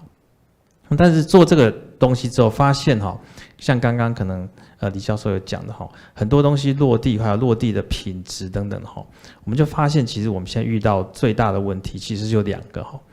第一个是我们发现我们没有办法，大部分状况没办法用大量的资料去驱动这个 AI 模型的训练，也就是说那个模型的复杂度永远会比资料的量还大，好，你永远都可以找到更大的模型，好，所以我觉得资料的量这件事情变成一个很大的问题哦，所以我们开始想办法可以跨公司、跨组织的，好去处理，好分享资料的问题，或是例如说比较大的基础模型，像foundation model 这种东西，来让我们的小的资料来去做这个大模型的校正，好，这是第一个。那第二个比较大的问题我们常遇到的就是叫做通用性跟转移性。好，刚刚那个段董也有讲过，其实资料这个 AI 如果可以 day in day out 都可以用，那当然是很好。那我们最近最常看见的，其实不只是 day in day out， 还有不同的批量、不同的产线、不同的状况，然后明年后年它的状况是很没办法可以转移的很好的。所以我觉得这个转移这件事情也不是只有例如说最近比较流行的 MLOps 这种事情可以处理的，很多都是我们需要很多背景知识在这个 AI 里面，但是我们仅需要一点点的资料来去校正这个模型。所以我就用一个比喻，就是说以前的一个例如说 AI 的自动化非 AI 的自动化导入的时候，我们通常拿个机器试机调2个旋钮，然后2个礼拜就 deploy。但其实 AI 就有点像是可不可以做到这个状况，还离有点距离哈。所以我们现在的目标一样，就是如果说要做类自动化的 AI， 一样是几个旋钮调一调，1-2个礼拜，看能不能就让它上线哈。那这1-2个礼拜的上线，不只是转移，还有很多就是资料收集的 pipeline。例如说我们在做瑕疵的时候哈，你如果真的用经典的方法去收集那个瑕疵的资料，收集完的时候，因为良率还不错，收集完的时候其实产品都不大生产的。那在电子业里面根本没有空等你6个月1年去收集这个资料，所以就变成说用小量的资料来校正大的模型，这种类比这种那个自动化的 AI， 这是变成我们遇到比较大的问题。好，谢谢。那我代表这些在座的朋友再问一下副总就说那英业达，因为我相信很多企业都面临这个问题，说我怎么去选择 AI， 要选择哪一个 project？ 您刚刚提到蛮多的嘛，这个英业达这个检测，这个不良率啦，或外观啦 ，computer vision 啦 ，AOI 啦，那你们怎么去筛选哪些 project 第1个、第2个、第3个？那么第二个问题呢，我很好奇，你们选择一个人事的判断，这个人什么时候会走，那这个 ROI 好不好？就跟我们分享一下。好，第一个问题是那个选 project 的事情。好，那刚刚讲的选 project 做 ROI， 那我刚刚有一个例子，就是你要用一个机器取代2个人，那你很难把这个 project 做起来。但是例如说用这个机器取代一个，例如说交货的条件，这它就比较容易一点。所以有时候这个 ROI 其实不大好算就是有时候是高层支持，有时候是大家的视角不一样，就可以看到不同的 value。所以我们叫 bang per buck， 就是叫 CP 值嘛。只是说这个cost 通常好算 ，performance 通常不好算。也就是说，我们到底怎么算出它的 ROI？ 我觉得这是比较困难的事情。所以有时候你那个执行的速度可以很快，我们反而会往前提，因为通常速度一快，它的那个 return on investment 快就算出来。所以基本上就是选一个比较快速能够导入的project 先来做。这个我们叫做懒惰工程师原则，就是越简单越好。对。那第二个问题是这个，例如说人资这个效应我觉得我有时候在演讲讲这个事情，大概我们是2-3年前做的，后来我看有一些公司也陆续做了。我想各位做这个 project 就是基本上就是人资做一个预测这个人什么时候会离职这个 project 很快就会遇到跟我们一样的问题，就是你不知道它的效益跟精准度在哪里。这基本上是一个很缓慢的社会实验，对吧？我可以有2个 argument， 一个就是说我的东西我的那个算法完全不准，为什么？因为我们的人资非常的尽责，把本来要走的全部留下来了，对吧？那我也可以另外一个 argument， 就是我东西非常准那个你就是会离开，所以我没办法量我的算法到底准不准，这个就是最经典的物理的测不准原理的这事情。我一去干扰这个系统，我就不知道它到底准不准。这是第一个问题。第二个问题太有趣了，就是说我们根本没办法导入这个东西我拿一个东西给一个经理说，我觉得你这下面那个老王可能会离职，那经理可能会怕，奇怪，我觉得他很稳定那就找他来聊天你最近有没有怎么样我有没有对你不好反正那个下面的人觉得怪怪的。所以就是说，像一样，刚刚那个李教授讲的，我们在讲流程这个事情，我觉得那个在工厂这边反而容易一点，在不是工厂那里改流程，这是非常非常大的 cost 所以我觉得这是很困难的，我们有很好的答案，大概是这个观察。那副总刚刚第一个问题，请你补充一下，因为刚刚没答到，就是说当英业达在做这些 project AI 或者是数位化，或者我们俗称数位优化 or 数位转型，那么碰到的挫折是什么？那怎么去克服的？在做 AI 的 project 或数位优化这些？一开始是我们有点 moving target， 就是说问题如果定义不好，那个我发现很多场域就是他知道他的问题，那他知道他要什么，但是他知道他不要什么。就是说你给他一个东西，他说这个我不要。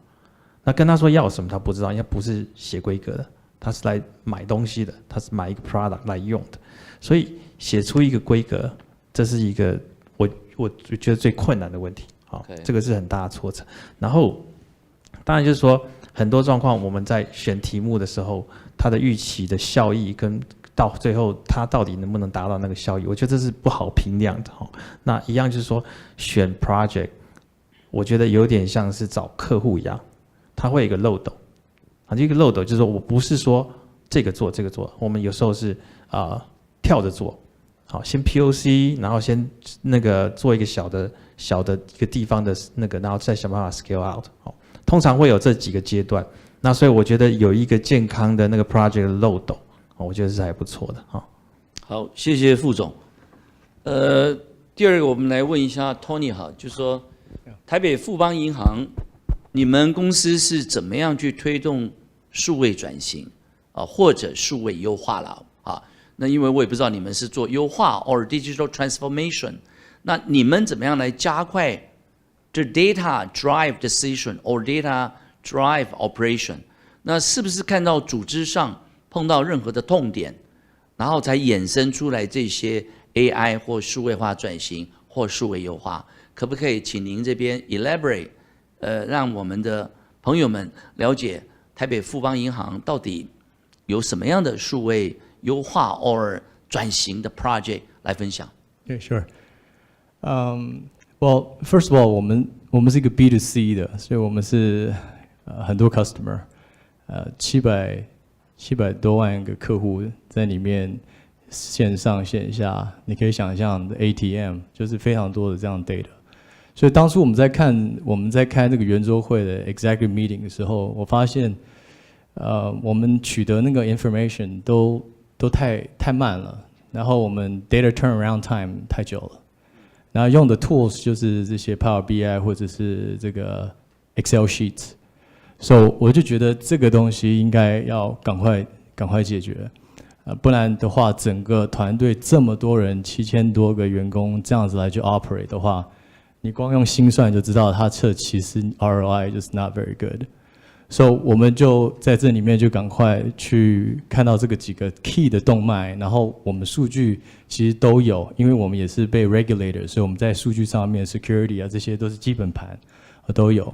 不敢说是超级 clean，but at least 会比其他的场域来讲的话会好很多。所以我们在这个基础上面就赶快去 build 一个 proprietary software， 我们在内部的一个软体。这个软体呢，就是怎么样让这种 real time data 需要被知道的那个单位的那个谁，应该让他赶快触动说 this is what's happening， 然后 before 你的 boss 知道，你应该要先知道。所以但是他们刚开始的时候都是用比较passive， 像 Excel sheet 你要坐下来然后看。Dashboard 你要坐下来要看，但是你仔细看的话，他们的会议啊，每天开的会议是超级多的，基本上要能够坐下来看是没有什么机会。所以你当你是 implement 一个 passive software， 是需要你安安静静坐在你的办公室，我觉得这个机会基本上就已经是没有了。所以我们赶快把它变成一个比较 proactive， 所以数据在下面动，赶快就是及时 get into the phone。那到这个 phone 里面的话，你可以 call to action。那 call to action 在我们内部里面有一些就像 Line 啊这样子的东西，但是我们自己的不是要用 Line， 它可以在这里面通知，可以给不同的 group， 然后把这个 execution 要做的事情直接往下推。所以这个整个东西就改变了整个 data turnaround time、decision making， 然后可以让它在这个部队上面呢，可以叫它 push forward。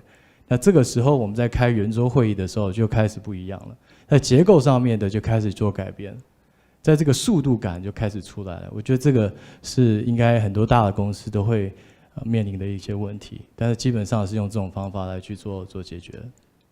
我想大家跟我想法都一样，银行因为它的 data 完全很完整的哈，但是我自己在二类大学带这些学生啊，我发现台湾的中小企业，我们不要谈大的哈，我自己看到的一些中小企业。它的数据都没有及时被说 update or captured by the sensor， 很多设备老旧，它没有这些 sensor embedded， 那当然银行你们是data 都有被 capture 被 key in， 那我也好奇问你，那你刚刚讲因为数据都在了，那么做这些到底做了多久啊？像你刚刚提的这些有 dashboard 可以把这些数据抓过来。清洗、萃取，产生一些有意义的数据来驱动决策 ，data make decision, drive decision。那不知道你们做这个是做了多久？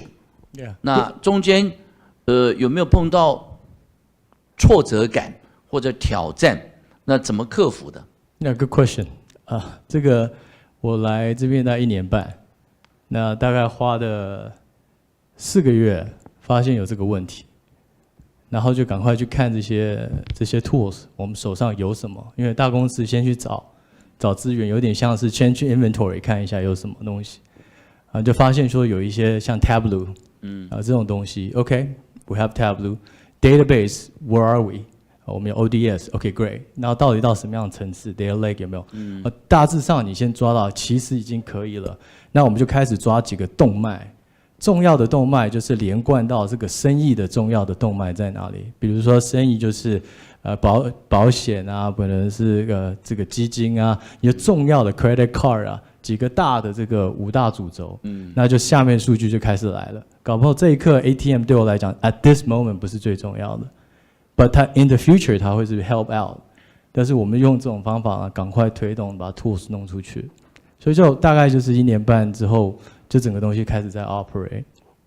所以你的意思就是说，你们去检视你有什么样的 skill inventory set， 然后 skill 或者你的 process business flow 哪些是重要的 vital application， 你刚刚讲的，然后再把它梳理出来，再用系统再根据你的业务跟 IT、OT 整合起来。OK， 就大数据，假如真的会玩的话，就是知道那些动脉，其实它就小数据了。好，所以很重要的就是说，我们在做这个数位优化、数位转型，很重要的，刚刚从 Tony 的口中带出来，就是说，资讯流、业务流，甚至于金流，因为银行金流，整个都要串联在一起，才有办法解决哈。那么最后我想问第3个嘉宾哈 ，YP 哈，就是说我们刚刚也谈了智慧制造，也谈了 banking 的这些数位化、数位优化。那我自己在看，就是说很重要，因为我们请您来，您也是这个 RPA Tour 的一个很棒的公司。那么有哪些 process 的 repetitive 的，就是说。像我自己在当2代大学校长，我去 support 他们很多是重复性质很高的。那么是不是可以请 YP 可以分享一下，用什么样的工具可以来简化这些事情？那么你们又是怎么样来 support 你们的 customer？ 可不可以举一些例子给我们听 ？Before 他还没有 implement RPA， 就是 Robotic Process Automation。And after， 那么这个 deviation benefit 有什么？麻烦您跟我们分享一下。好，那我通常会举这个例子哈。有时候因为今天在场的主题也有 AI 哈，那我们大概在几年前大概2-3年前，那时候我们刚开始做 RPA， 那有一间 AI 的公司，它是在做聊天机器人的。他有一次大概看到，我们可能那时候是台湾。应该说少数台湾在做 RPA 的，就邀请我们去做个拜访啊。我们也觉得很有趣，因为 RPA 看起来，因为它在解决自动化流程自动化的问题。那怎么这个？因为我们从它的 profile 看，聊天机器人跟我们会有什么关系？然后我们就去拜访他们。那他们也大概侧面有了解一下，因为我大概在座如果没听过 RPA 的哈，大概我们这个。RPA 其实算是一个蛮夯蛮新的一个技术了哈。我们大概在2年前的时候，我们在推广的时候，很多厂商都不知道 RPA， 那但是大概在去年底的时候，我们其实就发现很多厂商在打听 RPA， 因为他就发现可以帮他每一天 daily， 尤其是 OA 办公室自动化这种流程，把它自动化。不过。我们刚刚讲那间新创公司，他算是很早就知道打听到 RPA， 然后他找我们去，那我们就开始聊，我们就说为什么会来找我们？那他说他们因为用了这些新的 AI 的技术，他们在做那个聊天机器人，然后他们认为做到他们那个，比如说可以装在那个，比如说 Line 啊或什么这一类的东西，跟客户可以做对话，都可以了解客户的意图。都很精准，但是当他们开始要推出去卖他们的产品的时候，他们就说他们推不出去。然后他们当然举了一个例子，他就说他们当初想要推到饭店业，取代比如说柜台，或者是也许饭店会安装一个那个网路，它的网页就会跟你聊天，但是他就发现，你一旦了解了那个客户的意图之后，接下来还有一大堆的自动化要完成。这个自动化，他就举了一个例子，他就说，各位可以想一下，你今天去 approach 柜台，比如说这边就是一个饭店，饭店的柜台的时候，柜台人员听你讲你的意图，他通常在干什么？他通常在打开饭店的系统，一边听你说话，一边就在有时候可能在 key 2个系统，再把那些资料还有你要做的事情，退房订房，有时候也许订房他要处理2个系统，再把它串起来。他们发现呢，如果他们要推他们的 AI 产品，要推到一间客户，还要去帮客户，也许如果你没有 RPA， 就是要去破解那些资料的串接，那他们就累了。他们这个生意就做不下去了。那但是他们那时候就发现，其实 RPA 可以后来他就说他给我了一个字啦，我也觉得蛮有道理。他就是说，他们认为 RPA 是 AI 的实践，或者今天你真的要上路的一个最后一里路，它就是一个最后一里路。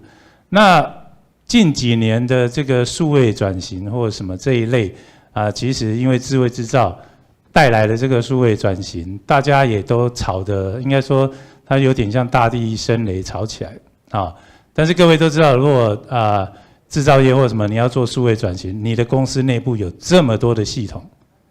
那各位都知道，我们做软体开发的其实各位想一下，如果各位应该蛮多在做软体开发，我们都是自我中心的人所谓自我中心，就是我们其实第一步，如果尤其你今天写个软体，第一步要先活下来，有人用。那你活下来之后，如果我够大了，我才开始开一些 API 让别人可以串我。这个其实我们软体开发，也许这个世界其实就是这样，而且你还要等到我够大了比如说各位都知道Excel， 你可能早期打开 Excel， 你也是要是滑鼠去点，对不对？然后去操作它，但是久了 Excel 活下来了，它就有 API， 你可以不用把 Excel 打开来，直接就可以去捞一定的数据。那这个东西就可以允许其他的软体开始跟 Excel 做一些串联。那这些串联早期的这种叫做 process automation 其实这由来已久了各位大概都知道，有时候有一些就是有一些 macro 可以帮你做串联那个以前也有系统叫 BPM， 但是它可能在一定的范围的软体内可以帮你做串联那大概在几年前，那个 RPA 大地生雷的意思就是说，突然这个软体技术成熟到某个程度，你今天比如说现在欧美的大厂叫 UiPath， 你把它拿回去，你拿来串任何的软体，它其实不晓得你串任何软体，理论上它应该都要能应付你的需求。当然它没办法应付你的需求，你就只好退钱。所以回到刚刚那个数位转型这一块，各位如果想一下，不管你是在什么行业在做数位转型，或者在捞数据，尤其你要即时捞数据，其实我认为未来的 RPA 在这一块都可以帮很大的忙。因为比如说我们做的软体就是可以，比如说在台湾指标的龙头晶圆制造业里面，你可以监控机台的画面。当你监控机台的画面发生什么事，立刻就做一些处理。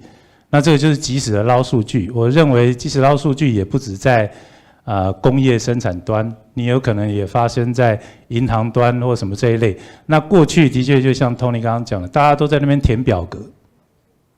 你怎么样把这个东西都串联起来自动化？那这个东西，我认为回过头再讲一下数位转型。各位都知道数位转型，现在大部分在做智慧制造都是，比如说从底端捞数据，然后这个数据清理、merge 清洗。那通常也能够做到一个战情式已经不错了，这个都几乎都是由下往上。但是各位应该都知道，数位转型其实应该是它是一个回圈的。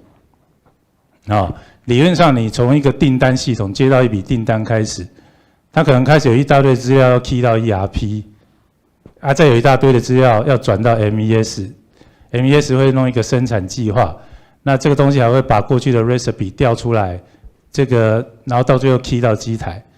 这整个流程，我认为如果在座的贵宾你想的都是 coding 的思维，那会很辛苦。因为就我讲的，有太多的软体你要串，它连 API 都没有。对。那但是 RPA 就有可能未来在一些关键的地方扮演一些重要的角色，让这件事情可以很快。好，谢谢 YP 哈。那我们继续快速一点啊，因为我们还有问题，我准备的问题啊。第二轮的问题呢，我想问问陈副总啊，因为刚刚也谈了这个机器流程自动化 RPA or sensor 去 capture data 在我们的 factory 不同的点、不同的站。那么在收集这些整理过程当中，这些不可或缺的方法或者是工具，我想请陈副总来分享一下英业达对于这些 data 数据的储存应用看法怎么样？那么这跟我们做数位优化或数位转型有什么关系？好，这个 data 就麻烦副总来跟我们说明一下，从英业达角度或您的看法。好，我这边是一个混合，就是英业达的做法跟我现在看法。好，我们讲产销人发财吧。好，那工厂就是产嘛。好，所以前端的因为感应器啊这些东西，我想装了哈，它读出来的数字，可能你要 normalize， 我想主要是去做。好，那我们英业达在这边智慧工厂啊也做到一个不错的成果哈。那我们有个 big data 的 center， 再把这些数据整理，因为其实老实说哈，这电子五哥如果生产没有效率是很难活下来的。好，所以这方面我们自认做得不错哈。那当然就是有各个方面还有一些机会的哈，因为我们传统来说，我们资料还有另外一个就是 SAP 啊，或是这种 Oracle 这种 ERP 的资料会比较多一点哈。那这一边跟生产还有我们叫 PLM 啊这些东西的结合，我觉得变成是我们现在数位转型比较大的题目哈，包括例如说财务甚至其他的方面哈。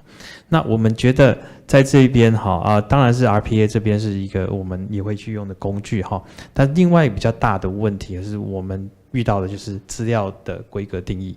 那在银行这边，我想问题可能小一点哈，这不是说把我们自己讲的比较困难，而是说我们可能有一些 legacy 哈，那还有一些不同的商业面向，导致我们资料定义就像刚刚教授讲的metadata 哈，这个原资料这个是非常困难哈。我举个例子如果有2个 BU， 我们来比较谁的出货量跟谁的毛利，那这个就会很容易有我们叫苹果跟橘子比哈。因为例如说你是做一个小小的卡，你是做一个模组，你这个部门做一个 server。好，它的出货量的意义就不同了。那例如说你做的 server 到底是有壳没有壳，我们叫 level 7啊 level 10啊 level 6这种不同的 level 哈，还有你里面附不附卡，那个卡算不算一个出货量，这些东西其实在这个 metadata 里面就要定清楚了。那所以这个我们统称叫做资料治理这个事情哈。那我们当然也有我们自己做的困难，我觉得是同时要把它做到一个成效。还有一个速度感，其实有点困难，所以我们从上到下就是要做效益嘛，所以我们很快的，大概几个月到1年内把那个战情室弄起来那从下到上，我们就得要做一些技术就是我们的data governance 这个资料治理这个事情，我们怎么样变成一个标准流程？那以后的资料进来，它的有没有同名不同意啊，同意不同名这些事情我们通常已经做到一个水准在这边了哈。那最后讲的就是说，其实到最后你还是这个资料价值要去做一些 mining， 做一些决策。所以资料驱动决策需要一个 database， 对吧？所以 database 里面放什么？除了资料放正确，还有你要去看你们的 inventory， 好，大概有什么资料的 inventory。那我觉得这边来说，以这个公司量体是比较困难的，所以我想。资料治理这里是一个很困难的挑战但是我们做 AI 做一阵子，发现其实这里花的时间最多，所以我们现在就投入在资料治理这边的effort 是比较大的。好，所以我想我做一个 summary 从副总这边告诉我们大家，我们要做 AI， 那么数位优化、数位转型，很 fundamental 的是书同文，车同轨。刚刚副总一直在提的 data definition、data integrity、data governance、data 的 architecture， 所以我们如果今天全世界有这么多工厂，这数据都不一样，定义不一样 ，element attribution 都不一样，那怎么去清洗，怎么去评比、比较，根本无从做起。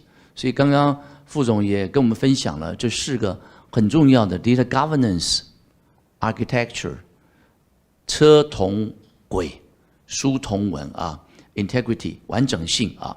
好，那我们接下来再问一下啊，时间不多了，再问一下 Tony 哈，这个台北富邦银行啊，在推展 AI 的过程当中哈，可不可以谈一谈1、2个大的挑战？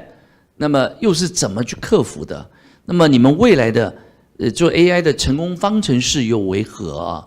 我想请您这边跟我们大家分享一下。OK， 我就说一个 example， 在我们的 call center 好了。我们的 call center 其实那些 seats 是 limited， 就大致上就是这些人在接电话。那你知道我们出产品很多，所以打电话来的也特别多。所以我们那个整个 call in 的 inbound、outbound， 它其实 bandwidth 是非常 limited。所以我们就觉得说，因为 efficiency 也是很重要。我前面那一段在讲的是比较做 strategy， 怎么做 make business happen， 但这边就是相对要做 efficiency。所以我们在想说，我们这种用 AI 来去做 predictive models， 去 predict 说哪些人应该会打来要什么，他可能要打来是要0条，他可能要打来是要付税，在不同的 season 会有不同的这个需求，我们都整个 calendar 365天有可能需要的，从它的 historical data 来做一个推，然后再做一个 lookalikes， 大致上你会选择的是这一些。那这个还蛮成功的，这个就是推出的时候，比起以前来讲的话，我们都有7到8倍的这样子的 accuracy，so 我们就把那个 bandwidth 就是比较轻松一点了，就可以把该打电话进来的人，或是应该打出去的人呢，让他真的需要的那些人来用。但是这个挑战在哪里？挑战是当你有这样子的 expectation， 虽然我们还是刚刚有讲，就是需要调整，都有在一个某某的一个水准。但是再来的话，就是我们的 user， 我们的这些 business owner 呢，他会想要再 double， 他会想要再 triple。那这个 expectation 是我觉得是面临的一个很大的一个问题。他 business 要 drive， 但是我的 technology， 我的 AI， 你要的是 volume 的话，我的 accuracy 就会不见。所以我说，不然你试试看，我们推一下 volume， 一推你看那个 accuracy 就下来。那我们把 volume control 一下，你看这个 accuracy 又有。所以我觉得这个人跟这个整个机器人跟人再加 operation， 可能要一起来去搭成一个 combination。所以这可能是 best practice。那我请问 Tony 哦，因为刚刚前面的 panel session 谈到，那台北富邦银行会不会碰到人的问题啊？ Absolutely。OK。一定。但就是，尤其是比较老的，他可不可以接受改变？我们2个都可以很好的相处，不老少咸宜都可以的。OK。重点还是在这个结构上面要改变。有时候你光修理下面的小螺丝呢，这是结构上是没有办法改变，所以有时候反而是要有一些 point of view， 有一些 visibility， 要在高层 round table 去发现，才知道要从结构上面哪里去调整，这个还比较有 chance。了解，好。后面一直提醒我，时间只剩1分钟了，听我问题还蛮多的哈。最后一个问题，我想因为来不及了哈，最后一个问题想问一下 YP 啊。从您的经验啊，一般的 OA 的 RPA 哦，办公室的一些自动化，能帮得上工厂端的流程自动化吗？它在适用上会不会有问题？那你有什么建议哈？那最后 RPA 可不可以能 AI 吗？好，就是说，请您很快的给我们收个尾。因为现在1分钟，我实在简短回答。如果您把那个 OA 的 RPA 尝试用到工业生产端，你大概就会碰到非侵入，还有这一类就是不联网，有一些产业它的机台不联网，远端非侵入系的问题，你大概就会遇到这些阻碍。那 RPA 大家都想把它加 AI， 好 ，RPA 其实里面用的什么 OCR 的技术，这个东西其实都已经 AI 其实都已经进去了，所以未来 RPA 加 AI 能够再有什么火花？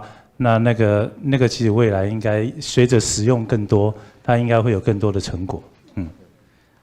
因为后面的时间到了，我也不能再说了哈，所以我在这边我们一起鼓掌，谢谢3位参加 panel discussion 的 speaker 哈，谢谢他们，谢谢他们。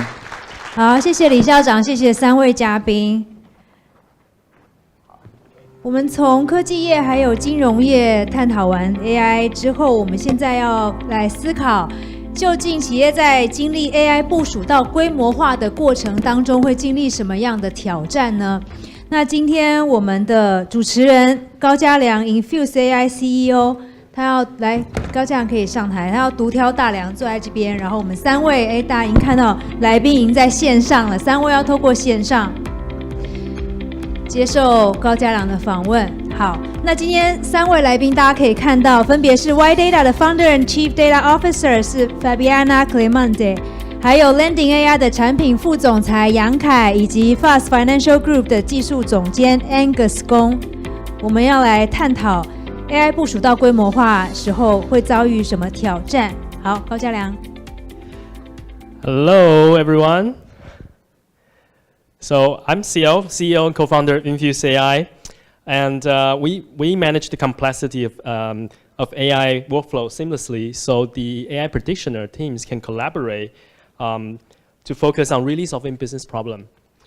Today I'm super excited to host a unique conversation about AI deployment challenges here at the Galaxy Summit. So over the past few years, we've seen tremendous growth in data and AI tools, proliferation of so-called modern data stack, and the whole ecosystem of ML-related tools such as data labeling and like visualization, feature store, training workspace, so on and so forth, and reverse ETL even, and now as well as vertical specific solutions. However, making models reliably into production and keeping it up to date remains quite a challenge and very time consuming, a lot of manual repeated effort. So here today, we have a really unique lineup for the panelists from like vertical data tools and horizontal data tools, and also leading experts in companies that actually put AI into use, consumer-facing use. So please allow me to introduce the panelists, Kai from Landing AI, and they're building the AI solution for manufacturing. Also Fabiana from ASVDA, specialized in data quality and synthetic data. Also Angus from Fast Financial, overseeing the company's data and AI strategy. And he also led various teams before in MarTech, e-commerce, and healthcare. So I'd like to invite each panelist to give a quick background of yourself before we dive into the topic. Over to you, Kai. Hey, thank you, Jialiang. Hi, my name is Kai, Yang Kai. I'm from Taiwan. More precisely, actually, I'm from Taipei, Nangang, not far away from where you guys are. Very happy to be here. I'm currently running the product team in Landing AI. As you know, that Landing was founded by Andrew Ng and has been helping several industrial customers adopting AI since 2018. I joined Landing in 2019 and started the product team in mid-2020, actually right after the pandemic happens. So since then, my team, we have been working on developing an end-to-end MLOps computer vision platform we call Landing Lens. Today, Landing Lens, our platform has been successfully deployed in many manufacturer customers to help their AI team or their quality inspection team to develop, and more importantly, to deploy a visual inspection solution based on deep learning in the production line. For me, in addition to the product function, I also oversee the business and sales in Asia. Before joining Landing, I actually co-founded my own AI startups and focus on biological applications, specifically in cell counting and cell sorting, and has been adopted by one of the largest pharmaceutical companies in the US. Before jumping into AI, I spent 15 years in semiconductors and chip design automation. I actually work very, very closely with many chip design houses in Hsinchu. Before that, I got my PhD at Santa Barbara and got my degree in Tsinghua. Very, very glad to be here and share what I've learned for the past few years about AI, and most importantly, about AI deployment. Thank you. And then it's actually past midnight for Kai and Fabiana. And so next up, Fabiana. Hi. So I'm Fabiana Clement, Chief Data Officer at ASVDA. We are helping to build a data-centric platform that accelerates and increases the ROI of AI solutions by improving the quality of training data sets. Personally, I'm actually from Lisbon, so all the way from Portugal, currently based in Seattle. My background is in applied mathematics. And well, since I started working, I've been dedicating my professional career to data science and also to data solution architectures, both in big enterprises and startups. Right, thank you. And last but not least, Angus. Hey, hello, thanks for your call. To be honest, I forgot to prepare for self-introduction, so could be a bit messy. Anyway, so I just start from what we are doing right now in FFG. So the Fast Financial Group, we are the company trying to provide the all-in-one financial services platform to the end users like SMEs, small to medium enterprises. Yeah, so what we are doing right now, we are focusing on using the leading edge technology like stablecoin to empower the all the financial services we're doing right now and more payments. Yeah. So as for myself, I think I'm more like people used to look at me like a data scientist. I'm always looking at myself more like an engineer. So I spent 8 years in Google. The first thing was Android, working on Android camera. So probably many of you used my product before. And then I moved to Google Research. Now I think it's related to Google AI. So my team, we didn't do too many things. We just do a few things. So it's more on the NLP. So the first product our team launched was the Gmail Smart Reply on mobile phone. So it was a very interesting experience because actually at the time we were competing with Google brand team and we were lucky to win the first battle. And later we launched that technology into Google Assistant. So when you say, okay, Google, sorry, I need to be careful not to activate my phone. Yeah, now it's activated. So yeah, when you say, okay, Google, and try to say some random things, then we'll kick off our language understanding engine and try to respond with some meaningful sentences. And the final product we pushed out is the universal sentence encoder. So it's actually the underlying technology behind these two products. And we made it publicly accessible on Google Cloud. And then after Google, I joined different companies in different industries, like Tokopedia, the unicorn in Indonesia, to lead the data science team. Or I think many people in Taiwan also know about Appier, so the targeting martech company. And previous one is a big data and AI company in healthcare. So it's that, yeah, I jumped between different industries, but I learned a lot. Okay, thank you. Well, so you can see from the panelists, we really have a really rich discussion. So I think let's get started. I think the first topic will be what can you share about? I actually prefer a failure story or horror story for AI in production. Maybe Kai can share some of your experience. Sure. Thank you. Actually, for me, I have been deploying several AI or machine learning projects in different domains, such as healthcare, retail, pharmaceutical, and manufacturing. Some of those projects that I was involved in were pretty successful, which means they were running on the production line and generating values.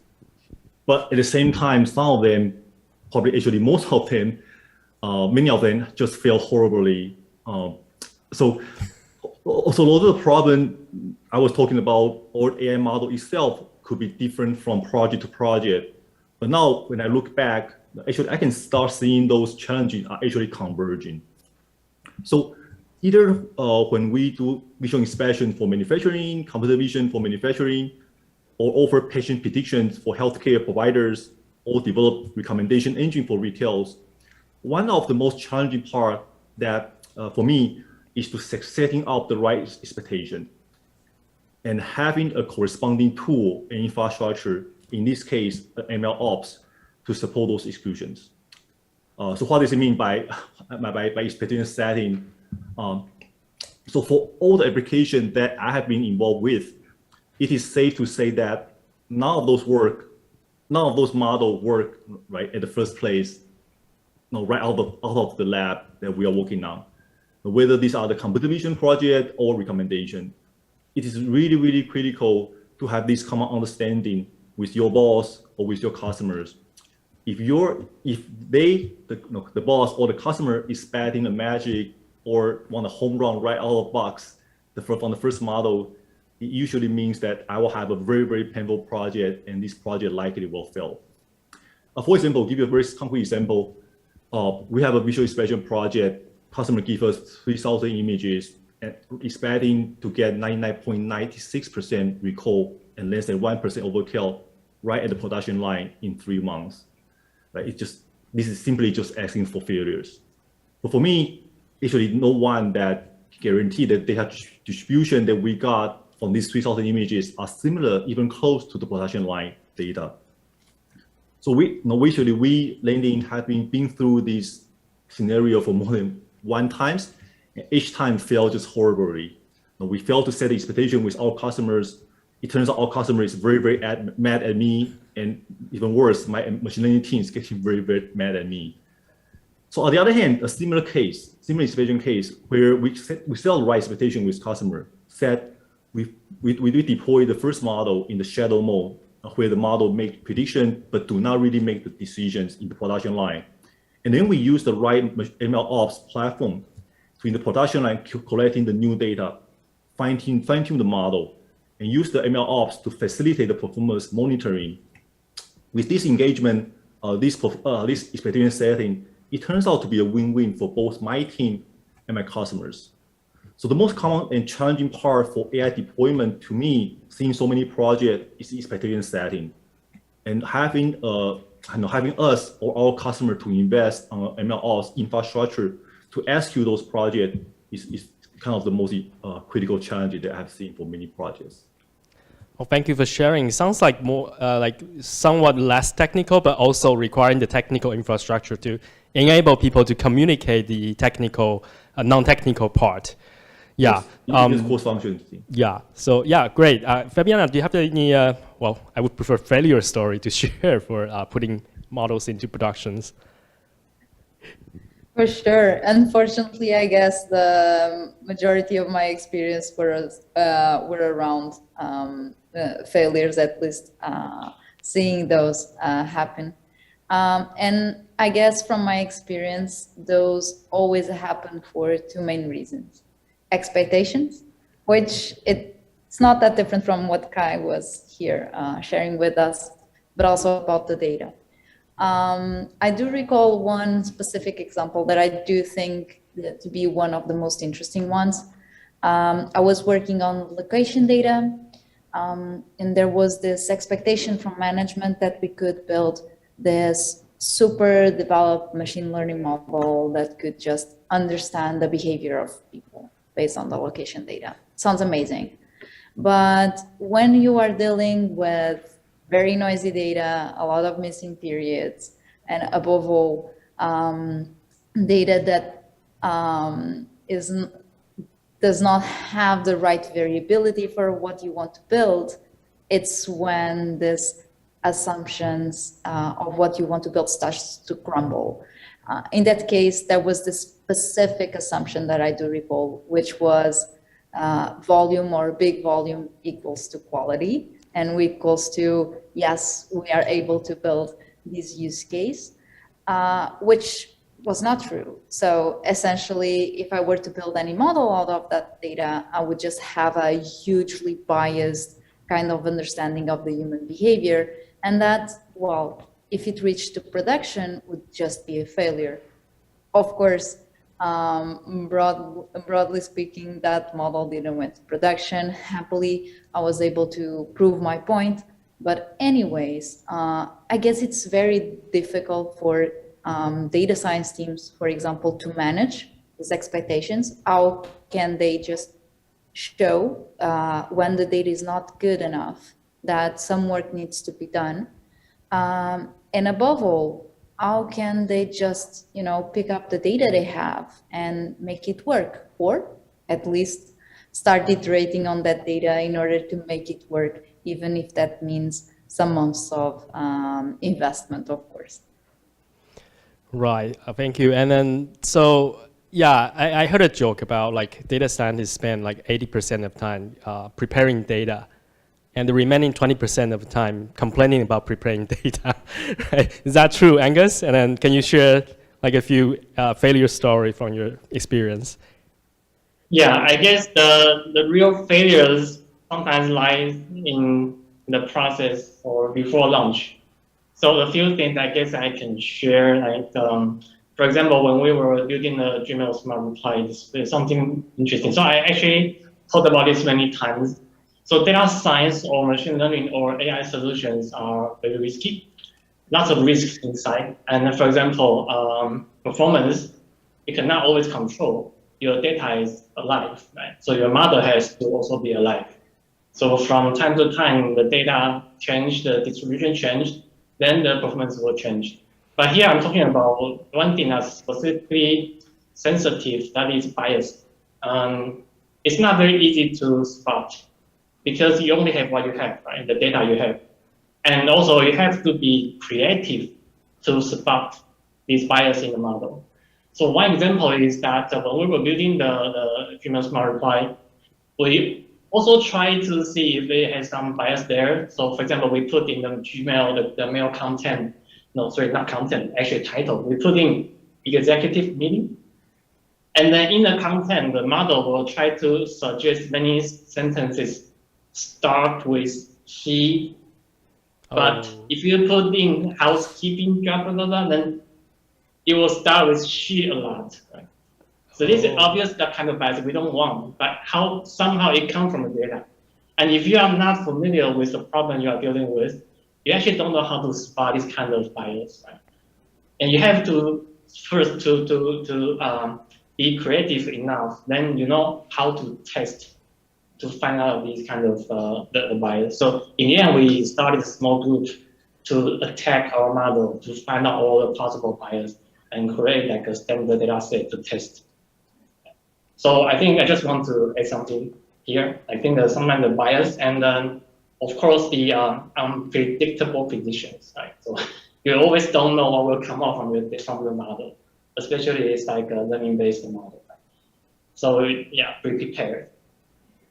Yeah, well, thank you. So yeah, bias, I think that's like a whole different panel worth discussing because I mean, like if the data we're working with is already biased, then there's, well, we'll need to do extra effort to do that, right? And then speaking of, I think we talk about like the practice, the expectation, and also coming back to data, and then data quality, and then also Andrew has been like very vocal about new, like in the industry is converging into like so-called data-centric AI, where we should spend more time like making sure our data has good quality instead of like iterating through different ways of modeling. And then I'm just like also like YData was just also starting the data-centric AI community. And then I think that's really great that the convergence is happening. People are looking at this. So, but like there are some critiques on that because like, of course, data is important. It's like the source of our model.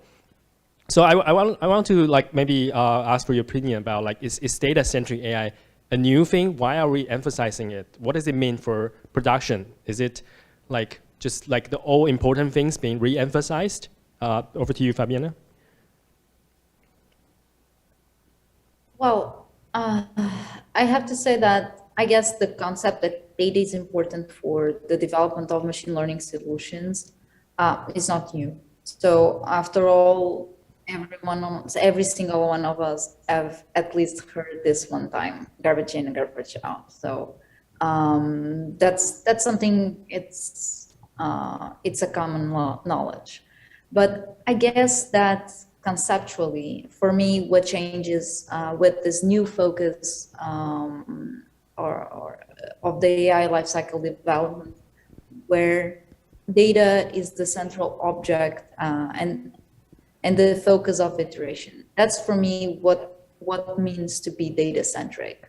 So instead of focusing so much on the model, which is usually the path to build this model-centric kind of strategy, where you do focus on getting your hyperparameter tunings selected, selecting really well your model, after just preparing the data once and getting it ready for the models. In a data-centric approach, you kind of assume that your data is the artifact that you want to iterate upon. So all the research that is done towards better AI or improvement of the models is held in the search phase space of the data information. So you are working under the assumption that your data can be improved and can be denoised, let's say. So every investment is done rather throughout labeling, for example, managing or better data management, profiling your data, getting acquaintance with the data that you have available so you can avoid inconsistencies or, for example, even detection of biases so that does not translate to the model, or you are just slicing, filtering, and so on and so forth. So this is for me what it means in terms of doing a data-centric development. And that's for me what changes. So it's the paradigm of development, let's say. That would be for me the easiest way to explain what might be data-centric nowadays. Thank you. And then I think like the tooling and are actually really shaping into like how we iterate data more efficiently to kind of iterate our process for modeling. So what do you think, like Kai, for like what does it mean for production and like specifically like making it into deployment, and how does it like data-centric AI change like the paradigm or the tooling required for that? Oh, thanks. As you point out that if you follow Andrew, that you probably have already heard him talk about this a lot, especially this year in the NIPS conference. So here's my take on this topic, right? The high-level concept of data-centric AI is actually reasonably well aware, but the tool and the best practice that support this data-centric movement are relatively new. Let me share with you with some perspectives. First, if you are doing computer vision, you might know that there are likely 100,000 of labeling issues in the most famous ImageNet data set, right? This is the most common, most popular computer vision data set that we use to train the models. And among those 100,000 mislabels, 2,900 of them are actually in the validation set. Look closely, you will find more than 20% of those images actually contain multiple objects, but only label one object there. This is not a trivial amount. However, even knowing this fact that the most popular data set is not clean, we, both academia and the industry, are still using ImageNet as the benchmarking standard. So this is very interesting, right? We know this is a problem, but we still use it. Another angle to look at this is in practice, in the real world, where I work closely with various AI teams. One of the most common questions that was asked me is that if we, Landing AI, or in general, Andrew's AI lab in Stanford, have, they call the model of the month, or the loss function of the month, or the optimizer of the month, so that they, our customer, can adopt them to solve their performance issues. It's very, very common. I got this question almost on a weekly basis, right? So, but after looking into our customer case, it turns out that 99% of the time, the problem is on their data, not on their model, not on their loss function, or not on the optimizer itself. The data problem actually could be very simple bad data quality, such as out of focus images, wrong annotations, inconsistent labeling. For example, one single image contain multiple defects. We can have two different labels, label totally different bounding boxes. The reality is that people are really paying way more attention on the algorithm or the model itself, and ignore how critical the data is to support this argument, my team actually about 6 months ago actually did a quick research. So we look at all the AI papers in the archive for the past 5 years. And we look at it, we find that only 1% of the paper in the AI community now talk about data. The rest of 99% are talking about model-related technologies. Therefore, I think what we think is the reality is that the AI community is aware of this. Data is important, data-centric, but it does not have the right tool. It requires very sophisticated tool to systematically surface all those data issues. Could be a problem, could be labeled, could be data quality problem, and then solving those problems accordingly. So actually, this is the direction that we, learning AI, is focusing on. Well, thank you. I think so. Let's refocus on, well, maybe just straight data engineering towards like quality engineering, even if I might call that. So, what do you think, Angus, about like what is this new trend, or is it like impacting your daily work in like making models into production? Yeah. So, not sure if you noticed. I think when Fabiana was talking about this, it's not something new. I was laughing because. Yeah, it's not new to you, Fabiana, but it's actually new to many people in different industries. So data-centric AI, just for this topic, I went online to search for this term, try to understand what it means. And it's interesting. I think people now in different industries, we are finally picking up the very important concept, the garbage in, garbage out, right? This concept has been there since 1957. But luckily, we're all learning about it right now. So I think it means that in the real world AI, we are finally having a powerful tool, powerful enough tool. So we don't look at the modeling anymore. Now we look at where we got the garbage. So we try to make sure that the data is useful, it's the right data. So a lot of things we're talking about today is data engineering, data modeling. And this is a very clear sign to me that the AI is modern machine learning solution is becoming a commodity every day. So which is good. I think it will increase the quality of our life as a human. Yeah. All right. So as the kind of the foundation models or like the state-of-the-art model become more commoditized, and then I mean data is really the key to have the fine-tuned result, do what you want.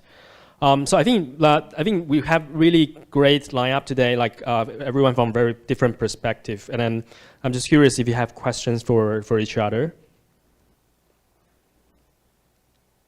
Oh, sure. I can start one to Fabiana. So I think about synthetic data, right? This is a pretty hot area that we are facing today. Actually, I think the common question we have is, for synthetic data, is it a chicken egg problem?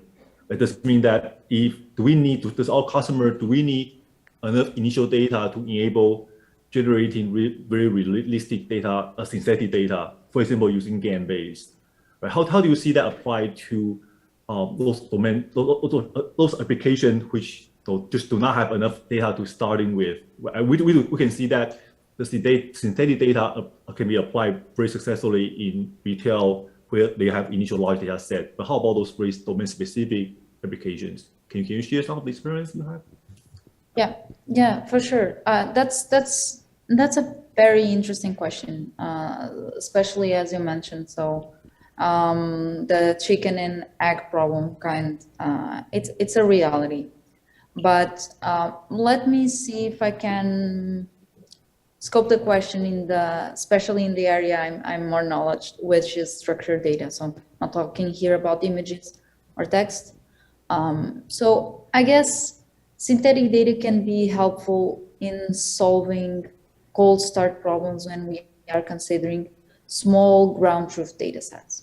So using the right techniques, we can augment very small data sets. Of course, we have to take into consideration this is a trade-off. There is until a certain extent that you can increase, that's for sure.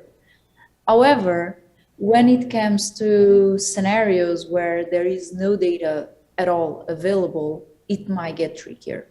Let me maybe deconstruct this a bit more. So synthetic data that closely mimics the real data behavior, or smart synthetic data, as some might call it, needs definitely, as you mentioned, especially when we are talking here about GANs, a ground truth data set to learn from. For cases where there is a total absence of ground truth, this approach is completely out of scope. So I wouldn't say it is possible, because it isn't.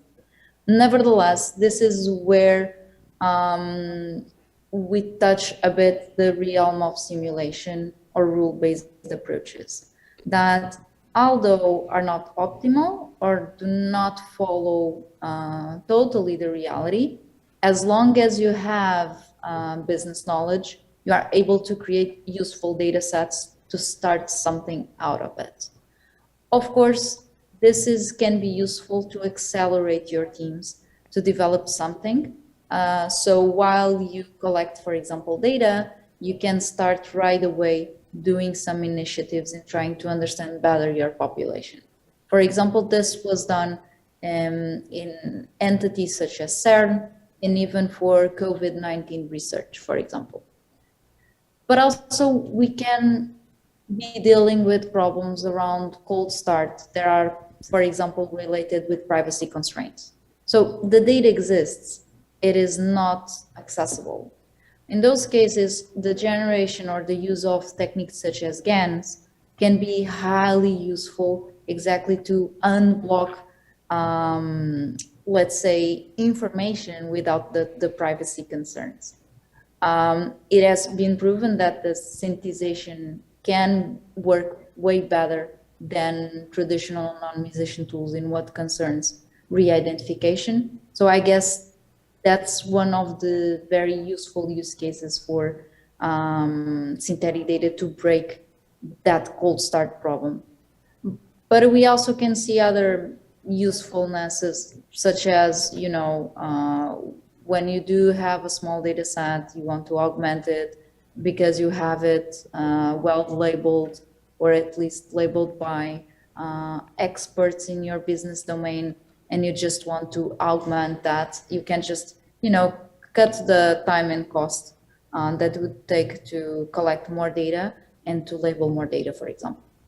I'm not sure if, you know, this fully answers, but there are always, I guess, possibilities to deal with the lack of data.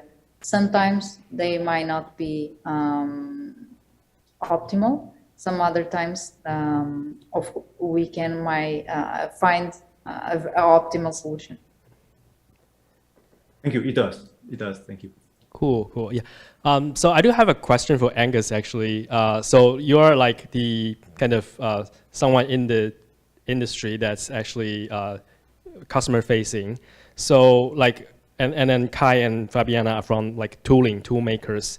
So what is your like consideration when like trying to adopt an AI technology or tool stack from, for example, a more vertical provider or a horizontal, to kind of build and assemble your own platform? And what is your consideration into as a customer for potential this kind of data stack? Okay. I think when talking about the customer-facing product, it's always very important to look at the customer experience. And for customer experience, one thing we don't want is to introduce something that will eventually affect the customer experience and that we don't have control over that. So most of the time, I will just try to build in-house technology. But on the fundamental part, like for example, infra or other things, I think we, most of the time, we would consider that our non-core. So we are happy to work with external parties for that. Yes. So I think, so to me, it's more, we don't want to build features on top of other solutions. That's my personal preference. And but for empowering my data science team, my engineering team, I'm very happy to introduce external resource. Right. So yeah, it's super exciting time because we have like explosive amount of different tools that supposedly help us be more productive. But it seems like everyone is like overwhelmed with the number of tools that they need to evaluate and so on. So that was my question. And so I have another question for Kai actually. So realistically for your customer, like how often does it make sense for the new data to come in, and then do you have everything automated for the customer to ingest this new data and then made it into the models that they use live? Sure. Oh, this is a great question, and the answer really depends on applications. Mm-hmm. So let me share with you specific case that I've been working with before. For example, for patient prediction, right, for healthcare, to predict whether a patient will have a certain disease based on his or her medical record. Right, this type of problems actually you will find that have very relative few new relationship or information between the syndrome, right, in the healthcare record and the disease itself. So it is important, very important, to validate the AI model that we build in the real world healthcare data, right, in hospital, in the healthcare provider, but not so much have very frequent data iteration update on this one, because there's not much new information between the disease, right, and the syndrome. So in this case, we kind of update the data not that frequent, like every month.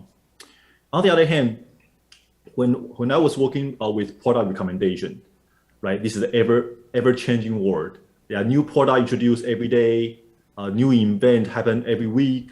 So therefore, the whole thing bring whole new user behaviors every so often, right? In this case, it is so critical to have very frequent and rapid data turnaround, so the model can update on latest information and can recommend the latest product that introduced by our customer or by the vendors.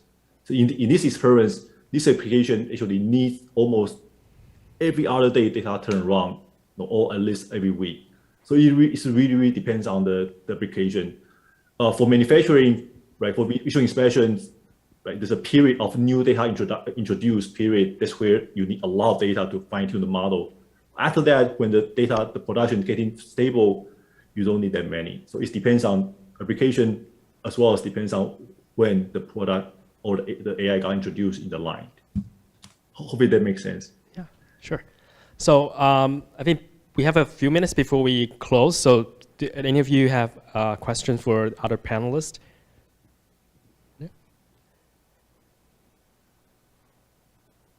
All right. So I think before we close, I would like to invite each of you to give like one piece of advice for people who are maybe trying to put AI into production or suffering from that, or just getting started to. What is your one piece of advice, Angus? Yeah, I think something we didn't talk about today, but I just want to mention this. So it's actually a continuous battle to maintain your machine learning solution. So the story does not end, and when it's launched, it's endless. So it's very important that before you have a very complete plan to keep the model updated periodically, you will find that the cost to launch a machine learning solution is very high. Okay, thank you. And Kai? Setting up the right expectation with your boss or with your customer is the first critical step. You fail this, the project likely fail. Investing the right amount of software infrastructure like MLOps to supporting the evolution of AI project is also critical. Finally, starting small and improve it upon it is another critical suggestion we can offer. Well, thank you. And Fabiana? I didn't agree more with what was said. I would just add work in your foundations, either infrastructure, either data.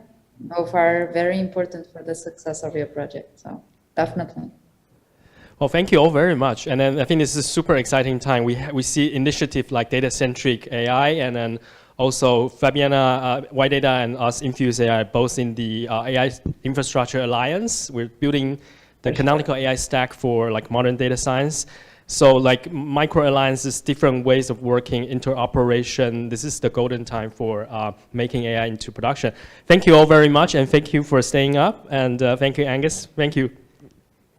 OK，Thank you， Thank you so much 谢谢嘉良。好。那我们刚才之前的嘉宾其实也谈到，在组织或者是在进行数位转型的时候，其实人是最难的，也是最关键的。我们看到这个企业 AI 成熟曲线最后一个阶段，也是全民 AI， 让 AI 成为整个公司文化的一部分，其实非常挑战的。所以接下来我们的论坛要讨论的就是怎么样可以让组织从上到下都可以贯彻 AI 的使命呢？我们的主持人是杰伦智能的 CEO Jerry 黄建豪 ，Jerry， 我们的来宾包括友达数位副总经理林耿贤，现场要加入我们，还有四维企业集团的资讯长廖俊如。此外，我们还有一位线上嘉宾，也就是赫比国际的副总经理林和松。好 ，Alex 已经在线上了，好，可以上台，谢谢。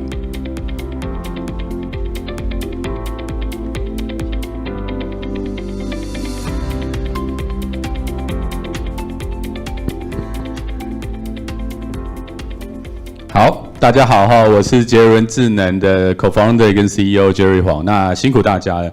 那这个 session 由我来主持，那接下来30分钟我会请到业界，包括我们半导体面板，然后我们传统展业的隐形冠军，还有在国际 EMS 在线上的赫比国际，来跟大家谈谈就是 Empowering People with AI 这个主题。那我们中文可能叫全员 AI。或者是赋能 AI 这样子的一个主题。那首先我请可能线上跟线下的3位跟大家打声招呼。那第一位我请是赫比国际的 S0副总跟大家打声招呼好不好 ？Hello， 你好，我是 Alex。OK， 谢谢 Alex。那第二位是我们友达数位的副总经理 Zack 林，请 Zack 跟大家打声招呼。Hello， 我是 Zack。那很高兴能够参加这个 AI 的盛会哦。那可以跟现场很多的这个 AI 的专家以及先进可以做这个交流，好，谢谢。好，第3位是我们台湾的骄傲哦，我们台湾的隐形冠军四维集团的 CIO， 我们的 Core 廖。OK， 大家好，其实不敢当隐形冠军了，其实就是基本努力在自己的产业上做好。那我是四维集团廖俊儒，谢谢。好啊，那今天这个主题是全员 AI 吼，那全员 AI 这2年在可能国内外的研究，还有Profit AI 这2年我们针对客户的一些观察，包括我们的一些 install base， 慢慢发现会是台湾产业很重要的一个在导入 AI 的一个关键的一个竞争力跟特质。那我今天3位其实我们请到的都是过去在跟我们合作，有丰富的策略的观点。还有丰富的 lesson learn 可以来跟大家分享一下，他们在自己的企业里面现在怎么去做 empowering people with AI 跟全员 AI 这个主题。那第一位我就请线上的 Alice 林来跟大家来聊聊这个主题吼。那我第一个问题啊，我想要请你分享一下，就是说，赫比国际现在在全球，尤其是在 EMS 的供应链是非常重要的一个角色。那我想从你的观点来看看，在这样的一个产业下，目前你看到的趋势跟大未来会是什么样 ？OK， 请 Alice。我想谈趋势不敢当了啊。那我想谈一些经营上面的心得。目前来看啊，因为我们整个大部分的几个工厂都在华东地区，包括说上海的浦东也是昨天被宣布要隔离的一个区域，然后包括说像在苏州啊这个几个点。那我觉得是这样子哦，我谈一下一个经营环境的改变。那首先呢，就看到一个最重要的点，就是一个人才缺乏的一个现象。那中国呢，在1978年改革开放以来，那一代的人目前已经都大概是50岁，跟我差不多的一个年纪那他们下一代已经是脱离那种吃苦耐劳的一个状况。所以基本上这些年轻人，我们常说他们宁可送外卖，也不愿意在工厂来磨练，就是现在的中国特色。所以你好不容易培养几个重要干部，那他不是被竞争对手挖走，要不然就是被你的品牌客户给挖走。所以我们现在常在开玩笑说，现在 HR 是公司最重要的部门，因为它能留住人才，而且呢，在这个 ramp 的时候呢，它能赶快征得到人。这个第一个我谈到人才的缺乏，那第二个谈到就是人力成本。那我想 DL、IDL 占这个 NVA 的比例我想在很多公司都已经达到45到50%。这个意义是什么呢？就是说在你不含物料的这个成本里面，有将近一半是人工成本。所以如果你再不做自动化，再用传统的思维来经营，那我想会有很大的困难。那再来就提到就是说，其实过去1年以来，大家很清楚，就是所有原物料的上涨，包括说金属类的包括说 resin 这一方面的那涨幅都超过50%。那运输成本也是提高。那最夸张是从去年上海的电费在去年第4季涨了22%，那今年还要再涨10%。那刚好去年有一个朋友他跟那个立讯的王董做汇报，那洋洋洒洒写30几页，就第1页一打开来，王董问他说：“你这个灯泡的瓦数不对，所以你这电费算错这样就把它打回票。”所以大家可以想象说这经营有多么的辛苦。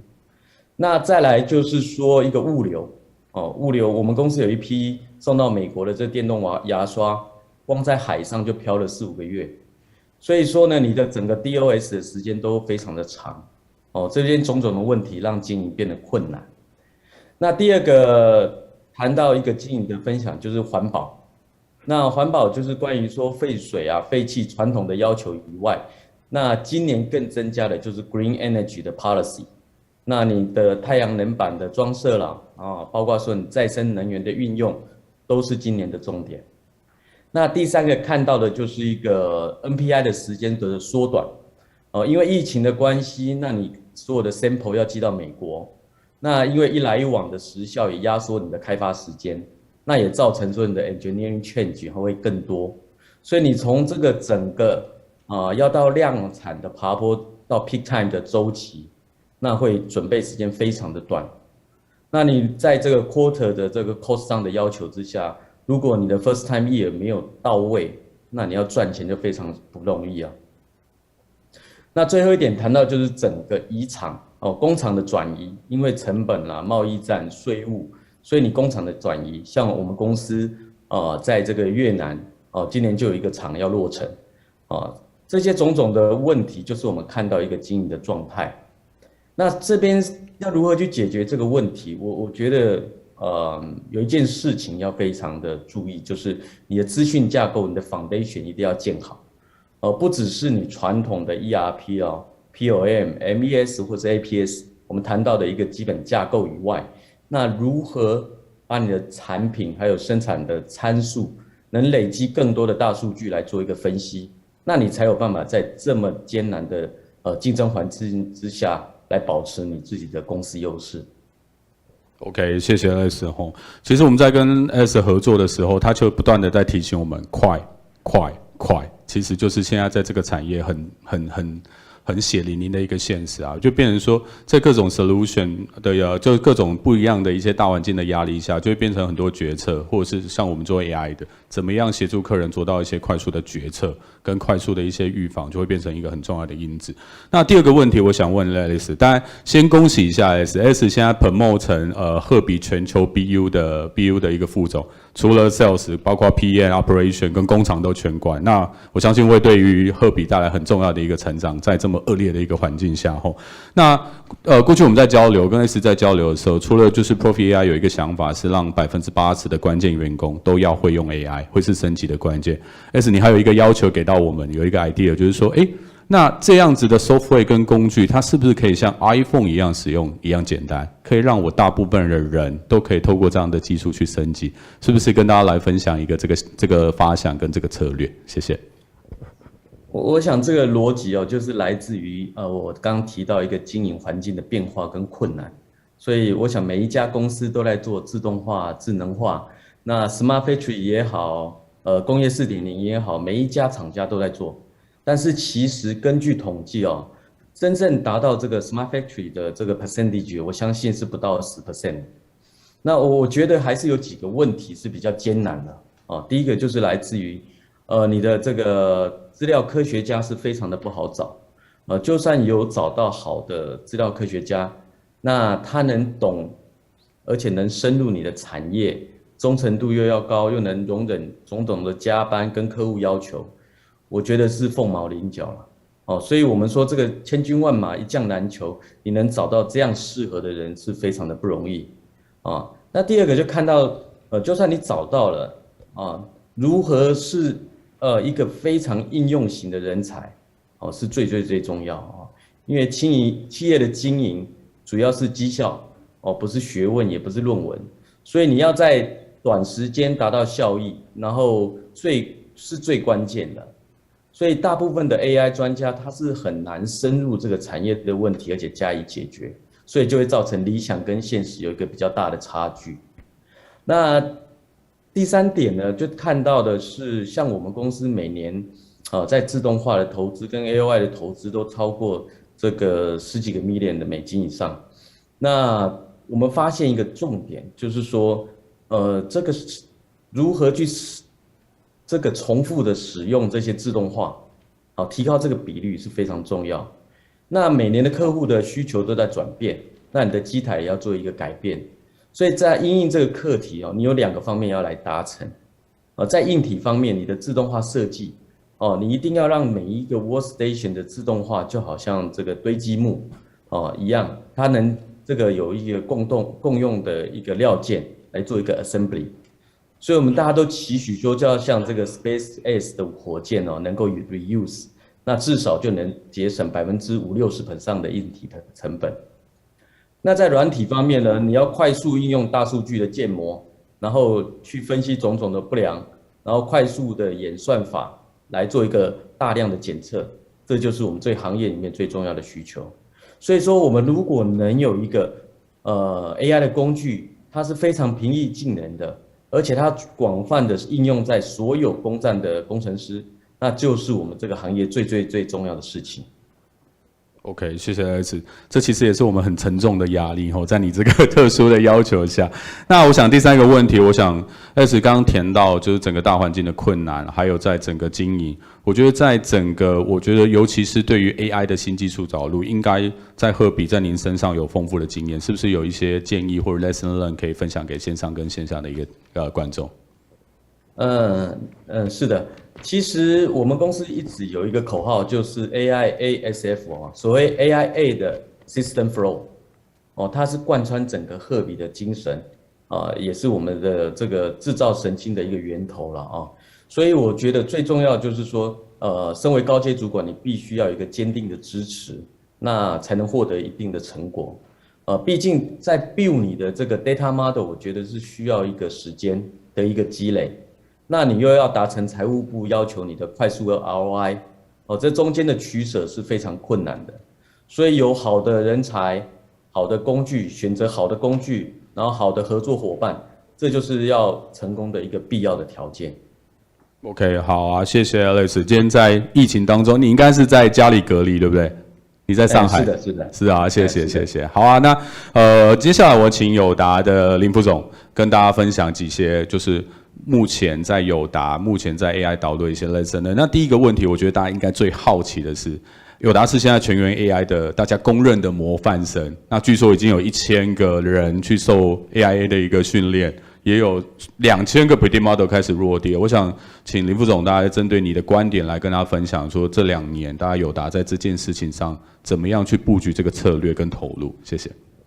好的，谢谢 Jerry 哈。那我也分享一下，就是我一些background，就是before 我是在，其实我 before 跟智慧制造或者是 AI 其实没有那么大的关联。我 before 是在 IPC 厂商，好，那后来我加入了友达数位。那非常让我 impressive， 就是说哇，原来友达这边竟然是一个全员 AI 的状况，因为他们每个人几乎都在用 AI 来解决他们的一个课题，那而且真的应用 AI 来落实这个智慧制造，让这个智慧工厂能够逐步的来实现。好，所以这部分其实说我也借由这样的一个场合机会来跟大家分享，就是就我这边了解到友达在整个迈向全员 AI 的这样子的一个历程，以及他们的方法，我来这边跟大家分享。好，那其实我们大家知道友达是这个面板制造业啦，那其实我们 before 其实很早就开始面临一些世界其他的一些竞争对手的一个竞争，而且是比较庞大，他们是比较庞大的一个资产投入，包含新建厂，包含设备的投入。那我们很早就意识到，就是我们没有办法持续继续做这样的一个规模竞争，好，所以我们必须要做一些转型，好，包含是产品的转型、数位的转型，然后技术的转型。好，那所以呢，我们也在思考说，如何我们在我们的产品组合上有更灵活的一个规划，那朝向少量多样或者是高附加价值的产品来做这个部分的发展。好，那其中我们就会来思考说，那如果我们在不新建厂的一个情况下，我们如何将我们既有的这个旧工厂，来就是提高它的生产力，然后来更高把它的这个效率呢再提升。然后往这个数位工厂，数位的智慧制造工厂来做发展，这便是我们最大的一个目标策略。好，但是要往这个目标策略发展，其实非常 challenge 啊，就是说你要让它快速的发展，其实有一个很大的关键就是在于AI 人才的培养。好，那所以友达在2015年开始呢，我们就启动了所谓的数位转型的计划。那我们在2017年到2019年之间，我们整个将友达的员工派出去，将近1000位的同仁去就是 AI 智慧学校来做学习 AI。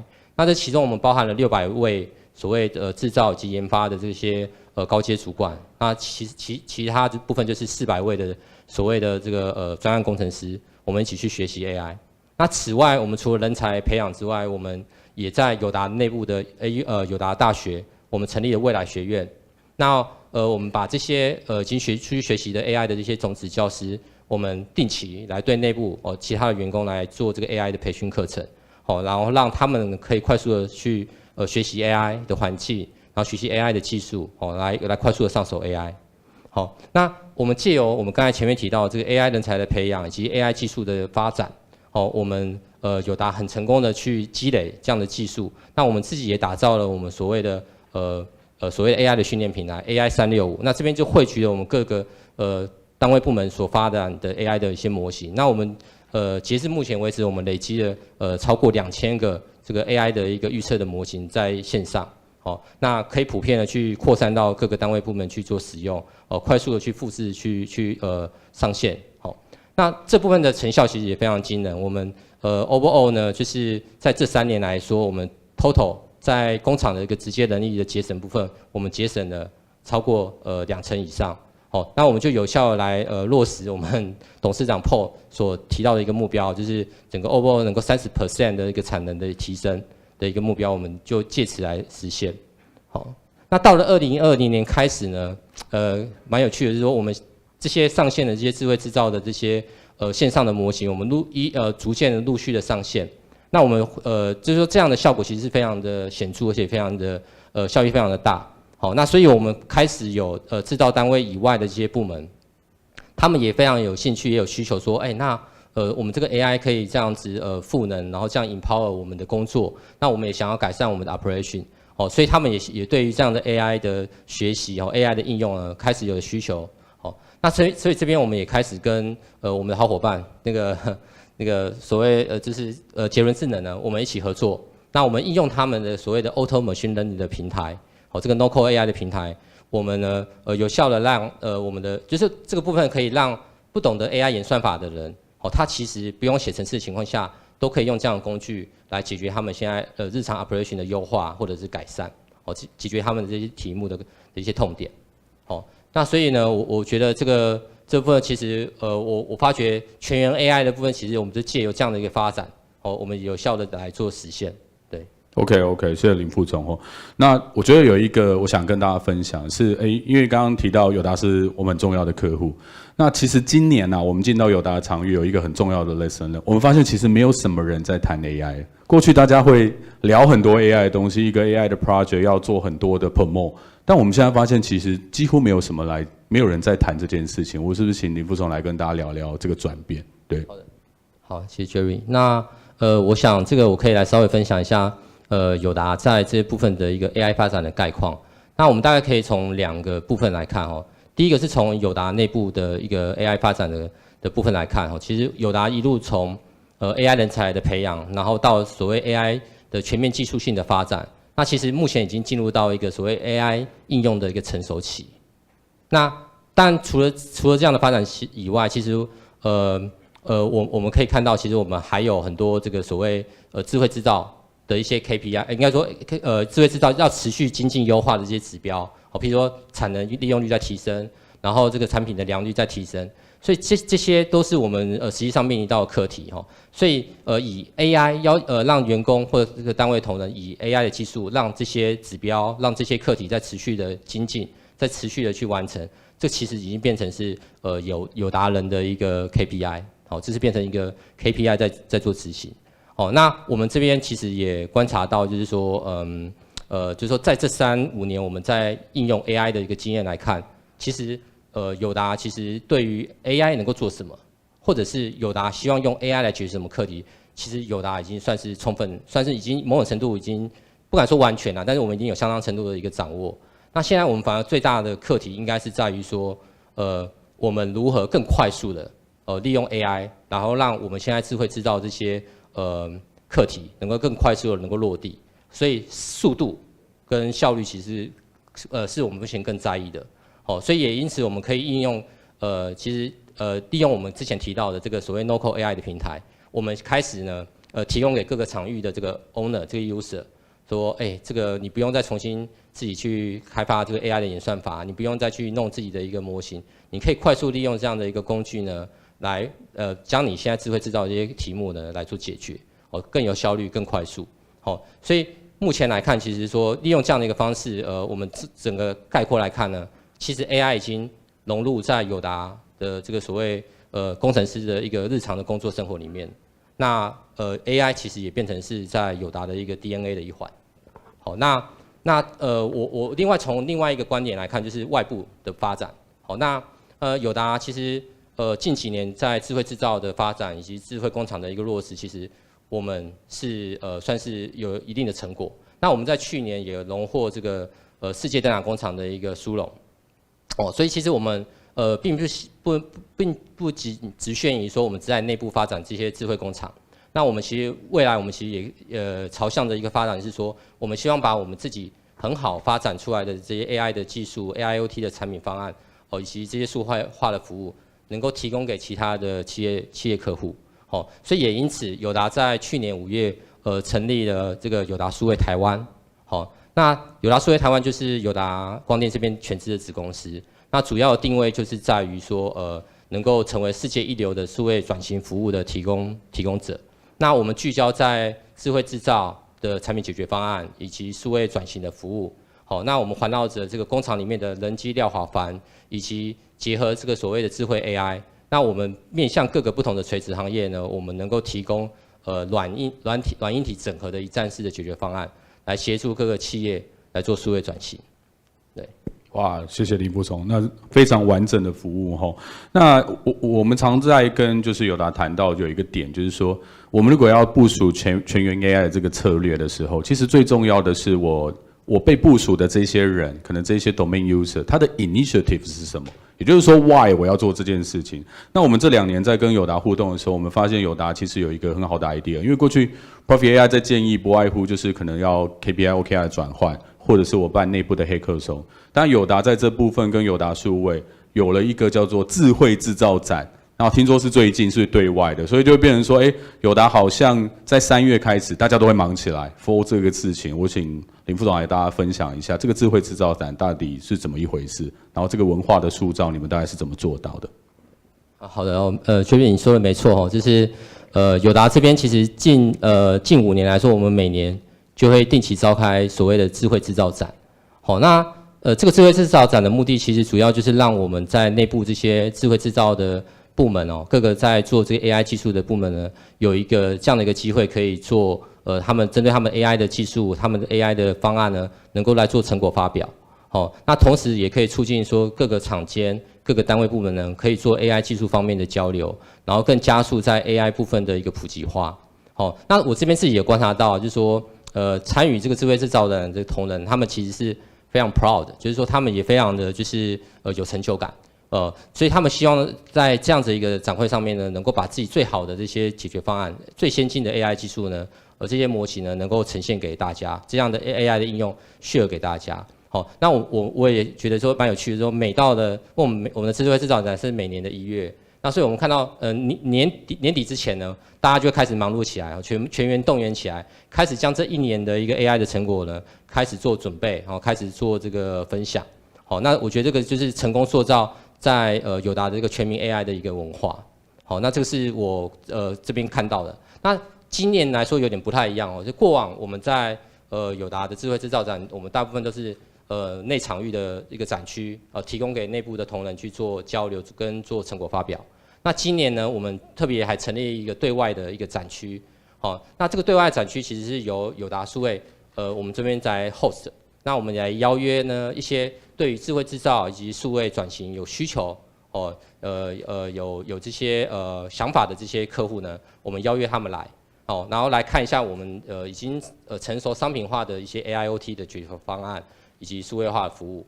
好，那这个是我们今年的一个最大的一个差异。那我们今年总共有展出了8大展区，那其中有一个很大的亮点就是友达数位我们这边提供了一个全新的物联网设备物联网的一个解决方案，我们叫做 Speed 系列自助计算盒。那这个产品方案呢，就可以有效的协助工厂客户里面呢，可以将这些设备无痛升级成所谓的物联网设备。那解决他们原本设备这些数据呢孤岛的问题。那拿到这些数据呢，就是达成第一步。那我们接下来再搭配我们的这个 No-Code AI 的平台呢，我们就可以有效来进行所谓的数据挖矿数据的分析。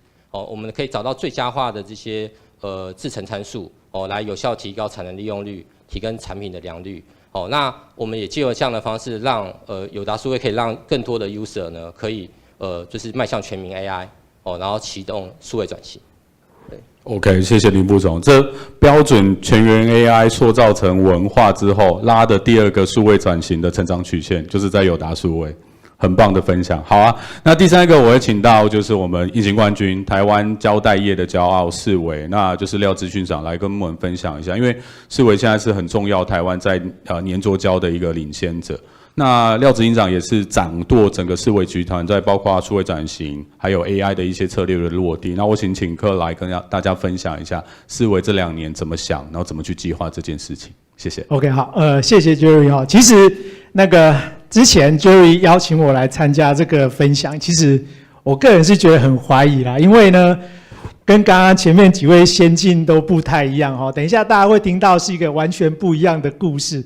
因为其实我们就是传产，那世伟企业本身是一个60-70年的一个老传产，那我们基本上是做胶带的。那当然在60-70年之前，我们也风光过，就是台湾的第一卷的胶带是我们的企业，就是我们的老总裁他研发生产出来，那也成立了台湾的胶带工会。但是其实胶带这种行业基本上大家也知道门槛不是相当的高，那竞争者其实也非常多，那所以事实上在整个企业这个经营上面，其实刚刚各位有提到各种，不论是环境啊，或者各种人才，我们传产人才更难找。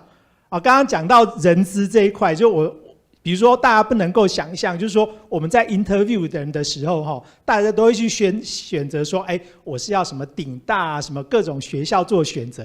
但是我们选择我们的同仁的时候，第一个先看你是不是住在公司附近啊？你住在公司附近的人才会来我们公司，你那种离公司很远的人基本上不会到我们公司来，来了也留不久。好，所以在这个过程当中，我们怎么样去 keep 我们这些技术，其实是非常非常痛苦的一个问题。再加上刚刚讲，就是一个老传产，我们的师傅基本上都已经代退了。那所以在这个过程当中，其实董事长也好，公司的这些一级主管，大家都很担心，就是说，我们这些等到这些未来这些知识怎么样传承下去？那所以说，其实我们算是起步非常晚，因为传产不太可能有太多的资源在这上面，所以我们大概从2000年，2020年才把我们过去用了30年自己开发的 MRS 系统把它换掉。那直接当时就因为当时云端已经很夯了，我们就直接把这个系统建置在云端上面。那有了当时在 ERP 在云端为发展，那我们才开始渐渐的说，既然我在云端上面已经有 ERP 系统，那接下来我就要建置数据中台，开始把这些资料渐渐的搬到数据中台。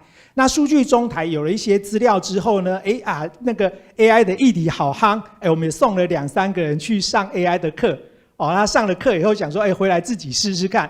那当时我们就自己去玩，大概做一些跟工厂相关的一些议题，然后呢，也跟工厂的所谓的场内专家讨论，然后我也去找了那个数学系统计所的人自己来写一些演算法。那但是大概做了半年左右，然后就会发现，其实这个东西做好了一个模型，但是这个东西最终要怎么落地上去？那再来这个模型呢？60分、70分，我也不知道怎么样继续精进下去。所以这个部分对我们来讲，就是说，我有一些有样学样，但是有样学样之后，我下一步到底要做什么？所以这个部分对我们，尤其对传统产业来讲，因为公司没有太多的资源投注在 IT 身上，那所以在我们 IT 上面其实就花了很多的时间去摸索。那最后大概在去年，跟这个杰伦这边有一些联系，那就跟杰伦一开始的时候，其实我们也很怀疑啦，那我们就是有做一些 POC， 那当时的 POC 就发现说，其实他大概在1个礼拜的时间，然后做出来的模型跟我们花了半年时间做出来的模型是差不多的。那我就觉得说，那这样的话，其实对我们 IT 来讲，其实我们应该 IT 要在着重在，因为我们重点就是我们发现为什么当时做出来成绩是60分、70分没有办法继续精进，因为我们的技术债没有办法去补偿嘛。刚刚比如说那个学研的那个教授这边有提到，就是说资料的部分也好，或者是流程的部分也好，这个部分我们都很缺乏。我们的系统基本上都还是片片段段，我的流程还有中间有很多人工介入。我不把这些技术再补足的话，我今天去做 AI 其实没有用。那所以说我们最后发现，就是说其实我的 IT 应该要投入去做这一段的东西。那但是数位转型不能等啊，那个整个业界不能等我，然后所有的什么碳，现在一些最新的议题都不能等我。那这样子的话，我们到底要怎么样来去同时的满足我 IT 这边要做的事情，跟 AI 要做的这一段的东西？所以我们当时就决定去导入杰伦这一段东西，让 IT focus 在把这些旧有还没有做完的事情赶紧把它做完。那这个资料 IT 做完之后，把资料放到数据中台。那到了中台之后，使用者直接取用中台的那个资料，然后透过这个工具的部分，然后就可以直接在使用者这上面做一些呈现。所以这个部分的话，就是属于传产怎么样开始进入 AI 的这一个故事。OK， 谢谢廖子训长吼。然后我印象很深，是我们年前 kick off 的时候，我记得那时候我们 kick off 一般都是10几个人，结果那一天四维来了40个，就是副总级的一些主管。那董事长领军，那上台就讲了一些我印象很深的话，包括我们的创新没有据点，只有不断的惊叹号这一句话。那像周执行副总也上台去讲了一件事情，因为当时大家有在谈一些 KPI 的事情，他上台去说，KPI 对于我们视为来讲是没有灵魂的东西，我们现在用的是 OKR， 类似这种比较让人 surprise 的一个就是类似这么强而有力的一个高阶领导的一个支持下，那造成其实现在在视为已经7个部门，听说7个部门开始有 predict model 落地了。那我相信这里面一定有很多甘苦谈，跟高阶主管的这些沟通，是不是请执行长来跟我们分享一下？好，你还记得当时的那个 kickoff meeting 其实我也很 surprise， 其实那个 kickoff meeting 大概在台湾的部分就是有30-40个人，就是都是属于1、2级的高阶主管参加。但是除了那个之外，我们的大陆也好，跟东南亚的海外主管也是全部都用视讯的方式来参加。那这个部分的话，其实就是对我们来讲，其实我们也感受到压力啦，就是包含供应商的压力，或者是客户的压力，那要求我们在某些地方必须要做一些转型。那所以说，基本上就是因为这样的压力，那迫许我们必须要做这样子一个改变。那当然就是说，刚刚有提到我们 IT 能够做的事情实在是很有限。那在这个过程当中，因为有这样子一个工具的帮助，让我们觉得说，找到一点出口，可以开始去做这样一件事情。那当然在这个过程当中，在整体的这个运用上面，其实对我们来讲，我们现在主要虽然有7个部门，那7个部门其实光研发的部分就有6个题目在研发，就是说研发有研1、研2、研3，然后每个部门都有一些主题。那当然就是对我们来讲，生产的部分、品质的部分跟采购这个部分，对我们来讲都是非常重要的一些关键的问题哈。所以我们大概这几个部分会已经开始在做一些展开。那到我目前最新的这个状况的话，其实因为我们现在等于说年初才开始，去年年底才开始做哦，整体其实才刚开始导入。那不过到目前为止，很高兴的也跟这个 Jerry 这边做一点分享哦。我们的研发这个部分的话，其实有几个 project 已经有一些 model 出来，而且根据这个 model 的建议，也已经进入实验室做一些testing 了哈。所以这个部分的话，最少在整个公司这边来看的话，在研发这个部分的话是蛮有一些进步的这个部分。那刚刚其实讲到 OKR 这个部分，因为其实虽然说我们是传产啦，但是应该讲说2代接班之后哈，那针对这些新的这个管理的科技啊、技术也好，我们也都是也每个月在读书会在念这些书哈。那所以说也包含 OKR 的导入哈。那其实 OKR 的导入对我们来讲最重要的就是聚焦啦。我觉得聚焦这件事，因为大家其实我们目前面临到问题说，大家感觉到说，这个全民 AI 这个工具好像对他的工作有帮助，所以现在对我们的面临到的问题反而是，大家都要提出来，大家都希望说，AI 能够 support 它，但是还是回到资源有限的问题。那到底哪些 AI 要先做？那就我们现在的话，就是用 OKR 来聚焦，确认就是说，这么多题目里面要经由 OKR 做一些筛选。那筛选之后也经由 OKR 的追踪，确保这些关键的 key result 都会出来。所以这个部分的话，主要就是我们在这个其实这半年不到的这个过程当中，我们的一些学习。那当然，在这个过程当中，并不表示就是说，我把资料提供给 user 就结束了，因为我们在这个这半年来讲 run 的这个过程当中，其实发现很重要的在于说，就是前端怎么样去收集这个数据很重要。因为我们刚刚讲，因为对我们来讲，我们的一些fundamental 的部分尚未完成，那所以说在这个过程当中，有一些资料的收集，反而是我们要去跟前端的领班讲，要去跟前端的老师傅讲他的一些作业的模式要做一些修改，那这样的话他的资料才会是正确的，那这样子的话做出来的模型才会是比较有可靠性。所以在这个过程当中，虽然 IT 不用进行到去写演算法，但是我们 IT 反而更深入的去了解现场上的一些 working model。那这个部分也有助于说我 IT 这些 working model 日后我要帮它建所谓的电子化流程，所以这个变成是一个很好的循环。我们协助使用者取得一个更好的资料，那在协助使用者的过程当中，使用者去建立更好的 SOP， 然后我们下一步就把这个 SOP 做电子化。那这样的话，在这个循环的过程当中，我们整个集团就发现说，这个循环是越来越好，然后也越来越快。这个部分就是这半年来的心得。哇，谢谢资讯长。其实在过去我们的客户，包括像2位啊，其实很重要，在 AI 的技术的新的使用，其实在第一个阶段的成果，其实尤其是在全员之 AI 之后，其实有2个，第一个就是建立起资料收集的习惯，再来就是标准化，就类似刚刚执行长分享的，是非常重要，在接下来我们要让 AI 规模化一个很重要的一个里程碑。那我想第3个，我想要跟重大的传统产业，因为台湾有非常多的隐形冠军。那我觉得想跟大家请个命，包括线上线下的，因为这样子的传统产业的完整导入经验，我觉得会是一个 role model。那是不是请资讯长跟执董啊，或者是董事长聊一下，有没有机会开放一些名额来跟我们现在线上线下传统产业有兴趣的客户来分享这你们一路来的心路历程？我相信对产业会有很大的助力。没有，其实讲这个我们不好意思，因为其实我们真的是刚起步而已啦。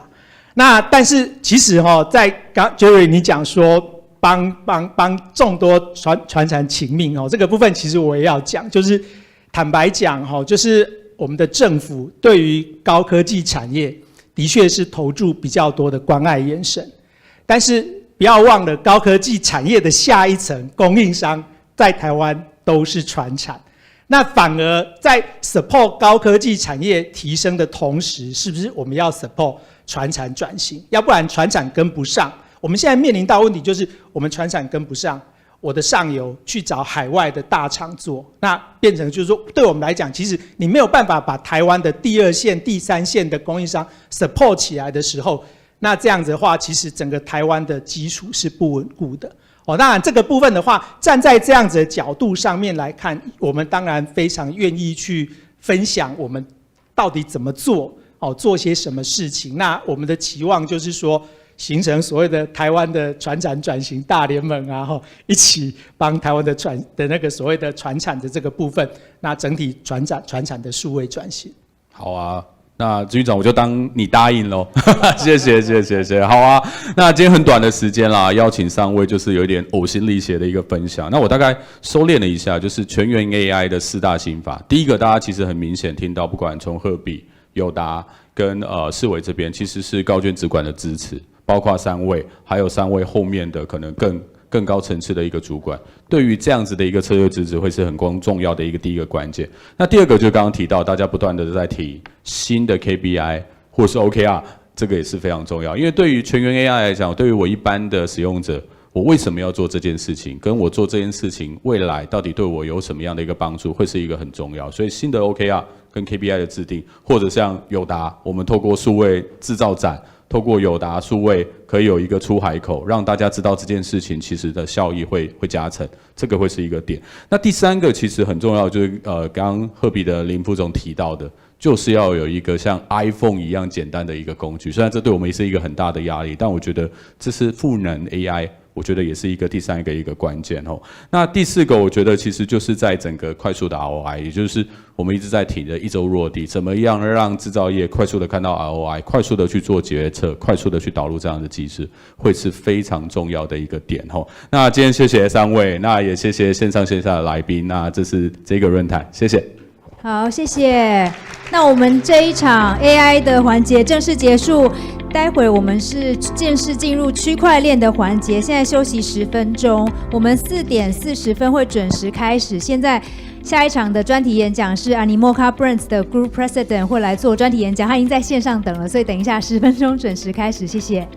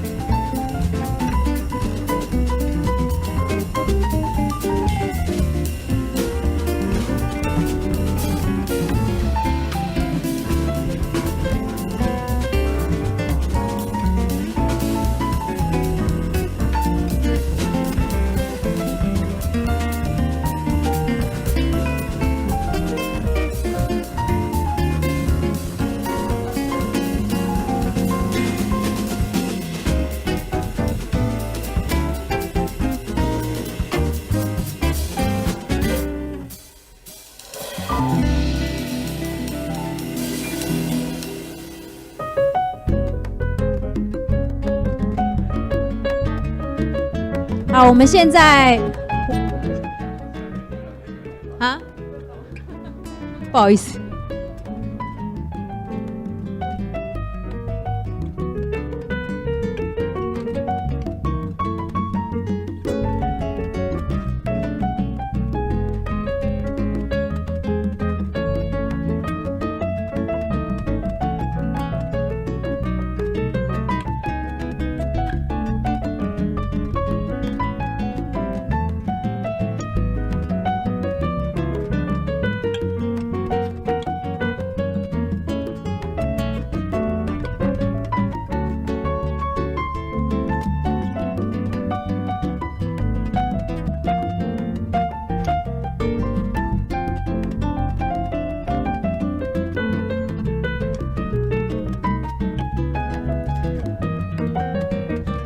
好，我们区块链的环节在1分钟就要开始，现在请大家可以陆续回座，谢谢。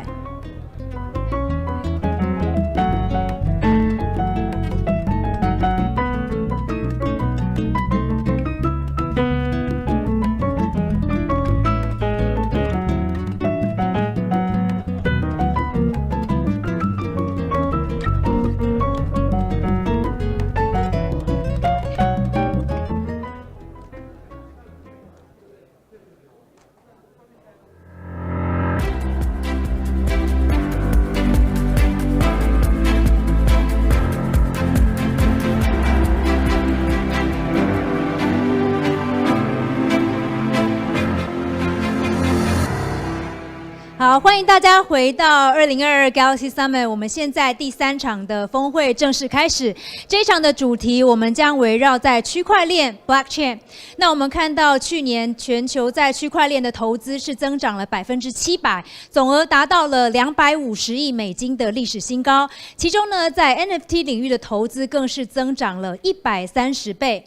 那我们看到区块链终于进入到主流市场，大家的话题也终于不再只是今天 Bitcoin 是涨了还是跌了，而是更关注区块链在我们的基础建设之上，到底会对生活产生什么样实质的改变。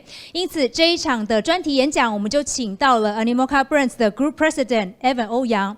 Animoca Brands 可以说是在区块链游戏 GameFi 领域的领头羊企业，他们旗下投资了超过150家的 NFT 还有 Metaverse 的公司，可以说是在 Web3 的生态系统当中最活跃也最有影响力的公司之一。今天我们就请到了 Evan 已经在现场了。Hi Evan, thanks for joining us. Thank you. Yeah, Thanks for having me.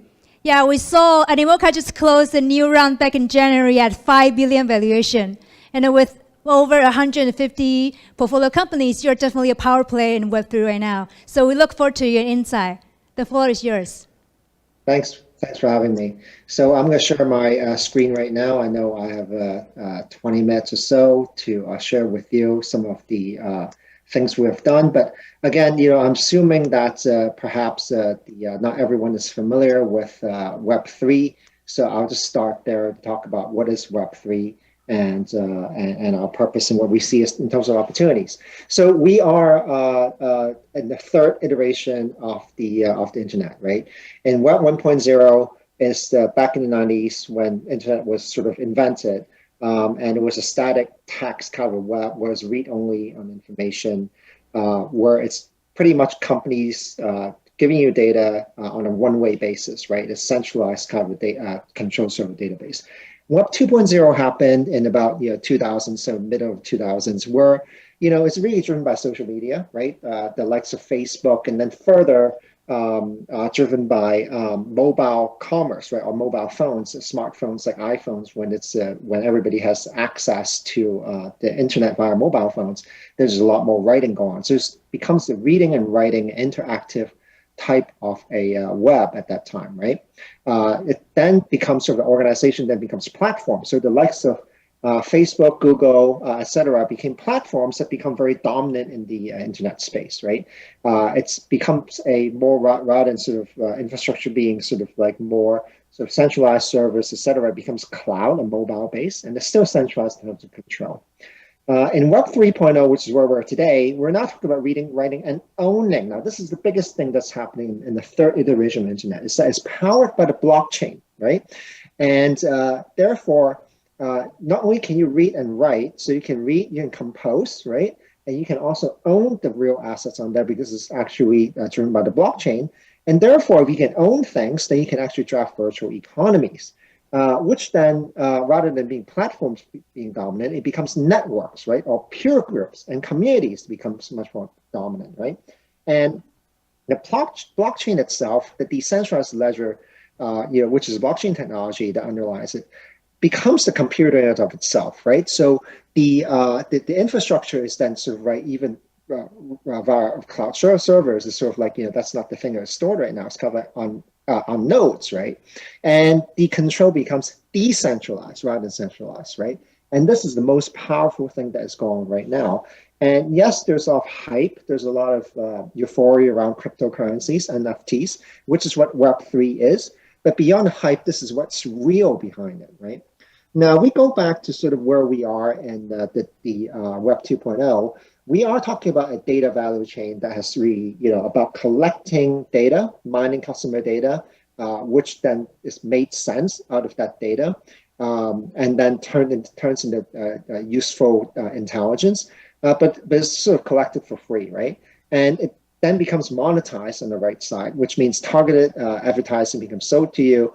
The platforms that utilize it and sells it back to you. You don't get rewarded as a user other than sort of publishing rights that you have and likes that you earn as a result of publishing and social interactions. And you get it in return of targeted advertising and goods and services. Now, this also has led itself to social commerce and the sort of creators economy, like YouTubers, etc., putting videos on, or TikTok, etc., and you can earn a living out of it, right? But it's still under platform rules. But most of the time, you don't really own your data. Now, we have to talk a bit about what is the most valuable resource in the world right now. Now, in the early parts of the 20th century, during the Industrial Revolution, certainly oil, right? In this Economist magazine's cover, it's really talking about how the data giants have replaced the oil companies as the most powerful companies in the world. So data is really what it is today, what oil was in the past. But this data right now is being mined for free, right? Much like how oil was mined for free in the past as well.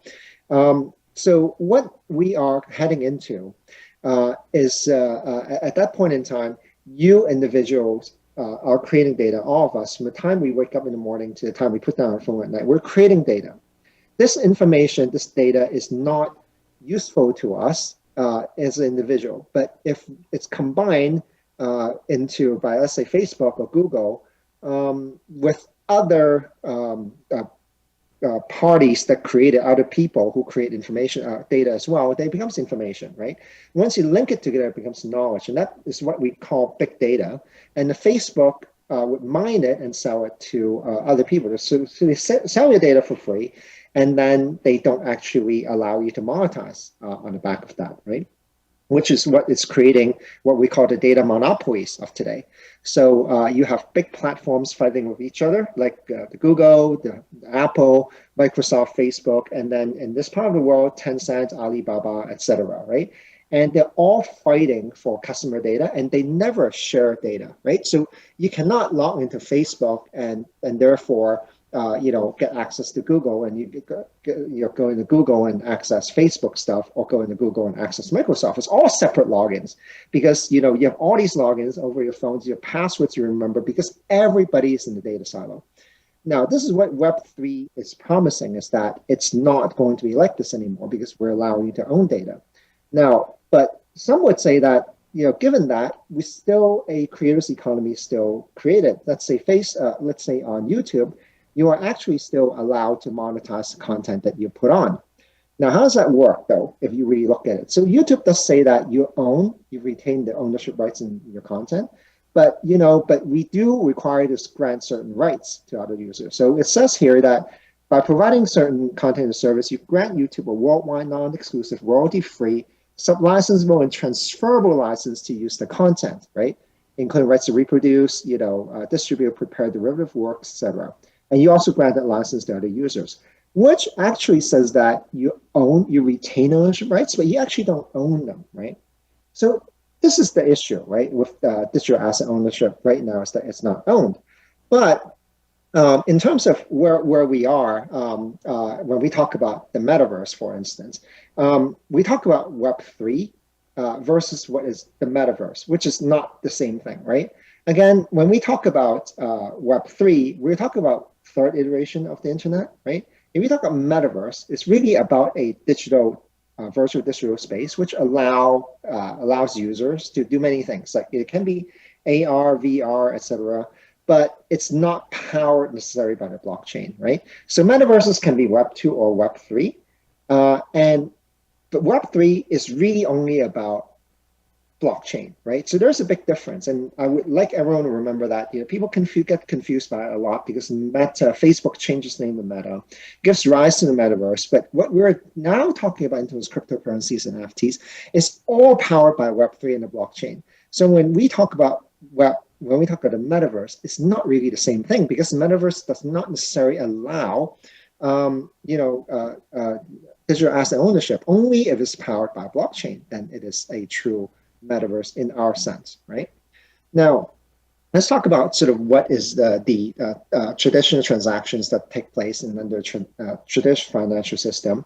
When you send money, you need to go through a centralized authority, and then it goes into the receiver's bank. In a decentralized financial system, you process it through your own personal computer. It gets validated by a node, and then it sits on all the decentralized ledger. And then because this transaction is then sitting on everybody's computer, it becomes unhackable, right? So the questions whether or not a centralized authority is needed in the first place, because do we really trust financial institutions? Some people believe that, especially millennials, they do not.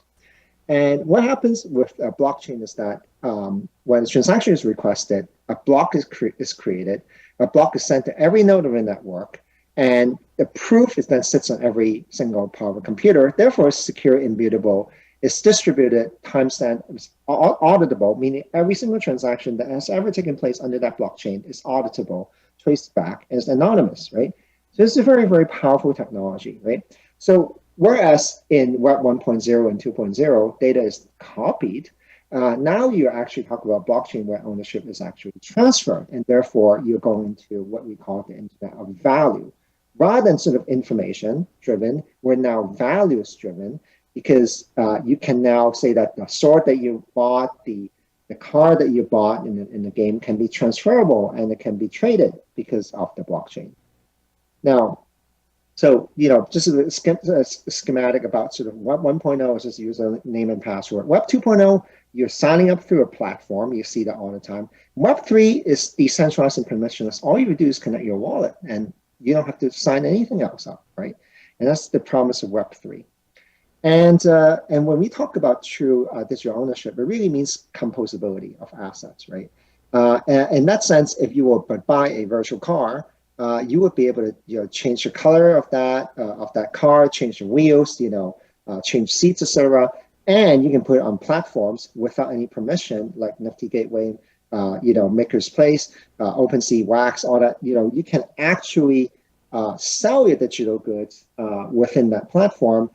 To when you compose it, you may create more value from a permissionless basis, buy or sell. Right now, you cannot do that. Now, another thing that is happening today with respect to traditional games that we look at, if you have an asset in, let's say, a certain game, like game A, like a sword, you obviously cannot take that sword out and put it on a game B, right?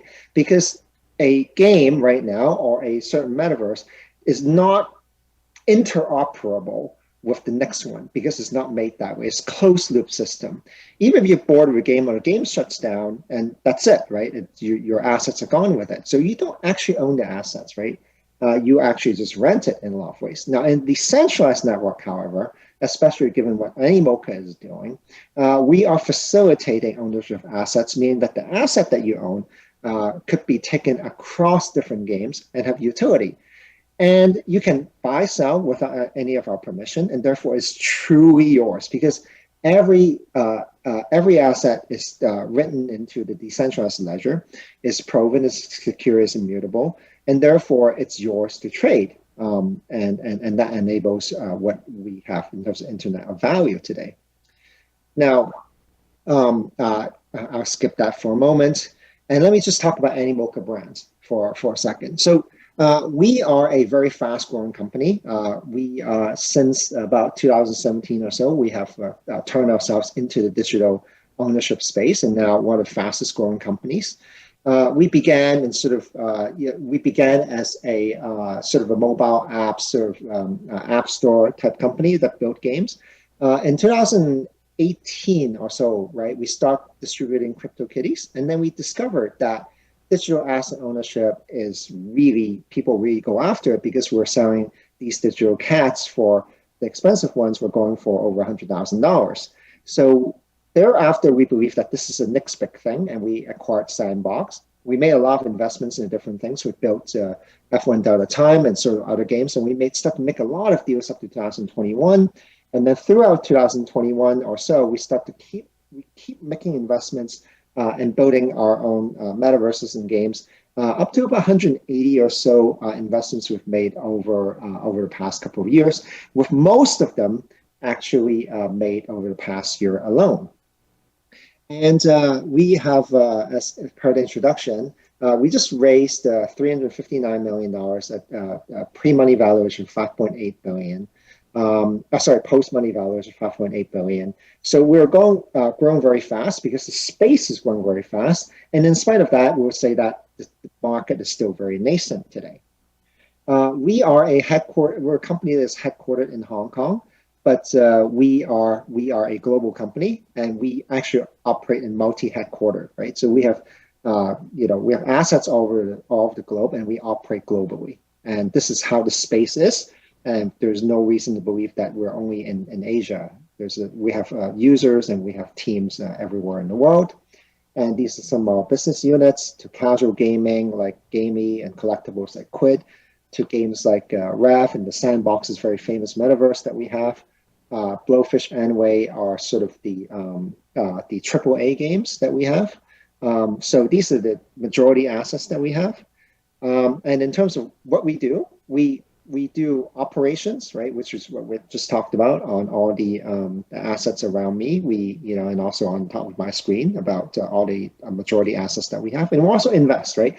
And the way we invest is that we actually we invest along the entire ecosystem, which include gaming, metaverse, guilds, marketplaces, DeFi, infrastructure, wallets, etc. What we want to do is to innovate along that space and to spur on the development of Web3 industry, which is what we do. And what we do with the companies is that we would try to innovate by inserting what we call the blockchain brain into the know-how of this ecosystem so that the ecosystem can grow. So we are very unique in the sense that we both operate and we also invest at the same time.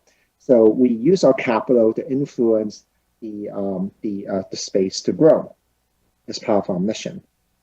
And just to, again, illustrate the point of all these companies going into the metaverse and how this is all being talked about, Meta, obviously Facebook changed its name, Microsoft is going into it, Roblox itself is a metaverse, and the Fortnite is a metaverse. But we just have to understand one thing, right? In terms of platform, is Facebook's platform, ownership is Facebook's, composability within Facebook's rules, interoperability, unlikely. You cannot take a Meta asset or Facebook asset and put it into Microsoft, for example. Tradability, maybe, but it's very, again, hard to imagine that there's a platform that sits outside of Meta that will allow you to monetize. So we don't believe this type of metaverse is really what we call, this is certainly not Web3. Facebook has obviously announced its willingness to maybe build open. We believe that ultimately what it is today is that we will see a built open based on a Web3 type of ecosystem that's emerging, and will force these data giants to build open as well, which is the power of what we see in the Web3 space. So we also have a purpose in what we do. We believe that ultimately we are a commercial entity, but we do not focus only on shareholder value, creation of shareholder value. It is important, but our purpose is even more important, because What we want to do is build an open Web 3.0 ecosystem, not as something that is closed, not as something that is, again, dominated by data giants. We don't seek to dominate the space. We seek to facilitate the space. That's why we will invest into games or assets that might seem to be in competition to us, but we rather see everybody growing. And we want to positively reward how our next generation will live and work around the metaverse. We want to reward creativity and time spent via meaningful jobs, living and working in the metaverse, because we have, let's say in Sandbox, you can build houses, you can compose games, and you can get meaningful jobs within that, right? There's also play to earn, right? Which is that if you spend time in it, you're rewarded, and the currencies that you earn because you're contributing to the community, you will also be able to monetize, turn that into fiat, etc., so that you could actually make a living out of it, right? And even more importantly, we want to deliver shared value, right? So we're elevating not only shareholder value in the traditional sense, but also community and social value. And this point is very important because you see a lot of crypto projects right now or NFT projects that is really around, maybe celebrities, maybe around sort of like making quick money, right?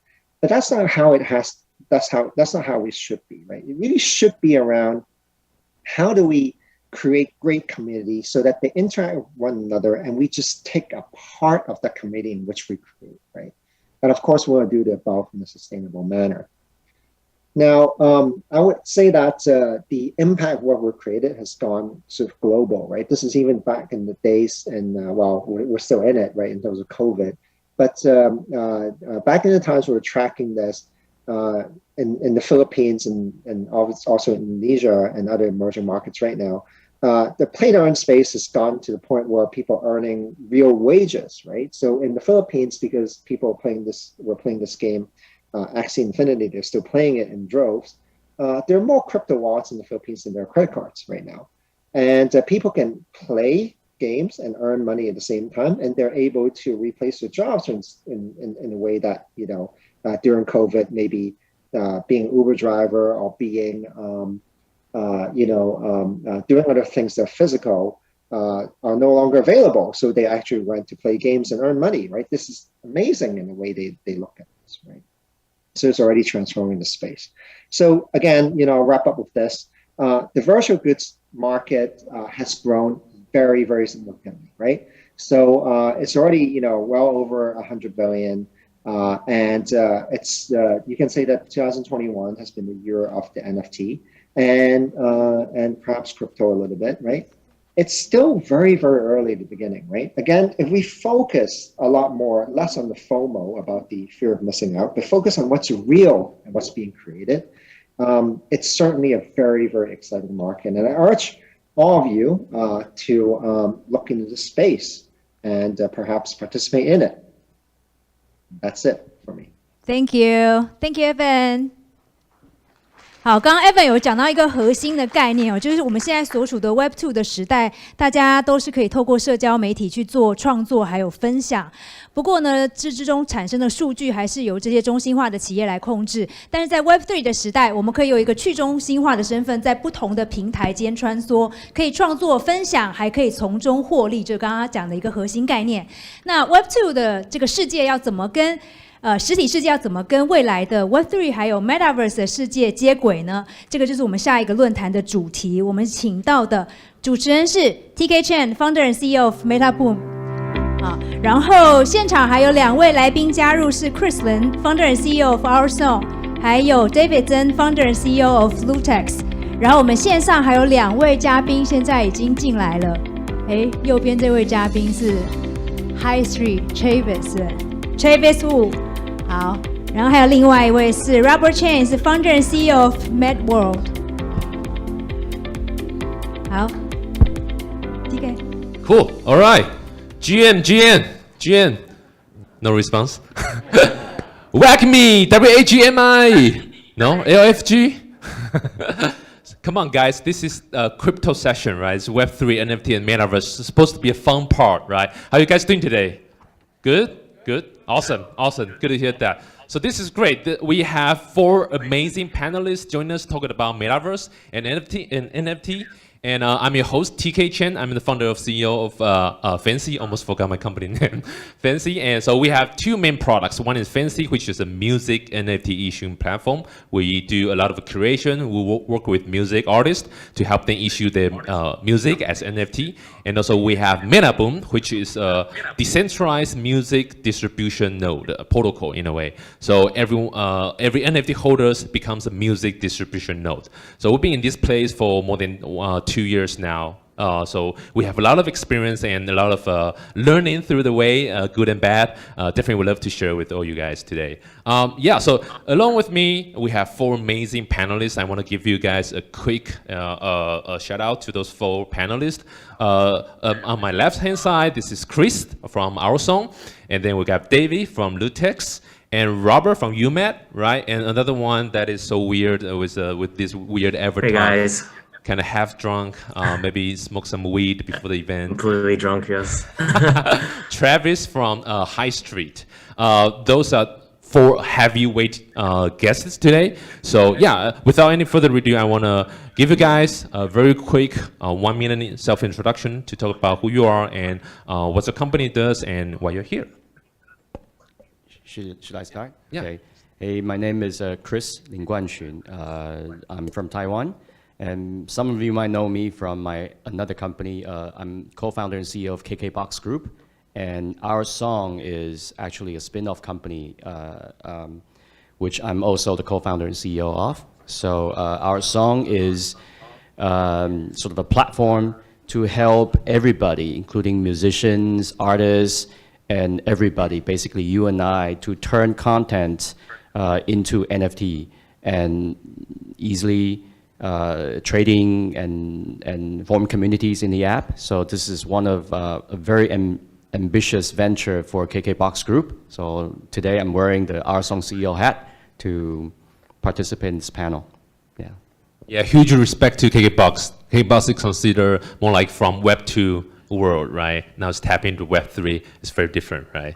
But yeah, you guys did a great job. Thanks. David. Hello everyone, my name is David and I'm co-founder of Lutex and I only have one company. And so actually we founded Lutex back in 2018 and we started to build an NFT solution and NFT marketplace, and now we're a very player-centric game asset marketplace for now. So you can easily search like over 400 games in our platform and you can find a lot of sword game asset, a lot of equipment, a lot of pads on our platform. It's super easy to trade. And so Lutex is, origin, a company name is from Loot Exchange. So we aim for be a lot, to provide a lot of players, they have their ownership for their digital asset, which is in-game items. So that's what Lutex do. All right, thanks. Awesome. Robert, you want to go first? Yeah, sure. Thank you. My name is Robert. I'm actually the co-founder of Madwell. We're basically a joint venture with Animal Brands. So it's a lot of other NFT companies, I guess.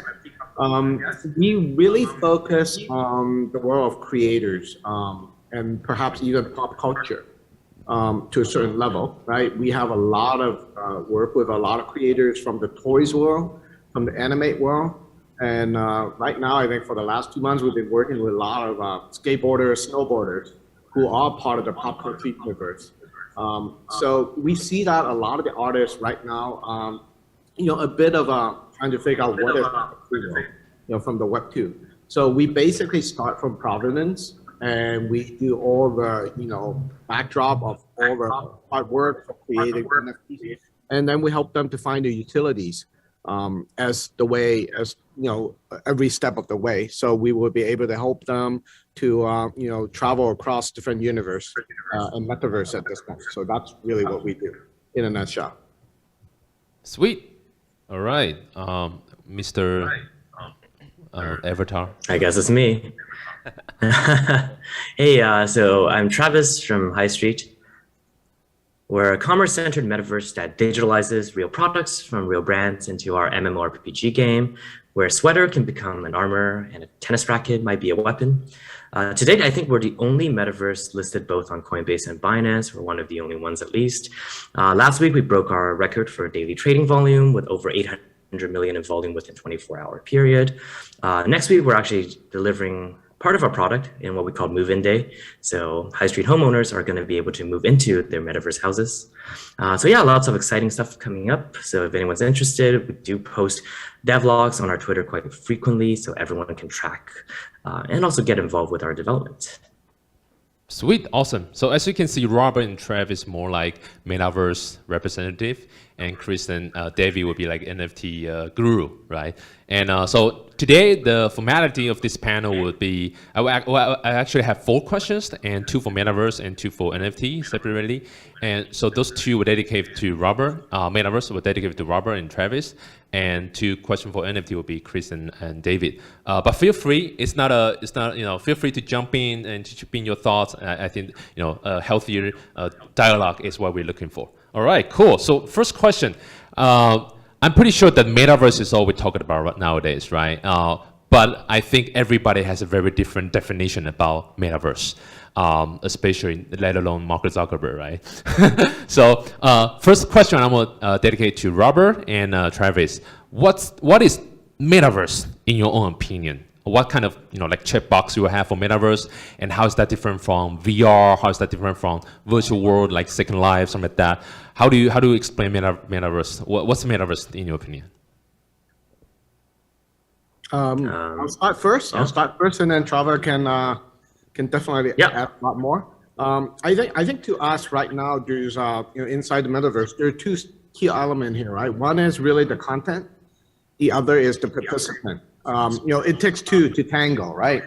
So having the right content and the right experience is everything in the metaverse.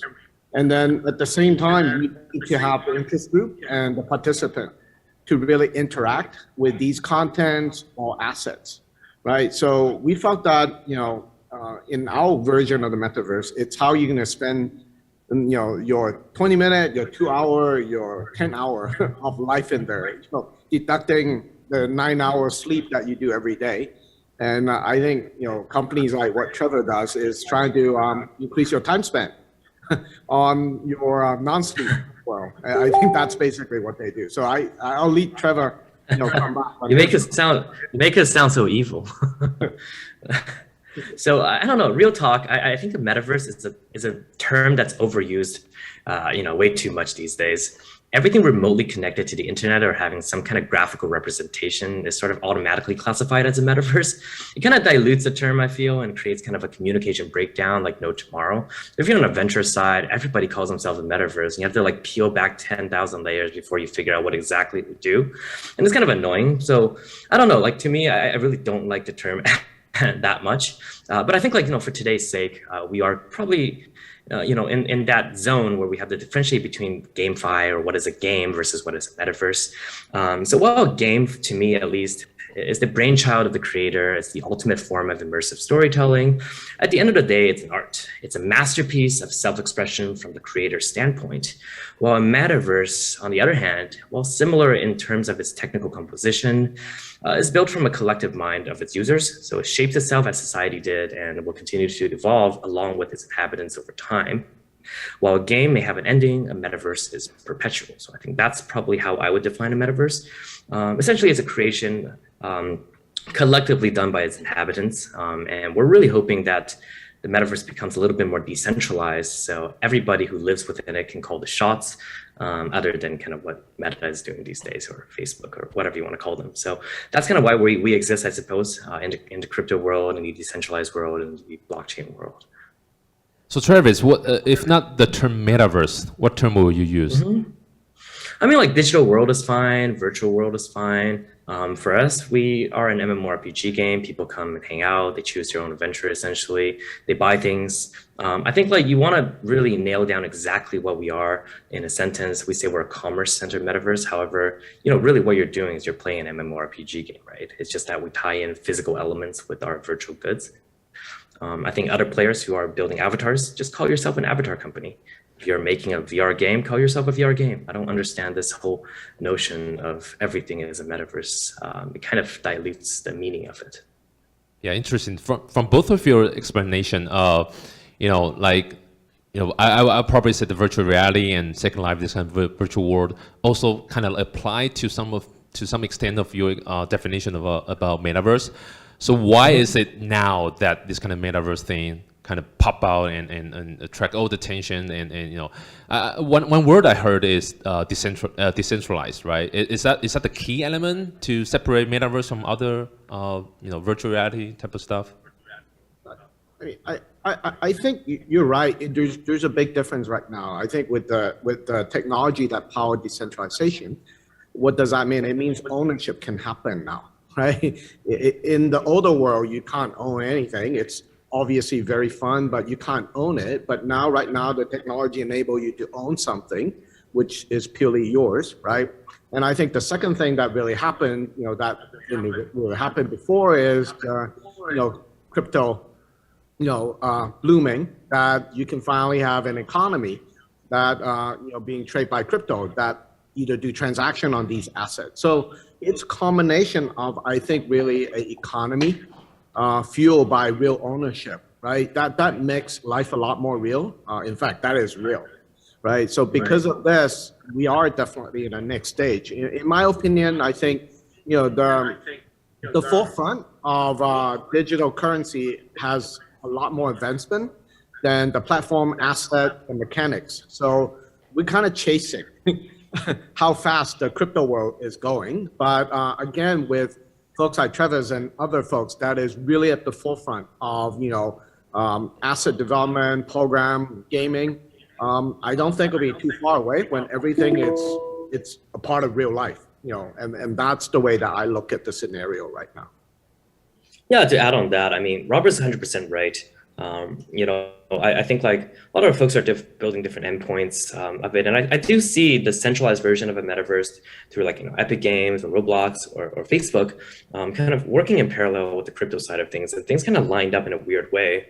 I would say like from a crypto standpoint, since we're on a blockchain talk, we started out with DeFi, right? Everybody got really rich. And you got so much money, you don't know what to do. So there came the rise of NFTs. Partially it's because all the people who don't understand math or engineering or STEM or, finance in general get to participate a little bit. But, at the same time, people with a lot of money get to spend it somewhere.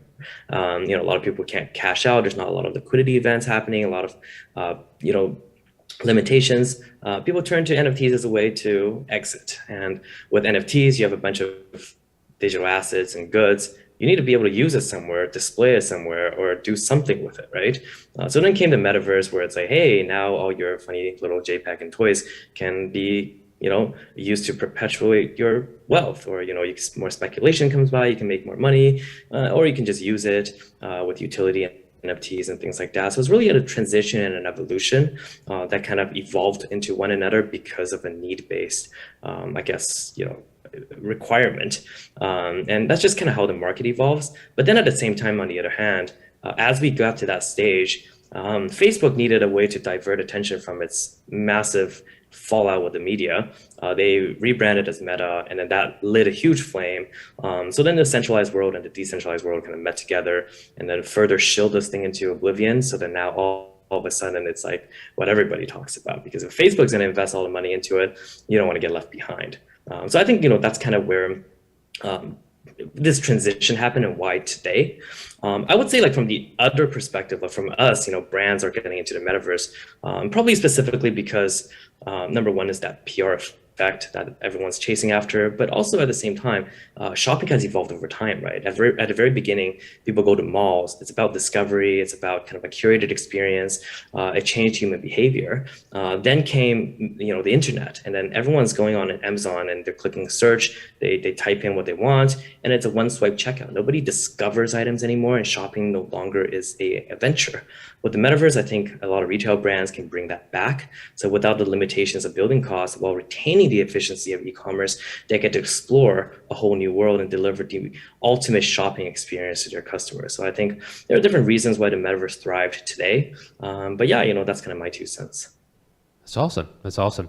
So now we have a basic understanding about what metaverse is, which is like still very nascent, like there's still a lot of things left to be defined. But next question I'm going to dedicate to Chris and David. So now we have a little understanding about what a metaverse is. What does NFT comes into play in the metaverse? Like do we bring our NFT avatar PFP, our Bored Apes into the metaverse? Is that how it works? Is that the end game for NFT combined with metaverse? What's the scenario for NFT combined with the metaverse? Well, I have a very probably strange and very personal point of view on metaverse and NFT, right? So I tend to agree with what Elon Musk said maybe a year and a half ago, maybe 2 years ago, that there's a high chance that this world that we're living in is actually a virtual world. Matrix. So if that's true, and my pastor also told me the same thing. So the chance is very high that we live in the metaverse right now. And that metaverse we've just talked about is a metaverse within metaverse, right? So the interesting thing is, just several hundred years ago, if I would tell someone that, you can hear my voice 1,000 miles away, they would think I'm crazy, right? So in a way, we are living in the metaverse right now. So this, makes sense that we look at NFT as, with different phases. So in the past 2 years, there's this huge hype, expensive NFTs as a form of digital art, right? Then now we're entering into maybe phase 2, in my definition, that people will start trying to find more utilities for NFT.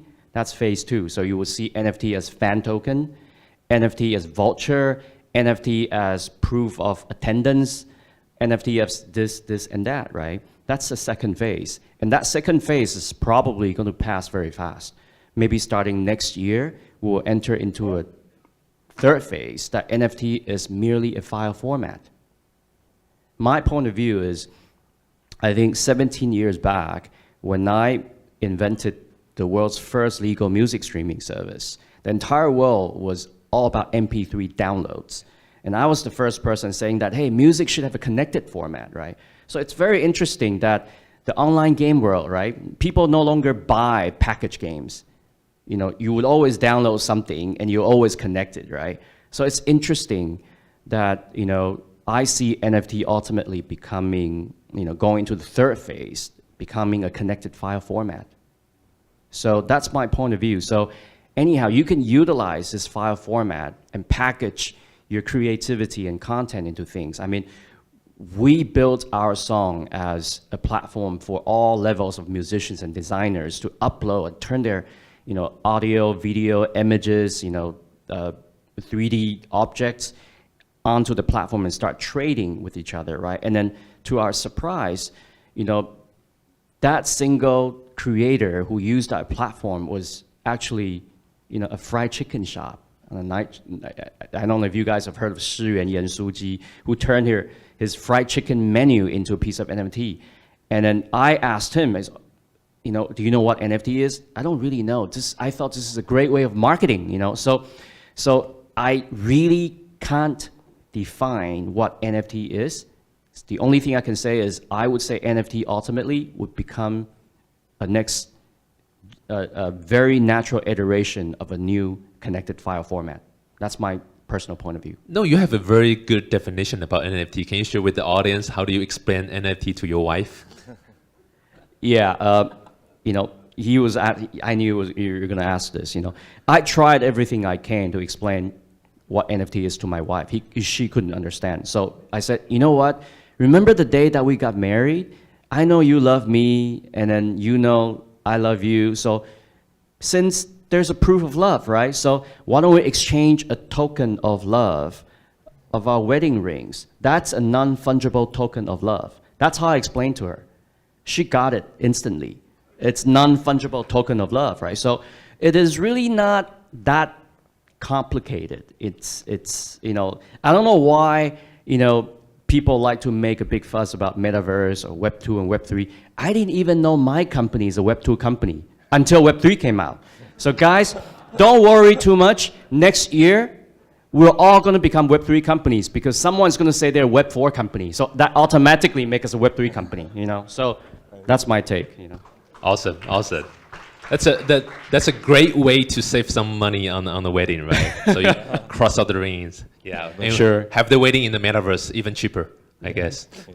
David. Yeah, I can agree with Chris more on the file format part. And I think NFT stands for a lot of things, that even if we talk to a client or customer, what is NFT, our slide, the first page is always, it's a non-fungible token and it stands for blah, blah, blah, depends on who we talk to. So basically, I agree that at the end of the day, it's only a file format, that a newer format for digital asset, that for technical perspective, it's a whole new design, that the digital asset is not only stored in a single server, that it makes a lot of sense in the new digital asset. Yeah, so I think what is NFT plays a role. I think in general, I have an idea is that it makes virtual asset real. If it's becoming more on blockchain, and it's not in a single server, and it's transferable, it's ownable, it makes the virtual asset real. So that's the part the NFT does, that it's basically it's a file format, but everybody using the same standard, same protocol to put their digital asset into a format, and they could be in-game item, it could be art, it could be collectibles. I think it's pretty much it. And I think the ability for NFTs will have a huge difference for Web 2 and Web 3 is that it's a cross-platform ability, because it's not stored in one server, so people could just trade freely, trade in different marketplaces. So I think that's the most important part. And third part is the economic build onto the NFT itself. Like if I imagine I will have a limited land, and we let the owners to farm on the land, and they will own tokens. So there's a lot of potential that could build a lot of economics based on the NFT itself. So I think before like the Web3 terms come out, I don't even know my company is a Web3 company as well. So I think it's just a term that tell the difference. What's the basic idea that we do this a lot of smart contracts, and on-chain it has a lot of expensive gas fees, but we do the fundamental things differently, because we care about ownership more. Maybe the user experience is not there yet, but we're working hard to solve some fundamental issues, and that we don't want to give up the securities, the ownership to the individuals. So that's my take. Yeah, I think from what I heard so far, there are some terms being brought up pretty often. That is ownable, tradable, something like that, right? Economics, right? You mentioned economics. So I guess my next question would be, when we talk about metaverse, we heard about the story about people buy some land in the metaverse, right? Buy some items in the metaverse, and then get rich quickly, right? Thanks to Robert and Travis, right? So I guess this question goes to you guys. What kind of advice that you can give to these kind of newly joined metaverse investors, or gold digger that when they try to buy some virtual items on the metaverse, what should they take into consideration? I'll start first, right? My advice for metaverse land, buy the cheapest one. Not financial advice. I think all kidding aside, I think, at the end of the day, I think a piece of land, whether it's, the digital or the physical, right? It's about what are you going to do with it? What are you building on it? And what are people using it for, right? It's not easy. I don't care where you are. So, putting the jokes aside, if you bought a, less expensive one, then you probably have more resource to build and think about, what you need to do with that, instead of using all the money just to buy and do speculation, right? Well, unless you are purely for branding, I need to be next to, someone, Nike, all right? I think that's a different story. But usually, for my advice for any brand or anyone, creators that have an appetite to buy a piece of land, is to find something that you can afford, but put more money and more effort on building it so that it just makes sense for people to come back and work with you on the value. Yeah, no, that makes sense. Actually, just a follow-up question on that, maybe for Travis as well. So we have, in the audience, we have a lot of a representative from the big company, enterprise, or IP owners. How do they think about, what's the thought process for them to, you know, when it comes to like purchase a land, and what should they do with that? What other things they can do with metaverse? I think we lost your sound, Travis. Are you on mute? Or you just open your mouth and not say anything? Sorry, that's my bad. Tricky, man. That's tricky. Can you guys hear me now? Yeah, clear. Thanks. Okay. Yeah, sorry about that. I wanted to mute myself because there was some feedback. Yeah, it's a really good question, and I totally agree with everything said before me by Robert there. Things are very speculative right now, and if you're going to buy the cheapest one, obviously. The problem right now is, obviously, the only live metaverse, crypto-wise, it's kind of like Decentraland or a sandbox, and they do what we call user-generated content. And right now, in my opinion, at least, when you're doing user-generated content, because the technology isn't quite there yet, you can't exactly expect AAA quality stuff. That's why all the things from big brands that came out look really childish, unrefined, or just very pixelated. And just the nature of where technology is today. So I think like if we want to kind of look deeper into this, for us, we do what we call professionally generated content, right? So we don't sell land directly to retail investors. We sell them directly to brands. And when we do so, instead of the brands building, spending a lot of resources figuring out how to use these, dumbed down, assets or kind of dumbed down game engine tools to build whatever shop they want. What we do is we actually have a team of professional developers. We have what we call the virtual architects. And these are people who are, studios, professional studios who's done professional work before for maybe AAA content. We essentially vet them and they stake our token to become our virtual developers. And when that happens, they can look at who's bought land, what they want developed, and then take a professional approach to actually build out that piece of land. And essentially it develops into a region within High Street World. And because we're an MMORPG game, our game design team will then onboard that specific region into our world so that it interweaves with the storyline. And that's kind of our approach to things. And it's very contrarian because obviously it's a lot more scalable if you let your users build everything, right? But it's just kind of like, YouTube is a very good user-generated platform. And that's because everybody has a 4K camera that's capable of shooting great videos within their pockets. We don't have that in gaming right now. You can't just expect anyone with no experience to go build a AAA quality game. We're used to great graphics, and all of a sudden everything we see on, some of these other platforms out there are like, something that resembles a Flash game from 20 years ago. So I feel like we have to bridge that gap between kind of like what we can do right now in user-generated content with professionally generated curation, and then eventually transition there when the tech catches up. Similarly, I think like with other products as well, right? So we sell what we call phygital products, right? Where digital assets that you purchase is tied to a physical product. I think for 99% of the world, NFTs are still ridiculous. In order to transition between physical ownership to purely digital ownership, I think we have a long ways to go, and we need to bridge it, with something. And I think that something is potentially phygital, right? A sweater can become an armor in High Street World. Yeah, super cool. You have an in-game item, but you also do get that physical sweater to keep you warm. And I think that, to a lot of people, is something worth spending money for. So even if the digital asset doesn't make a lot of money, you at least still get that physical product to go with it, right?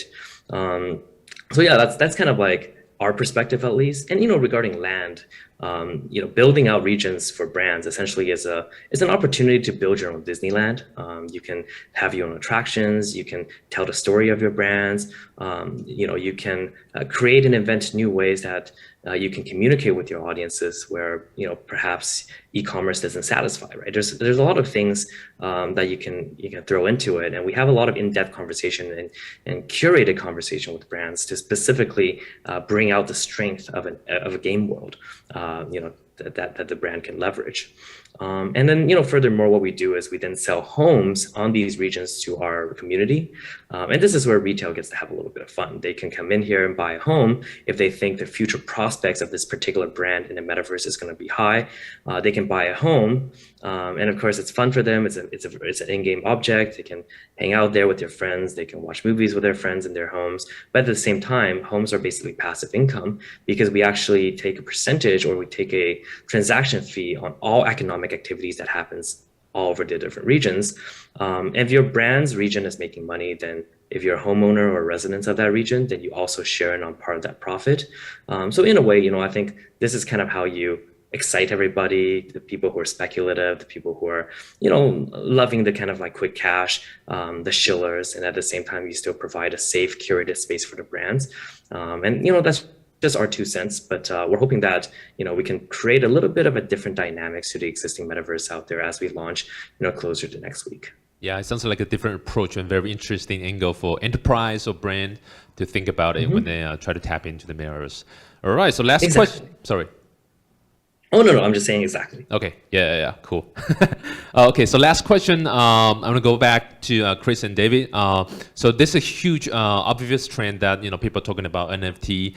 Bring your NFT into the metaverse, right? And we talked about that a little bit. But there are just so many metaverse partners that to choose from. So as NFT project owners or NFT facilitators, how do you choose which metaverse partners to work with?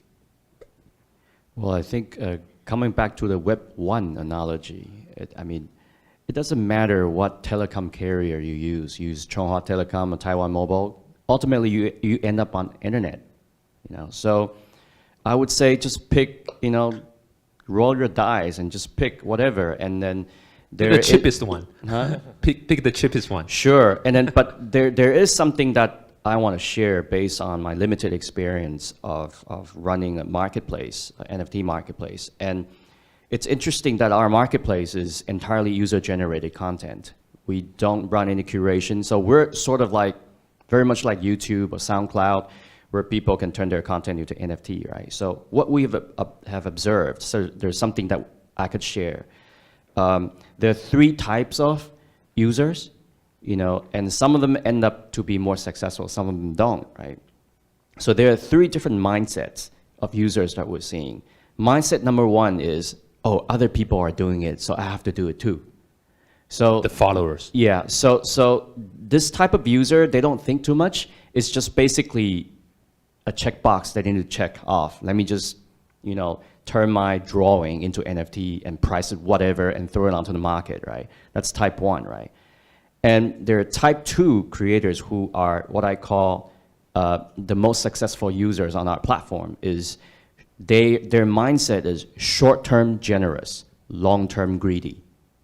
Okay, short-term generous meaning that they are minting NFTs, they would gift it to users, or they would price it very, very low to get follower base. So they have a fan base, a collector base, then they will subsequently make more NFT drops, smaller volume, larger volume. Their mindsets on a long-term basis. So we've seen college instructors, art instructors, college students who turn their term project and works on our platform, and they've been making several thousand US$ monthly on our platform as a very, very steady stream of income, of turning their everyday work into NFT. So average price for these NFTs are maybe $1 to $3 US, right? And the last one are the reverse. They're the greedy, short-term greedy, no long-term. So I would say there are some people who are like this, who are also very successful. Mainly people who are capable of doing this are the celebrities, big influencers. They're able to do this. So they don't need to think too long-term. They're able to generate a lot of cash flows based on this. So that's my take.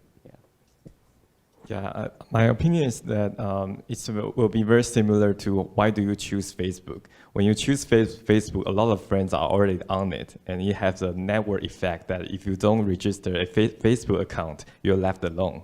So I think in the end of the day, the metaverse will have a different purpose, and depends on what do you do on the metaverse.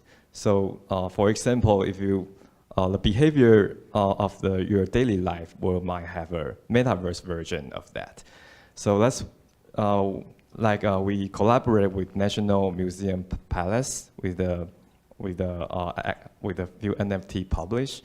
So before that, people go to the museum and browse the famous artwork, and then go to a souvenir shop to buy something back.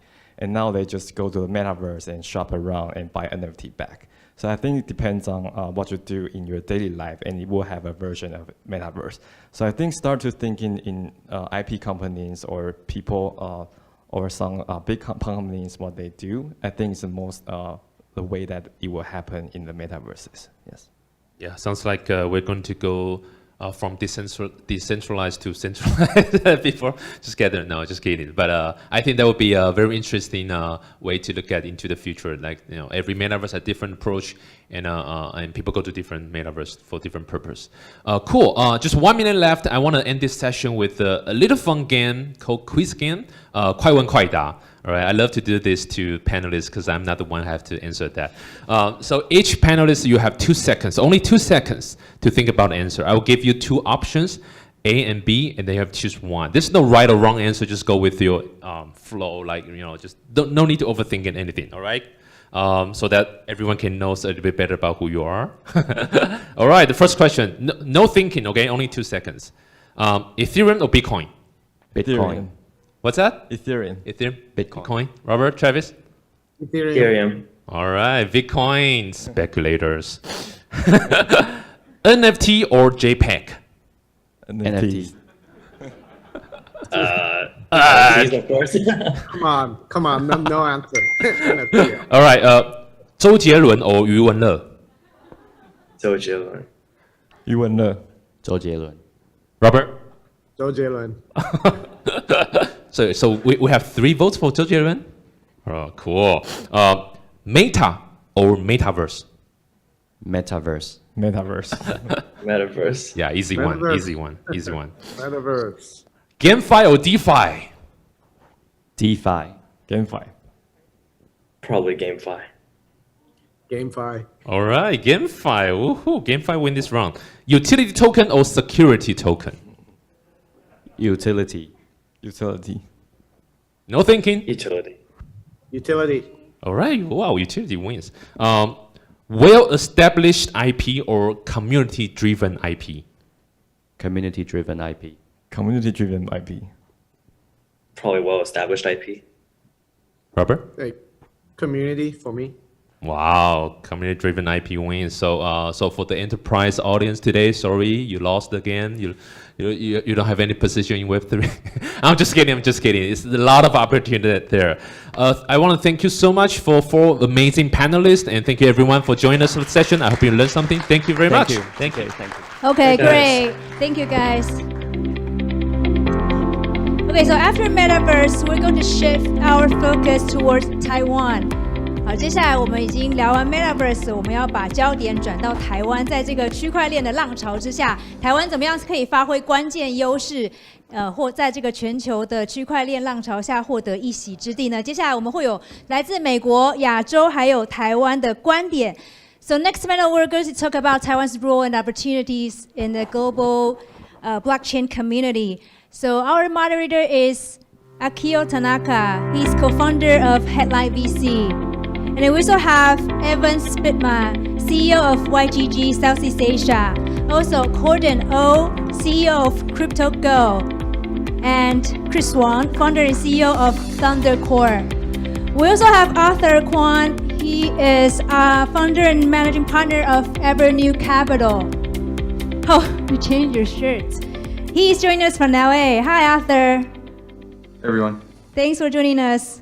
Yeah, we know you were just named one of the most influential figures in Taiwan's blockchain industry. So pleasure to have you here. Okay, It's great to be here, guys. Okay, Akio, the floor is yours. Hi, everyone.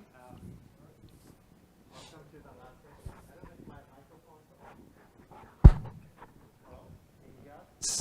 Not well. Oh, okay, it's on now.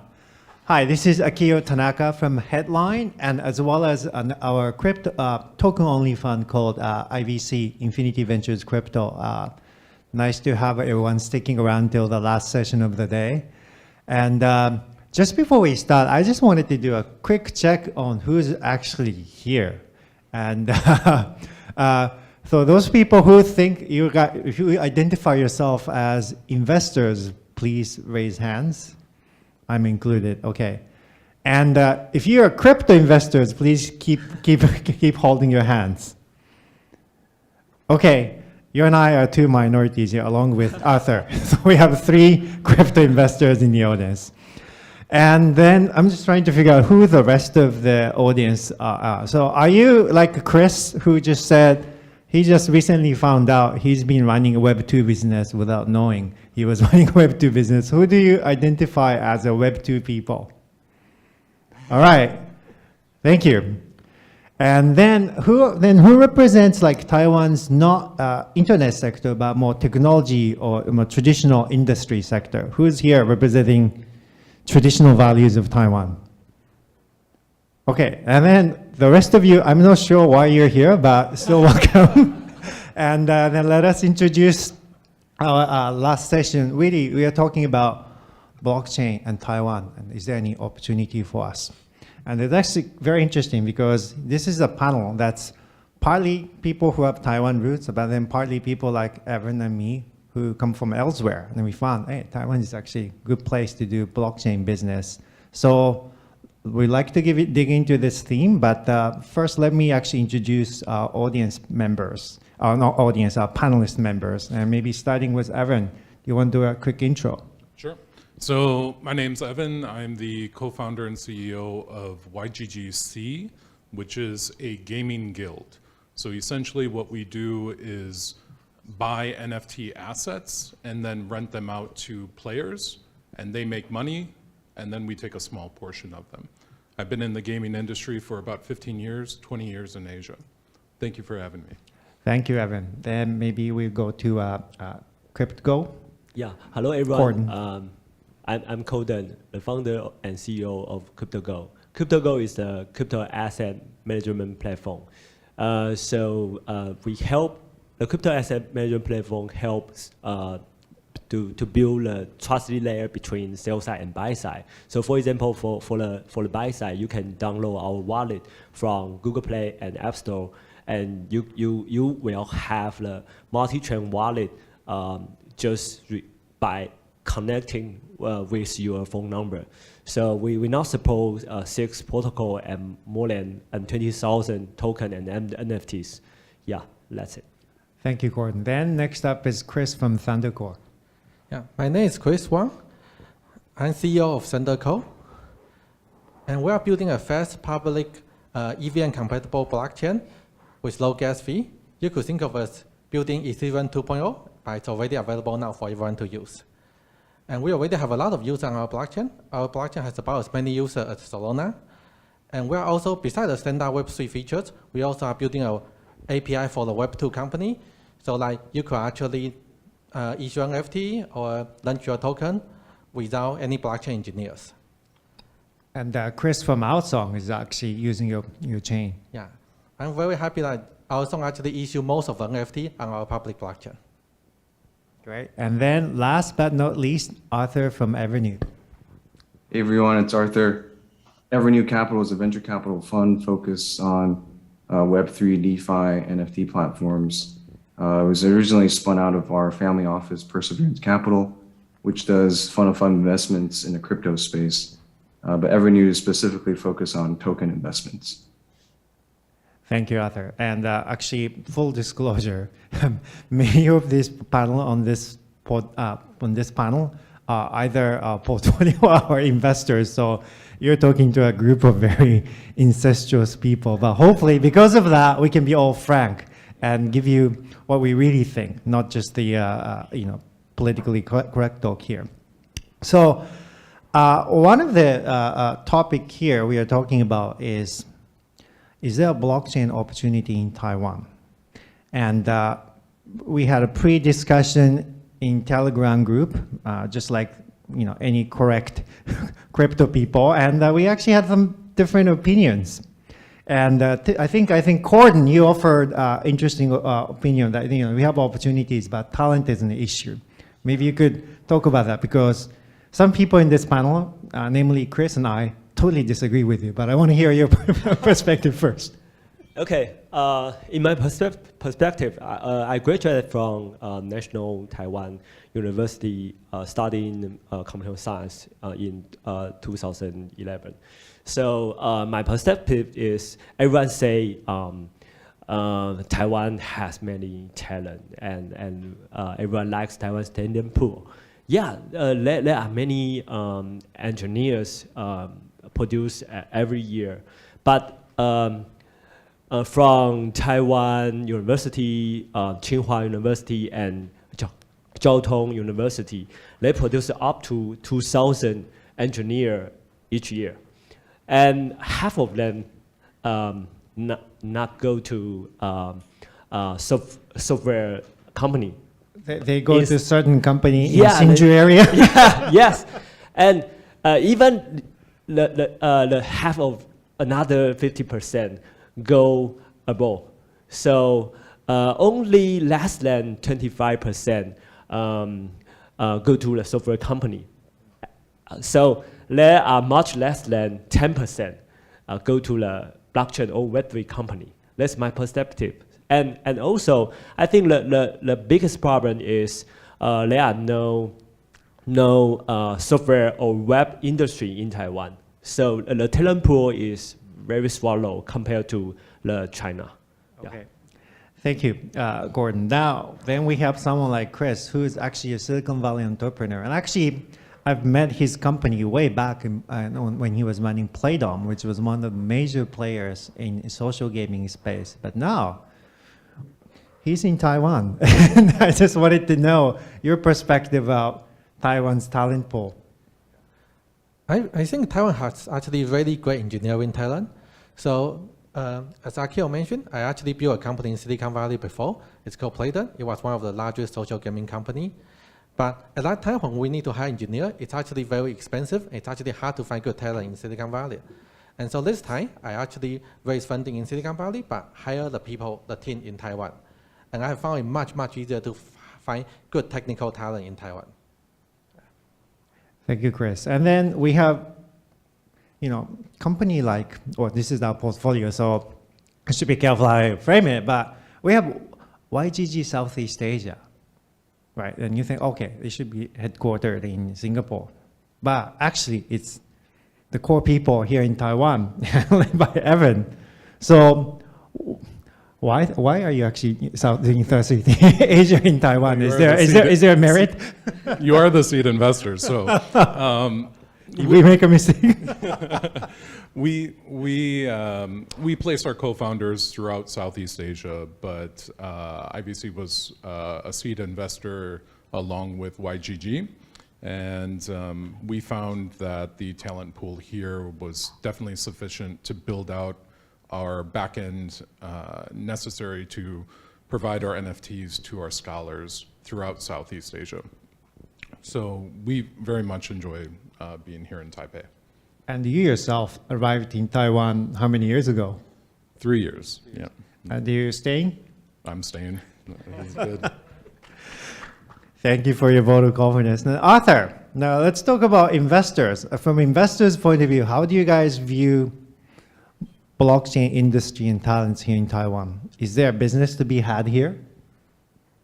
I think, I also take on a position that Taiwan has a lot of great talents, specifically in the developer space. And, the numbers may not be a lot from an absolute standpoint, but I see opportunities in that.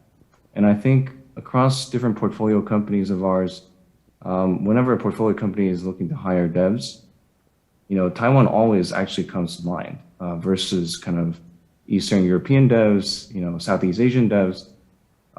The consistent feedback that we've gotten is that Taiwanese devs just have, more creativity, medium costs, relatively speaking, but they have great integrity and loyalty.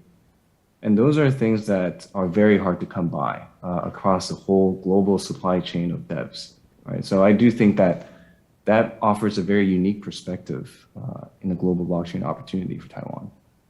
Thank you, Arthur. So I also want to add some perspective because I'm also, just like Arthur, investing in this space, also including Taiwan, and I'm not from here.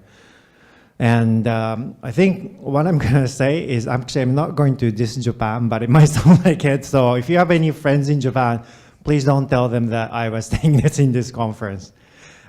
So here's my honest assessment. We see startups in Japan, not just in blockchain, but in any internet space, but especially in blockchain space. We have also, pool of engineers, but we have very, very domestically focused group of engineers. They're not very strong in English. And the founders are also not very strong in presenting themselves to the international audience. So many of the crypto projects in Japan today is still very domestically focused. But when I moved in Taiwan and looked at blockchain projects, I found out the fact that we are actually having this conference in English in Taiwan is actually, maybe for you guys it's normal, but this doesn't happen in Japan because if we had actually blockchain conference in Japan, we do all in Japanese because none of the panelists and startups are fluent in English. Now, does that matter? And maybe in traditional space, not as much. Like if you're doing food delivery business in Taiwan, maybe you don't need to speak English. But crypto, by its own design and the current market, how the market developed, is very, very international and global. So if the Taiwanese founders like Gordon didn't speak English, he'll have no chance. But I think Taiwan has this very internationally minded founders and blockchain people that actually puts Taiwan on the map, right? I mean, Ethereum Foundation, I think I've heard some rumors that it's trying to put one of the regional headquarters here, and there's other people like ourselves actually finding opportunity here. So actually, there's actually very, very unique opportunity right now in Taiwan. And there are some other interesting things that happened in the last couple of years, that your certain neighbor to the north decided this whole crypto thing was illegal. So they kicked out a lot of projects out there. And I've actually seen some of those as investors or even the founders leaning towards Taiwan, or at least tapping into Taiwan base.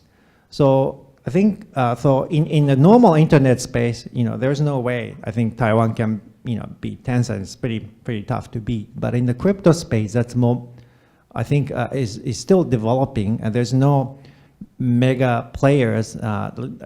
Maybe on the exchange side, yes, but not on the DeFi and GameFi space from China. So I think there's a great opportunity right now of Taiwan to take the leadership in Asia and go after that market. And we are definitely seeing the signs in the market and started investing in that space. So I'm actually very optimistic.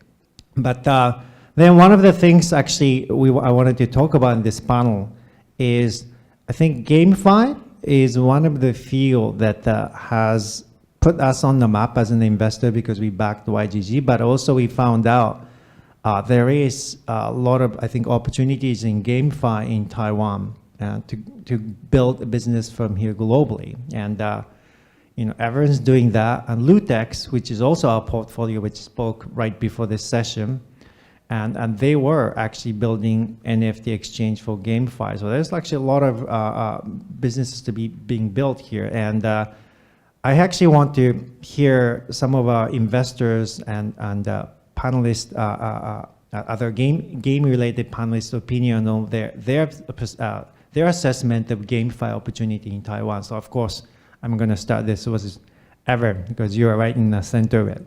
Okay. So I guess I'll start by saying I've been in the gaming industry for 15 years, so I've seen this massive change from retail to mobile and social and different business models throughout the way, including freemium.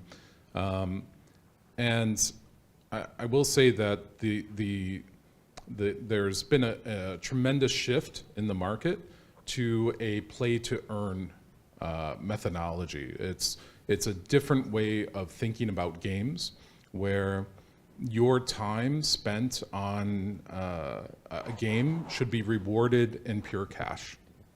And our scholars, our players throughout the region, they're making anywhere between 500 to 750 US dollars just simply by playing games every day. And so from a Taiwan perspective or an employer perspective, what we're seeing now is large companies coming to us and saying, our employees take an hour-long lunch break, they play games. Then they go home and they play games. So why not allow them to earn money by doing this? And so we are in places like, we're in discussions now in Myanmar, Indonesia, Philippines, all across Southeast Asia. These employers are coming to us and saying, we've got 20,000 employees, let's sign them up to your program. And let's double their salaries, essentially. I don't want to worry about a bonus at the end of the year. Let's give it to them now. So let's do a partnership, and when they're at lunch, they're playing games, they're earning money. When they're in transit going home, they're earning money. And they're having fun while doing it. And we found that model, once you implement it, it's so difficult to break away and go back to a traditional model of playing a game for fun, but then you're also paying money to actually enjoy that game instead of getting paid. And that's only available in Web3 with true ownership. Okay, so I'm going to first of all apologize to our friends in Hive. I think we are supposed to just focus on Taiwan, but I think everyone just opened up a Pandora's box.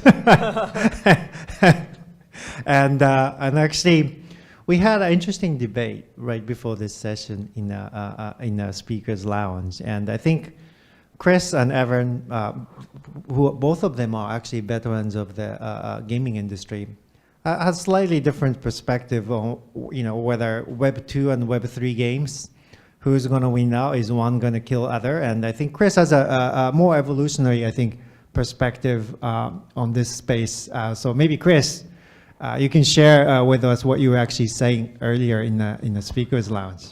Sure. Yeah. So my belief is that Web 3 will now replace Web 2.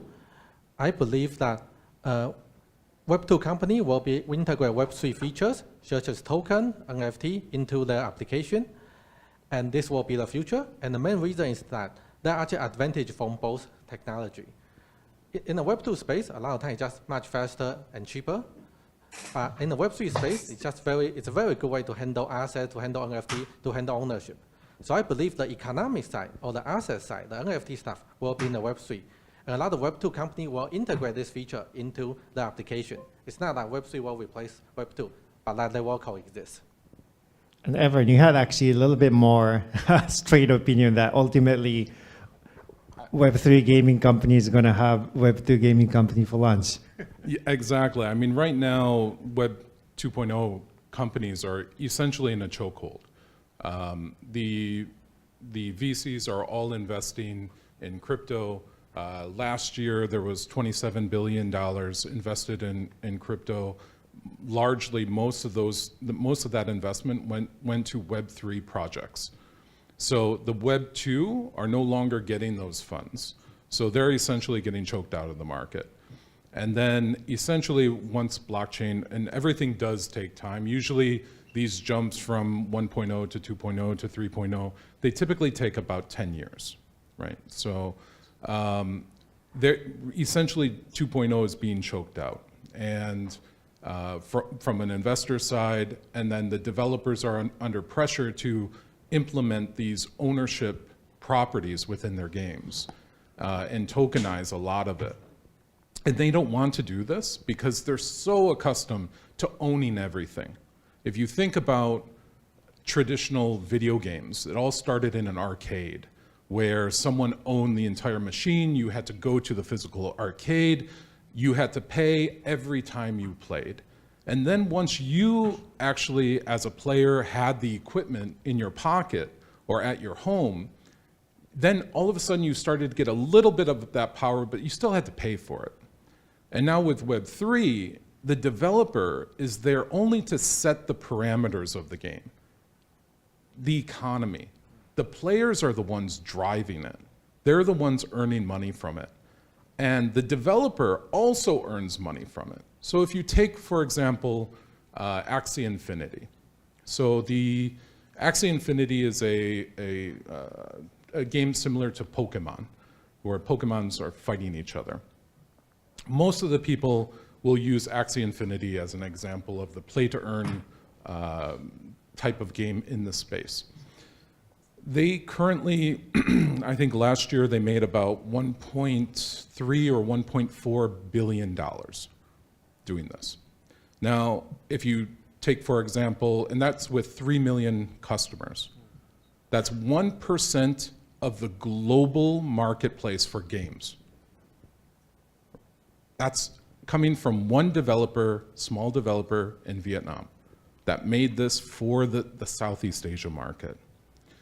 And it's about 1.4 billion they make, 1% of over global revenue, but that's 3 million customers, but 127 million customers are in Candy Crush. And they make about $0.1 billion less. So that's in the freemium model.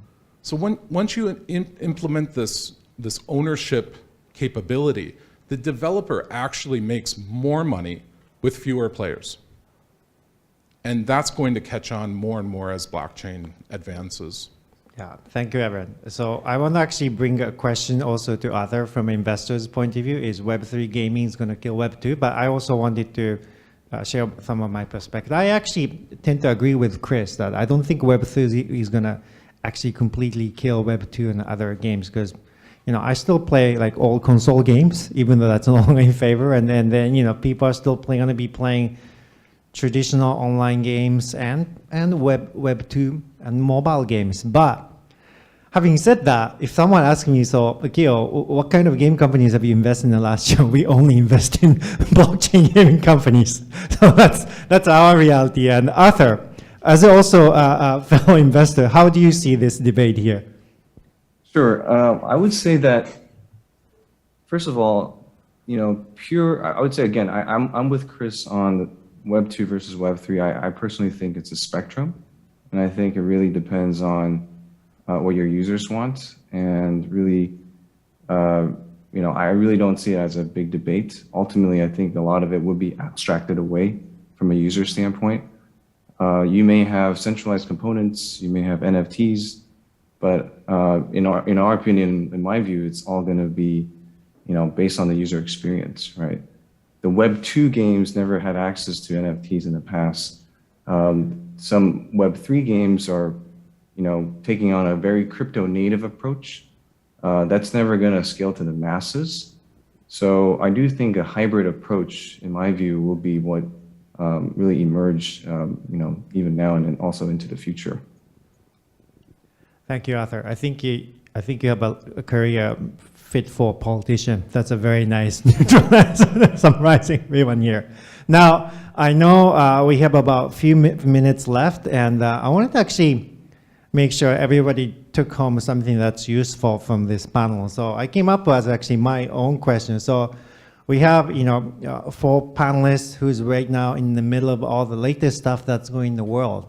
And I actually wanted to ask my panelists, if they were giving advice to their own children, their sons and daughters, what to study in school. Now, of course, I'm not assuming that their kids will, if you have kids, they will listen to them actually, but still, as a parent, knowing what you know about this industry, what do your children to study?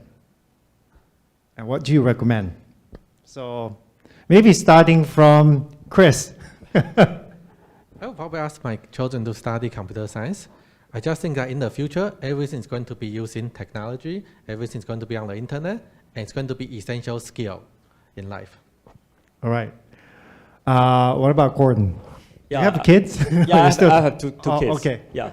So I think there are three key points. The first one is they need to be passionate. Yeah, be passionate that can so that they can learn new things. And the second one is always be open-minded and learning how to learn. And the third one is I agree with I agree with Chris. I think our kids should learn about computer science because it's the human interface in the future. We need to know how to communicate with the machine, just like we learn English for now. Okay, yeah. Thank you. What about you, Arthur? Really, any subject that interests them. But I would say Web3 created this very interesting mechanism with tokens, and it basically redesigned incentives and how we incentivize people and participants in this ecosystem.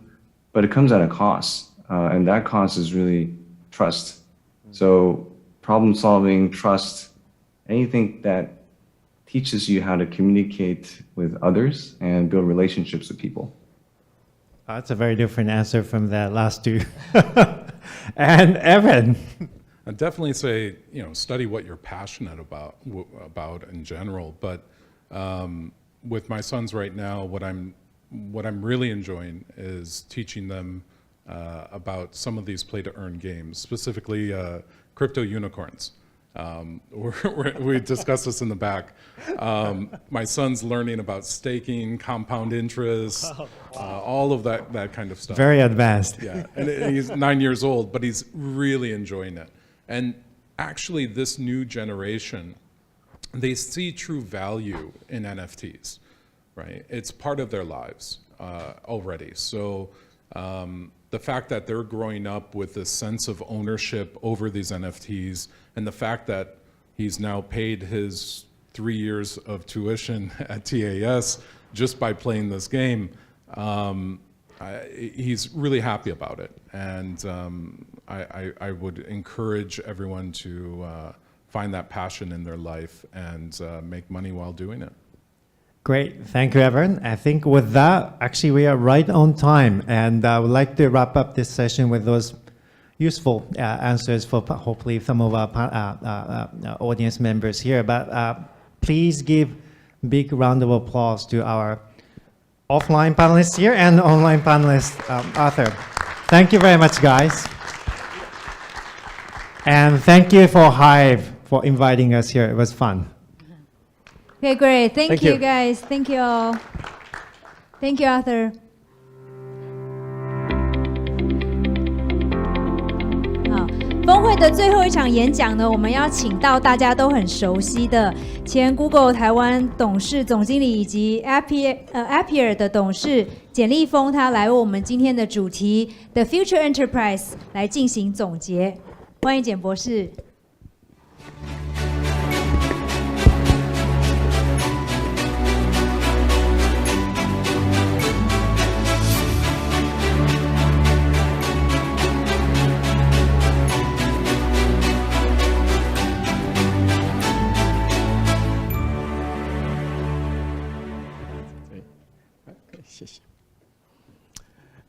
Yes, thank you for staying till now.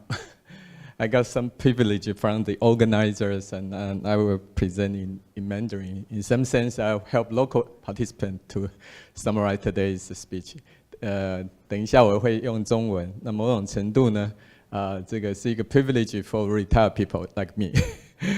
那刚刚我有很多的 takeaway， 比如说我们的这个 blockchain 的 developer， 像我的 mentee Golden， 就要好好讲英文啊。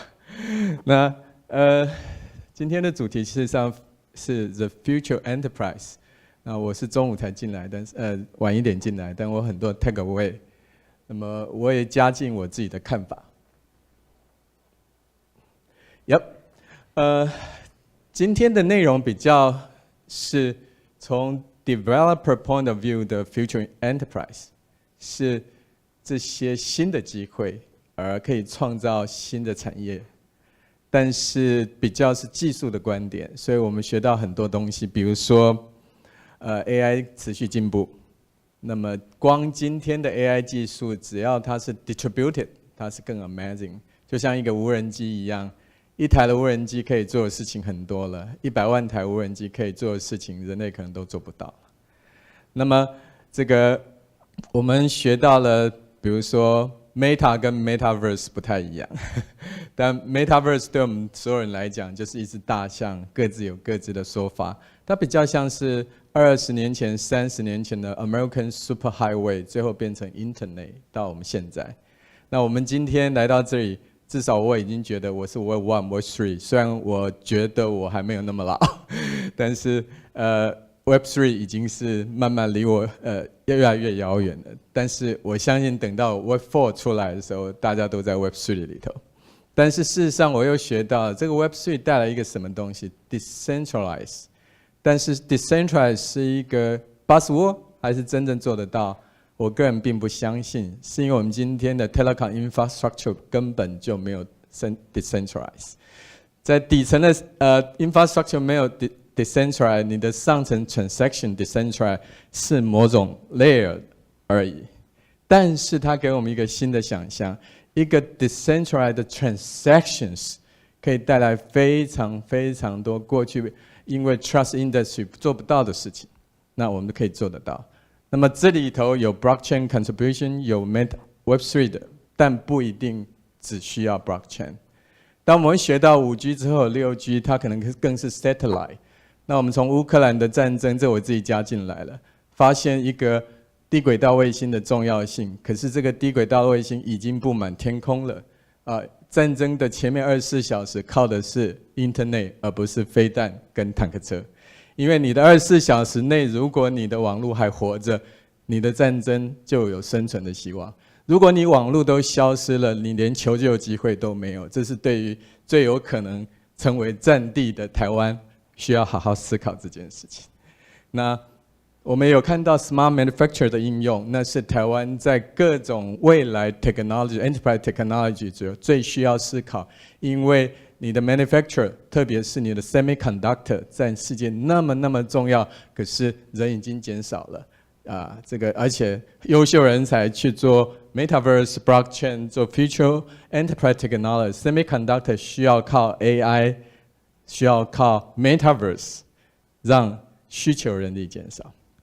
这样子让我想到另外一个角度来思考，不是从技术观点，因为技术今天谈了很多，我们谈的是 enterprise， 我们这中间有很多是 traditional enterprise， 有很多现在刚好 transfer 到 digital world 的 enterprise， 有很多可能是未来是 digital native 的 enterprise。我们都有一个 fundamental 几个问题，比如说我的 product， 比如说我的 operation， 比如说我的 employee， 比如说我的 customer。在这个4个 dimension 的每一件事情，从 the future enterprise 角度都有不同的观点。那么，如果17年前我加入 Google 的那个 enterprise， 对今天很多全球企业来讲，都还是 future enterprise。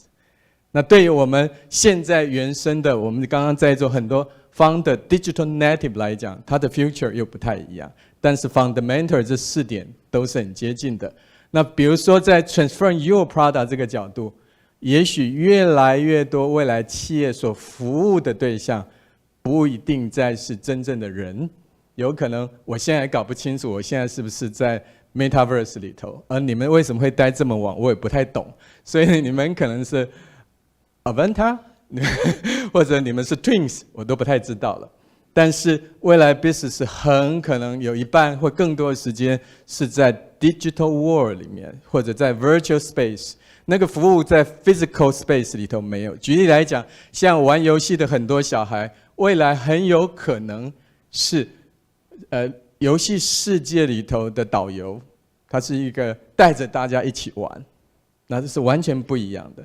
那在 optimization 你的 operation 部分，我刚刚特别提到很多的科技，就台湾角度来讲，在 smart manufacturing 你有很多事情。可是其他2点呢，我用其他 slide 来跟大家报告一下。比如说，现在我们非常了解了 data 很重要，而你的 customer 其实不一定再是你想象中的那个人，你的 customer 也不是出现在你面前，而你 customer 可能是在各种的轨迹 channel 里头。什么东西代表你一个 customer 已经是越来越超乎你的想象。你的 customer 在你的各种圈呢留下来，在他个人的网页留下来的资讯，在他的 behavior 里头，通通都是代表你的 customer， 也代表你自己。所以我们在 engage 我们未来的 customer 是截然的不同。那么最重要的是，在这个不管 enterprise 里面，不管你的客户，不管你的员工，他都改变了。如果我们用一个 COVID-19 过去2年的经验，你就会发现有太多学校的研究生或大学生没有进到校园，已经拿到学位离开了。哈佛大学有一种说法是 COVID-19 2年里头培养非常多的学生，有1半以上的 collaboration 的能力都变得更强，协作能力更强，他可以完全远距跟大家一起工作。这是你未来的 employee， 可是也是你的 customer。那他们很不一样，因为如果你没有足够能力吸引他，他很容易明天就换 job 了。那这也是全台湾现在新兴企业所遇到的挑战。因为 remote work 出现 ，remote work 最简单，因为他可以为这个世界工作。那他为什么要选择你这个企业呢？好，那么这样的一个未来的企业，事实上在今天我们都已经遭遇到。在过去2年里头，我们看见了 COVID-19 生存下来的企业都有强大的韧性，我们叫它 resilience。而这个 resilience 已经从2个角度出现，一个是我们看到所有的 business 都走向 zero contact 的这种 business， 就是说零接触经济，加速的数位转型，也加速我们看到今天很多 topic 里头，不管是 blockchain 这种 virtual world 这样的一个新的世界。可是它带来这一个企业组织更重要的是 remote work 的形成。Remote work 形成，我个人刚好 benefit。在17年前我加入 Google 的时候，我是第1位员工在台湾。我离开的时候 ，Google 在台湾3000人。我加入 Google 的时候 ，Google 全球不到2000人。我离开的时候 ，Google 台湾比 Google 全球当年的人还多。我在台湾完成了10几20个 project 的时候，我还没有任何一个同事在台湾出现过。那是当年，而还是台湾99%的企业还没有达到17年前 Google 的那一个当年。那我们今天谈的 Future Enterprise， 说不定你还是要去检讨一下，看一看过去几年。好，这样一个 resilience， 如果我要把今天做一个总结，再给一个新的方向，那也许我用这个标题叫 Intelligence at Scale。不管你用什么 technology， 不管你用什么样的 business， 在这一个新的 Future Enterprise 里头，有一件事最重要，就是那一个 intelligence 要能够规模化。那一个规模化是你在一个 customer 客户学到的知识，你要能够用到10个 customer、100万个 customer 到1000万、上亿的 customer。你在一个员工所能够运作的事情，你到10万个员工、22万个员工，你还能做得到。你从一个人得到的知识里头，你没有办法从组织运作架构、技术里头，让1万个人的知识也能够让这个组织成长到100万人。那我过去的经验里头，我工作了15年的 Google， 它确实有 intelligence at scale 的能力，但它证明那个能力到1个员工到几万个员工到10几万的时候，它还有这个 scalability。但我并不知道它能不能做到20万、30万，我还不知道。那这是一个给大家做一个思考的角度。那么在这部分，我再快速讲完之后，今天很重要，我要把握时间让大家回家。我刚刚讲到新的员工，甚至我们的新的客户，其实他们都是这样的，叫 digital native 里头，在做。很多人可能是，很多人可能不是，可是他们都有一个特质，他们都是 multi-modal、multitasking 这样的性格。他们同时做好多事情，因为科技让他可以同时做好多事情。你一个人有好多个 device， 每一个 device 好多个 Windows， 你只有10根手指头，可是你可以操作超过那么多。为什么？以后大家都很多 agent， 我们现在叫它 twins。那么这地球人类会增加很多很多，如果你用 per unit 来看，但是他们都有共同特色，就是 just for fun，如果没有趣味就换了，因为换画面很快。而他们人生30%-40%的时间都在 game， 有些人70%的时间都在 game 的世界里头，所以他的 virtual 的时间占过他 physical 的space 的时间。另外，他在 virtual 上的能力比他在 physical 沟通能力都强，这是未来的员工。那么，在诸位的企业，在我们线上朋友们，你的企业里头，也许在3年5年会出现，在有些企业，比如说 Google 里头，10年前就出现了这样的员工。那我也遇到过很多这样的同事。那么，也许我最后用一点点经验来把这个 intelligence at scale 把它做一个结论。也许我用15年前得到的 Google 经验，来把这个 intelligence at scale 稍微再演绎一下。这是我15年前用过的 slide， 也是在 Google onboarding 的时候，他们给我的投影片。那么这个投影片呢，讲的是当时的 Google， 那是现在很多台湾企业的未来，是很多原型企业也许早就觉得这是 old school 的东西。所以我们来快速看一下。第一个，拥抱改变，永远都需要。这我不再做 slide。那我们来看什么东西？第一个是 talent in the world。你有这样一个 distributed 能力 ，networking 能力，你当然要在全世界每一个地方找人才。Google 当时要我在台湾建立这个 R&D site 的时候，我的 CTO 问我一个问题：你1年可以找几个人？不过他给我一个 condition。当时 Stanford 毕业生的通过率5个只会过1个，那 MIT 稍微差一点6个才会过1个。他说你在台湾能够找几个人？我第1年找到10个人之后，他跟我说我是 exceed expectation。那我10个人的第一个人，我花了多少 interview 吗？600个 interview，3000个推荐，找到了第1个人。那么今天这件事要怎么做呢？这个 bar 一样重要，做的方法呢，用 machine 来做就可以了。它大规模 pass 全世界 LinkedIn 的网页，虽然那是 Microsoft 的，但是呢，它透过 machine learning model 把过去成功的工程师、成功的员工，他的 profile 把它跑1次之后，他根本可以预测谁是下一个要进来的员工。这是 the talent in the world， 这是未来企业找人才的方法。那如果你没有你的足迹在这个世界上，你没有认识 talented people 跟你在一起，他不会找到你。现在在去年夏天，我就看到美国有很多个网站，你 submit 那个 job 的时候呢，他不告诉你他有什么 job， 你得先 submit 你的 resume， 有了 resume 之后，他才告诉你有什么 job。这是完全新的时代。另外一个呢，这个时代不管怎么样用 technology， 那个沟通永远重要。我刚刚说10个员工、1万个员工、10万个员工，这个知识要一直迭代上去，所以组织要绝对的 transparent， 又是 inclusive。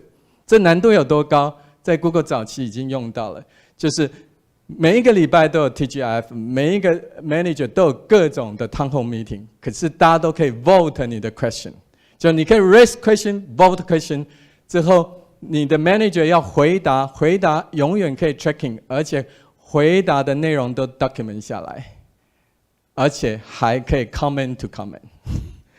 这就是一个15年前我得到的经验，而现在这个经验在很多的企业，这个沟通能力还在学习当中。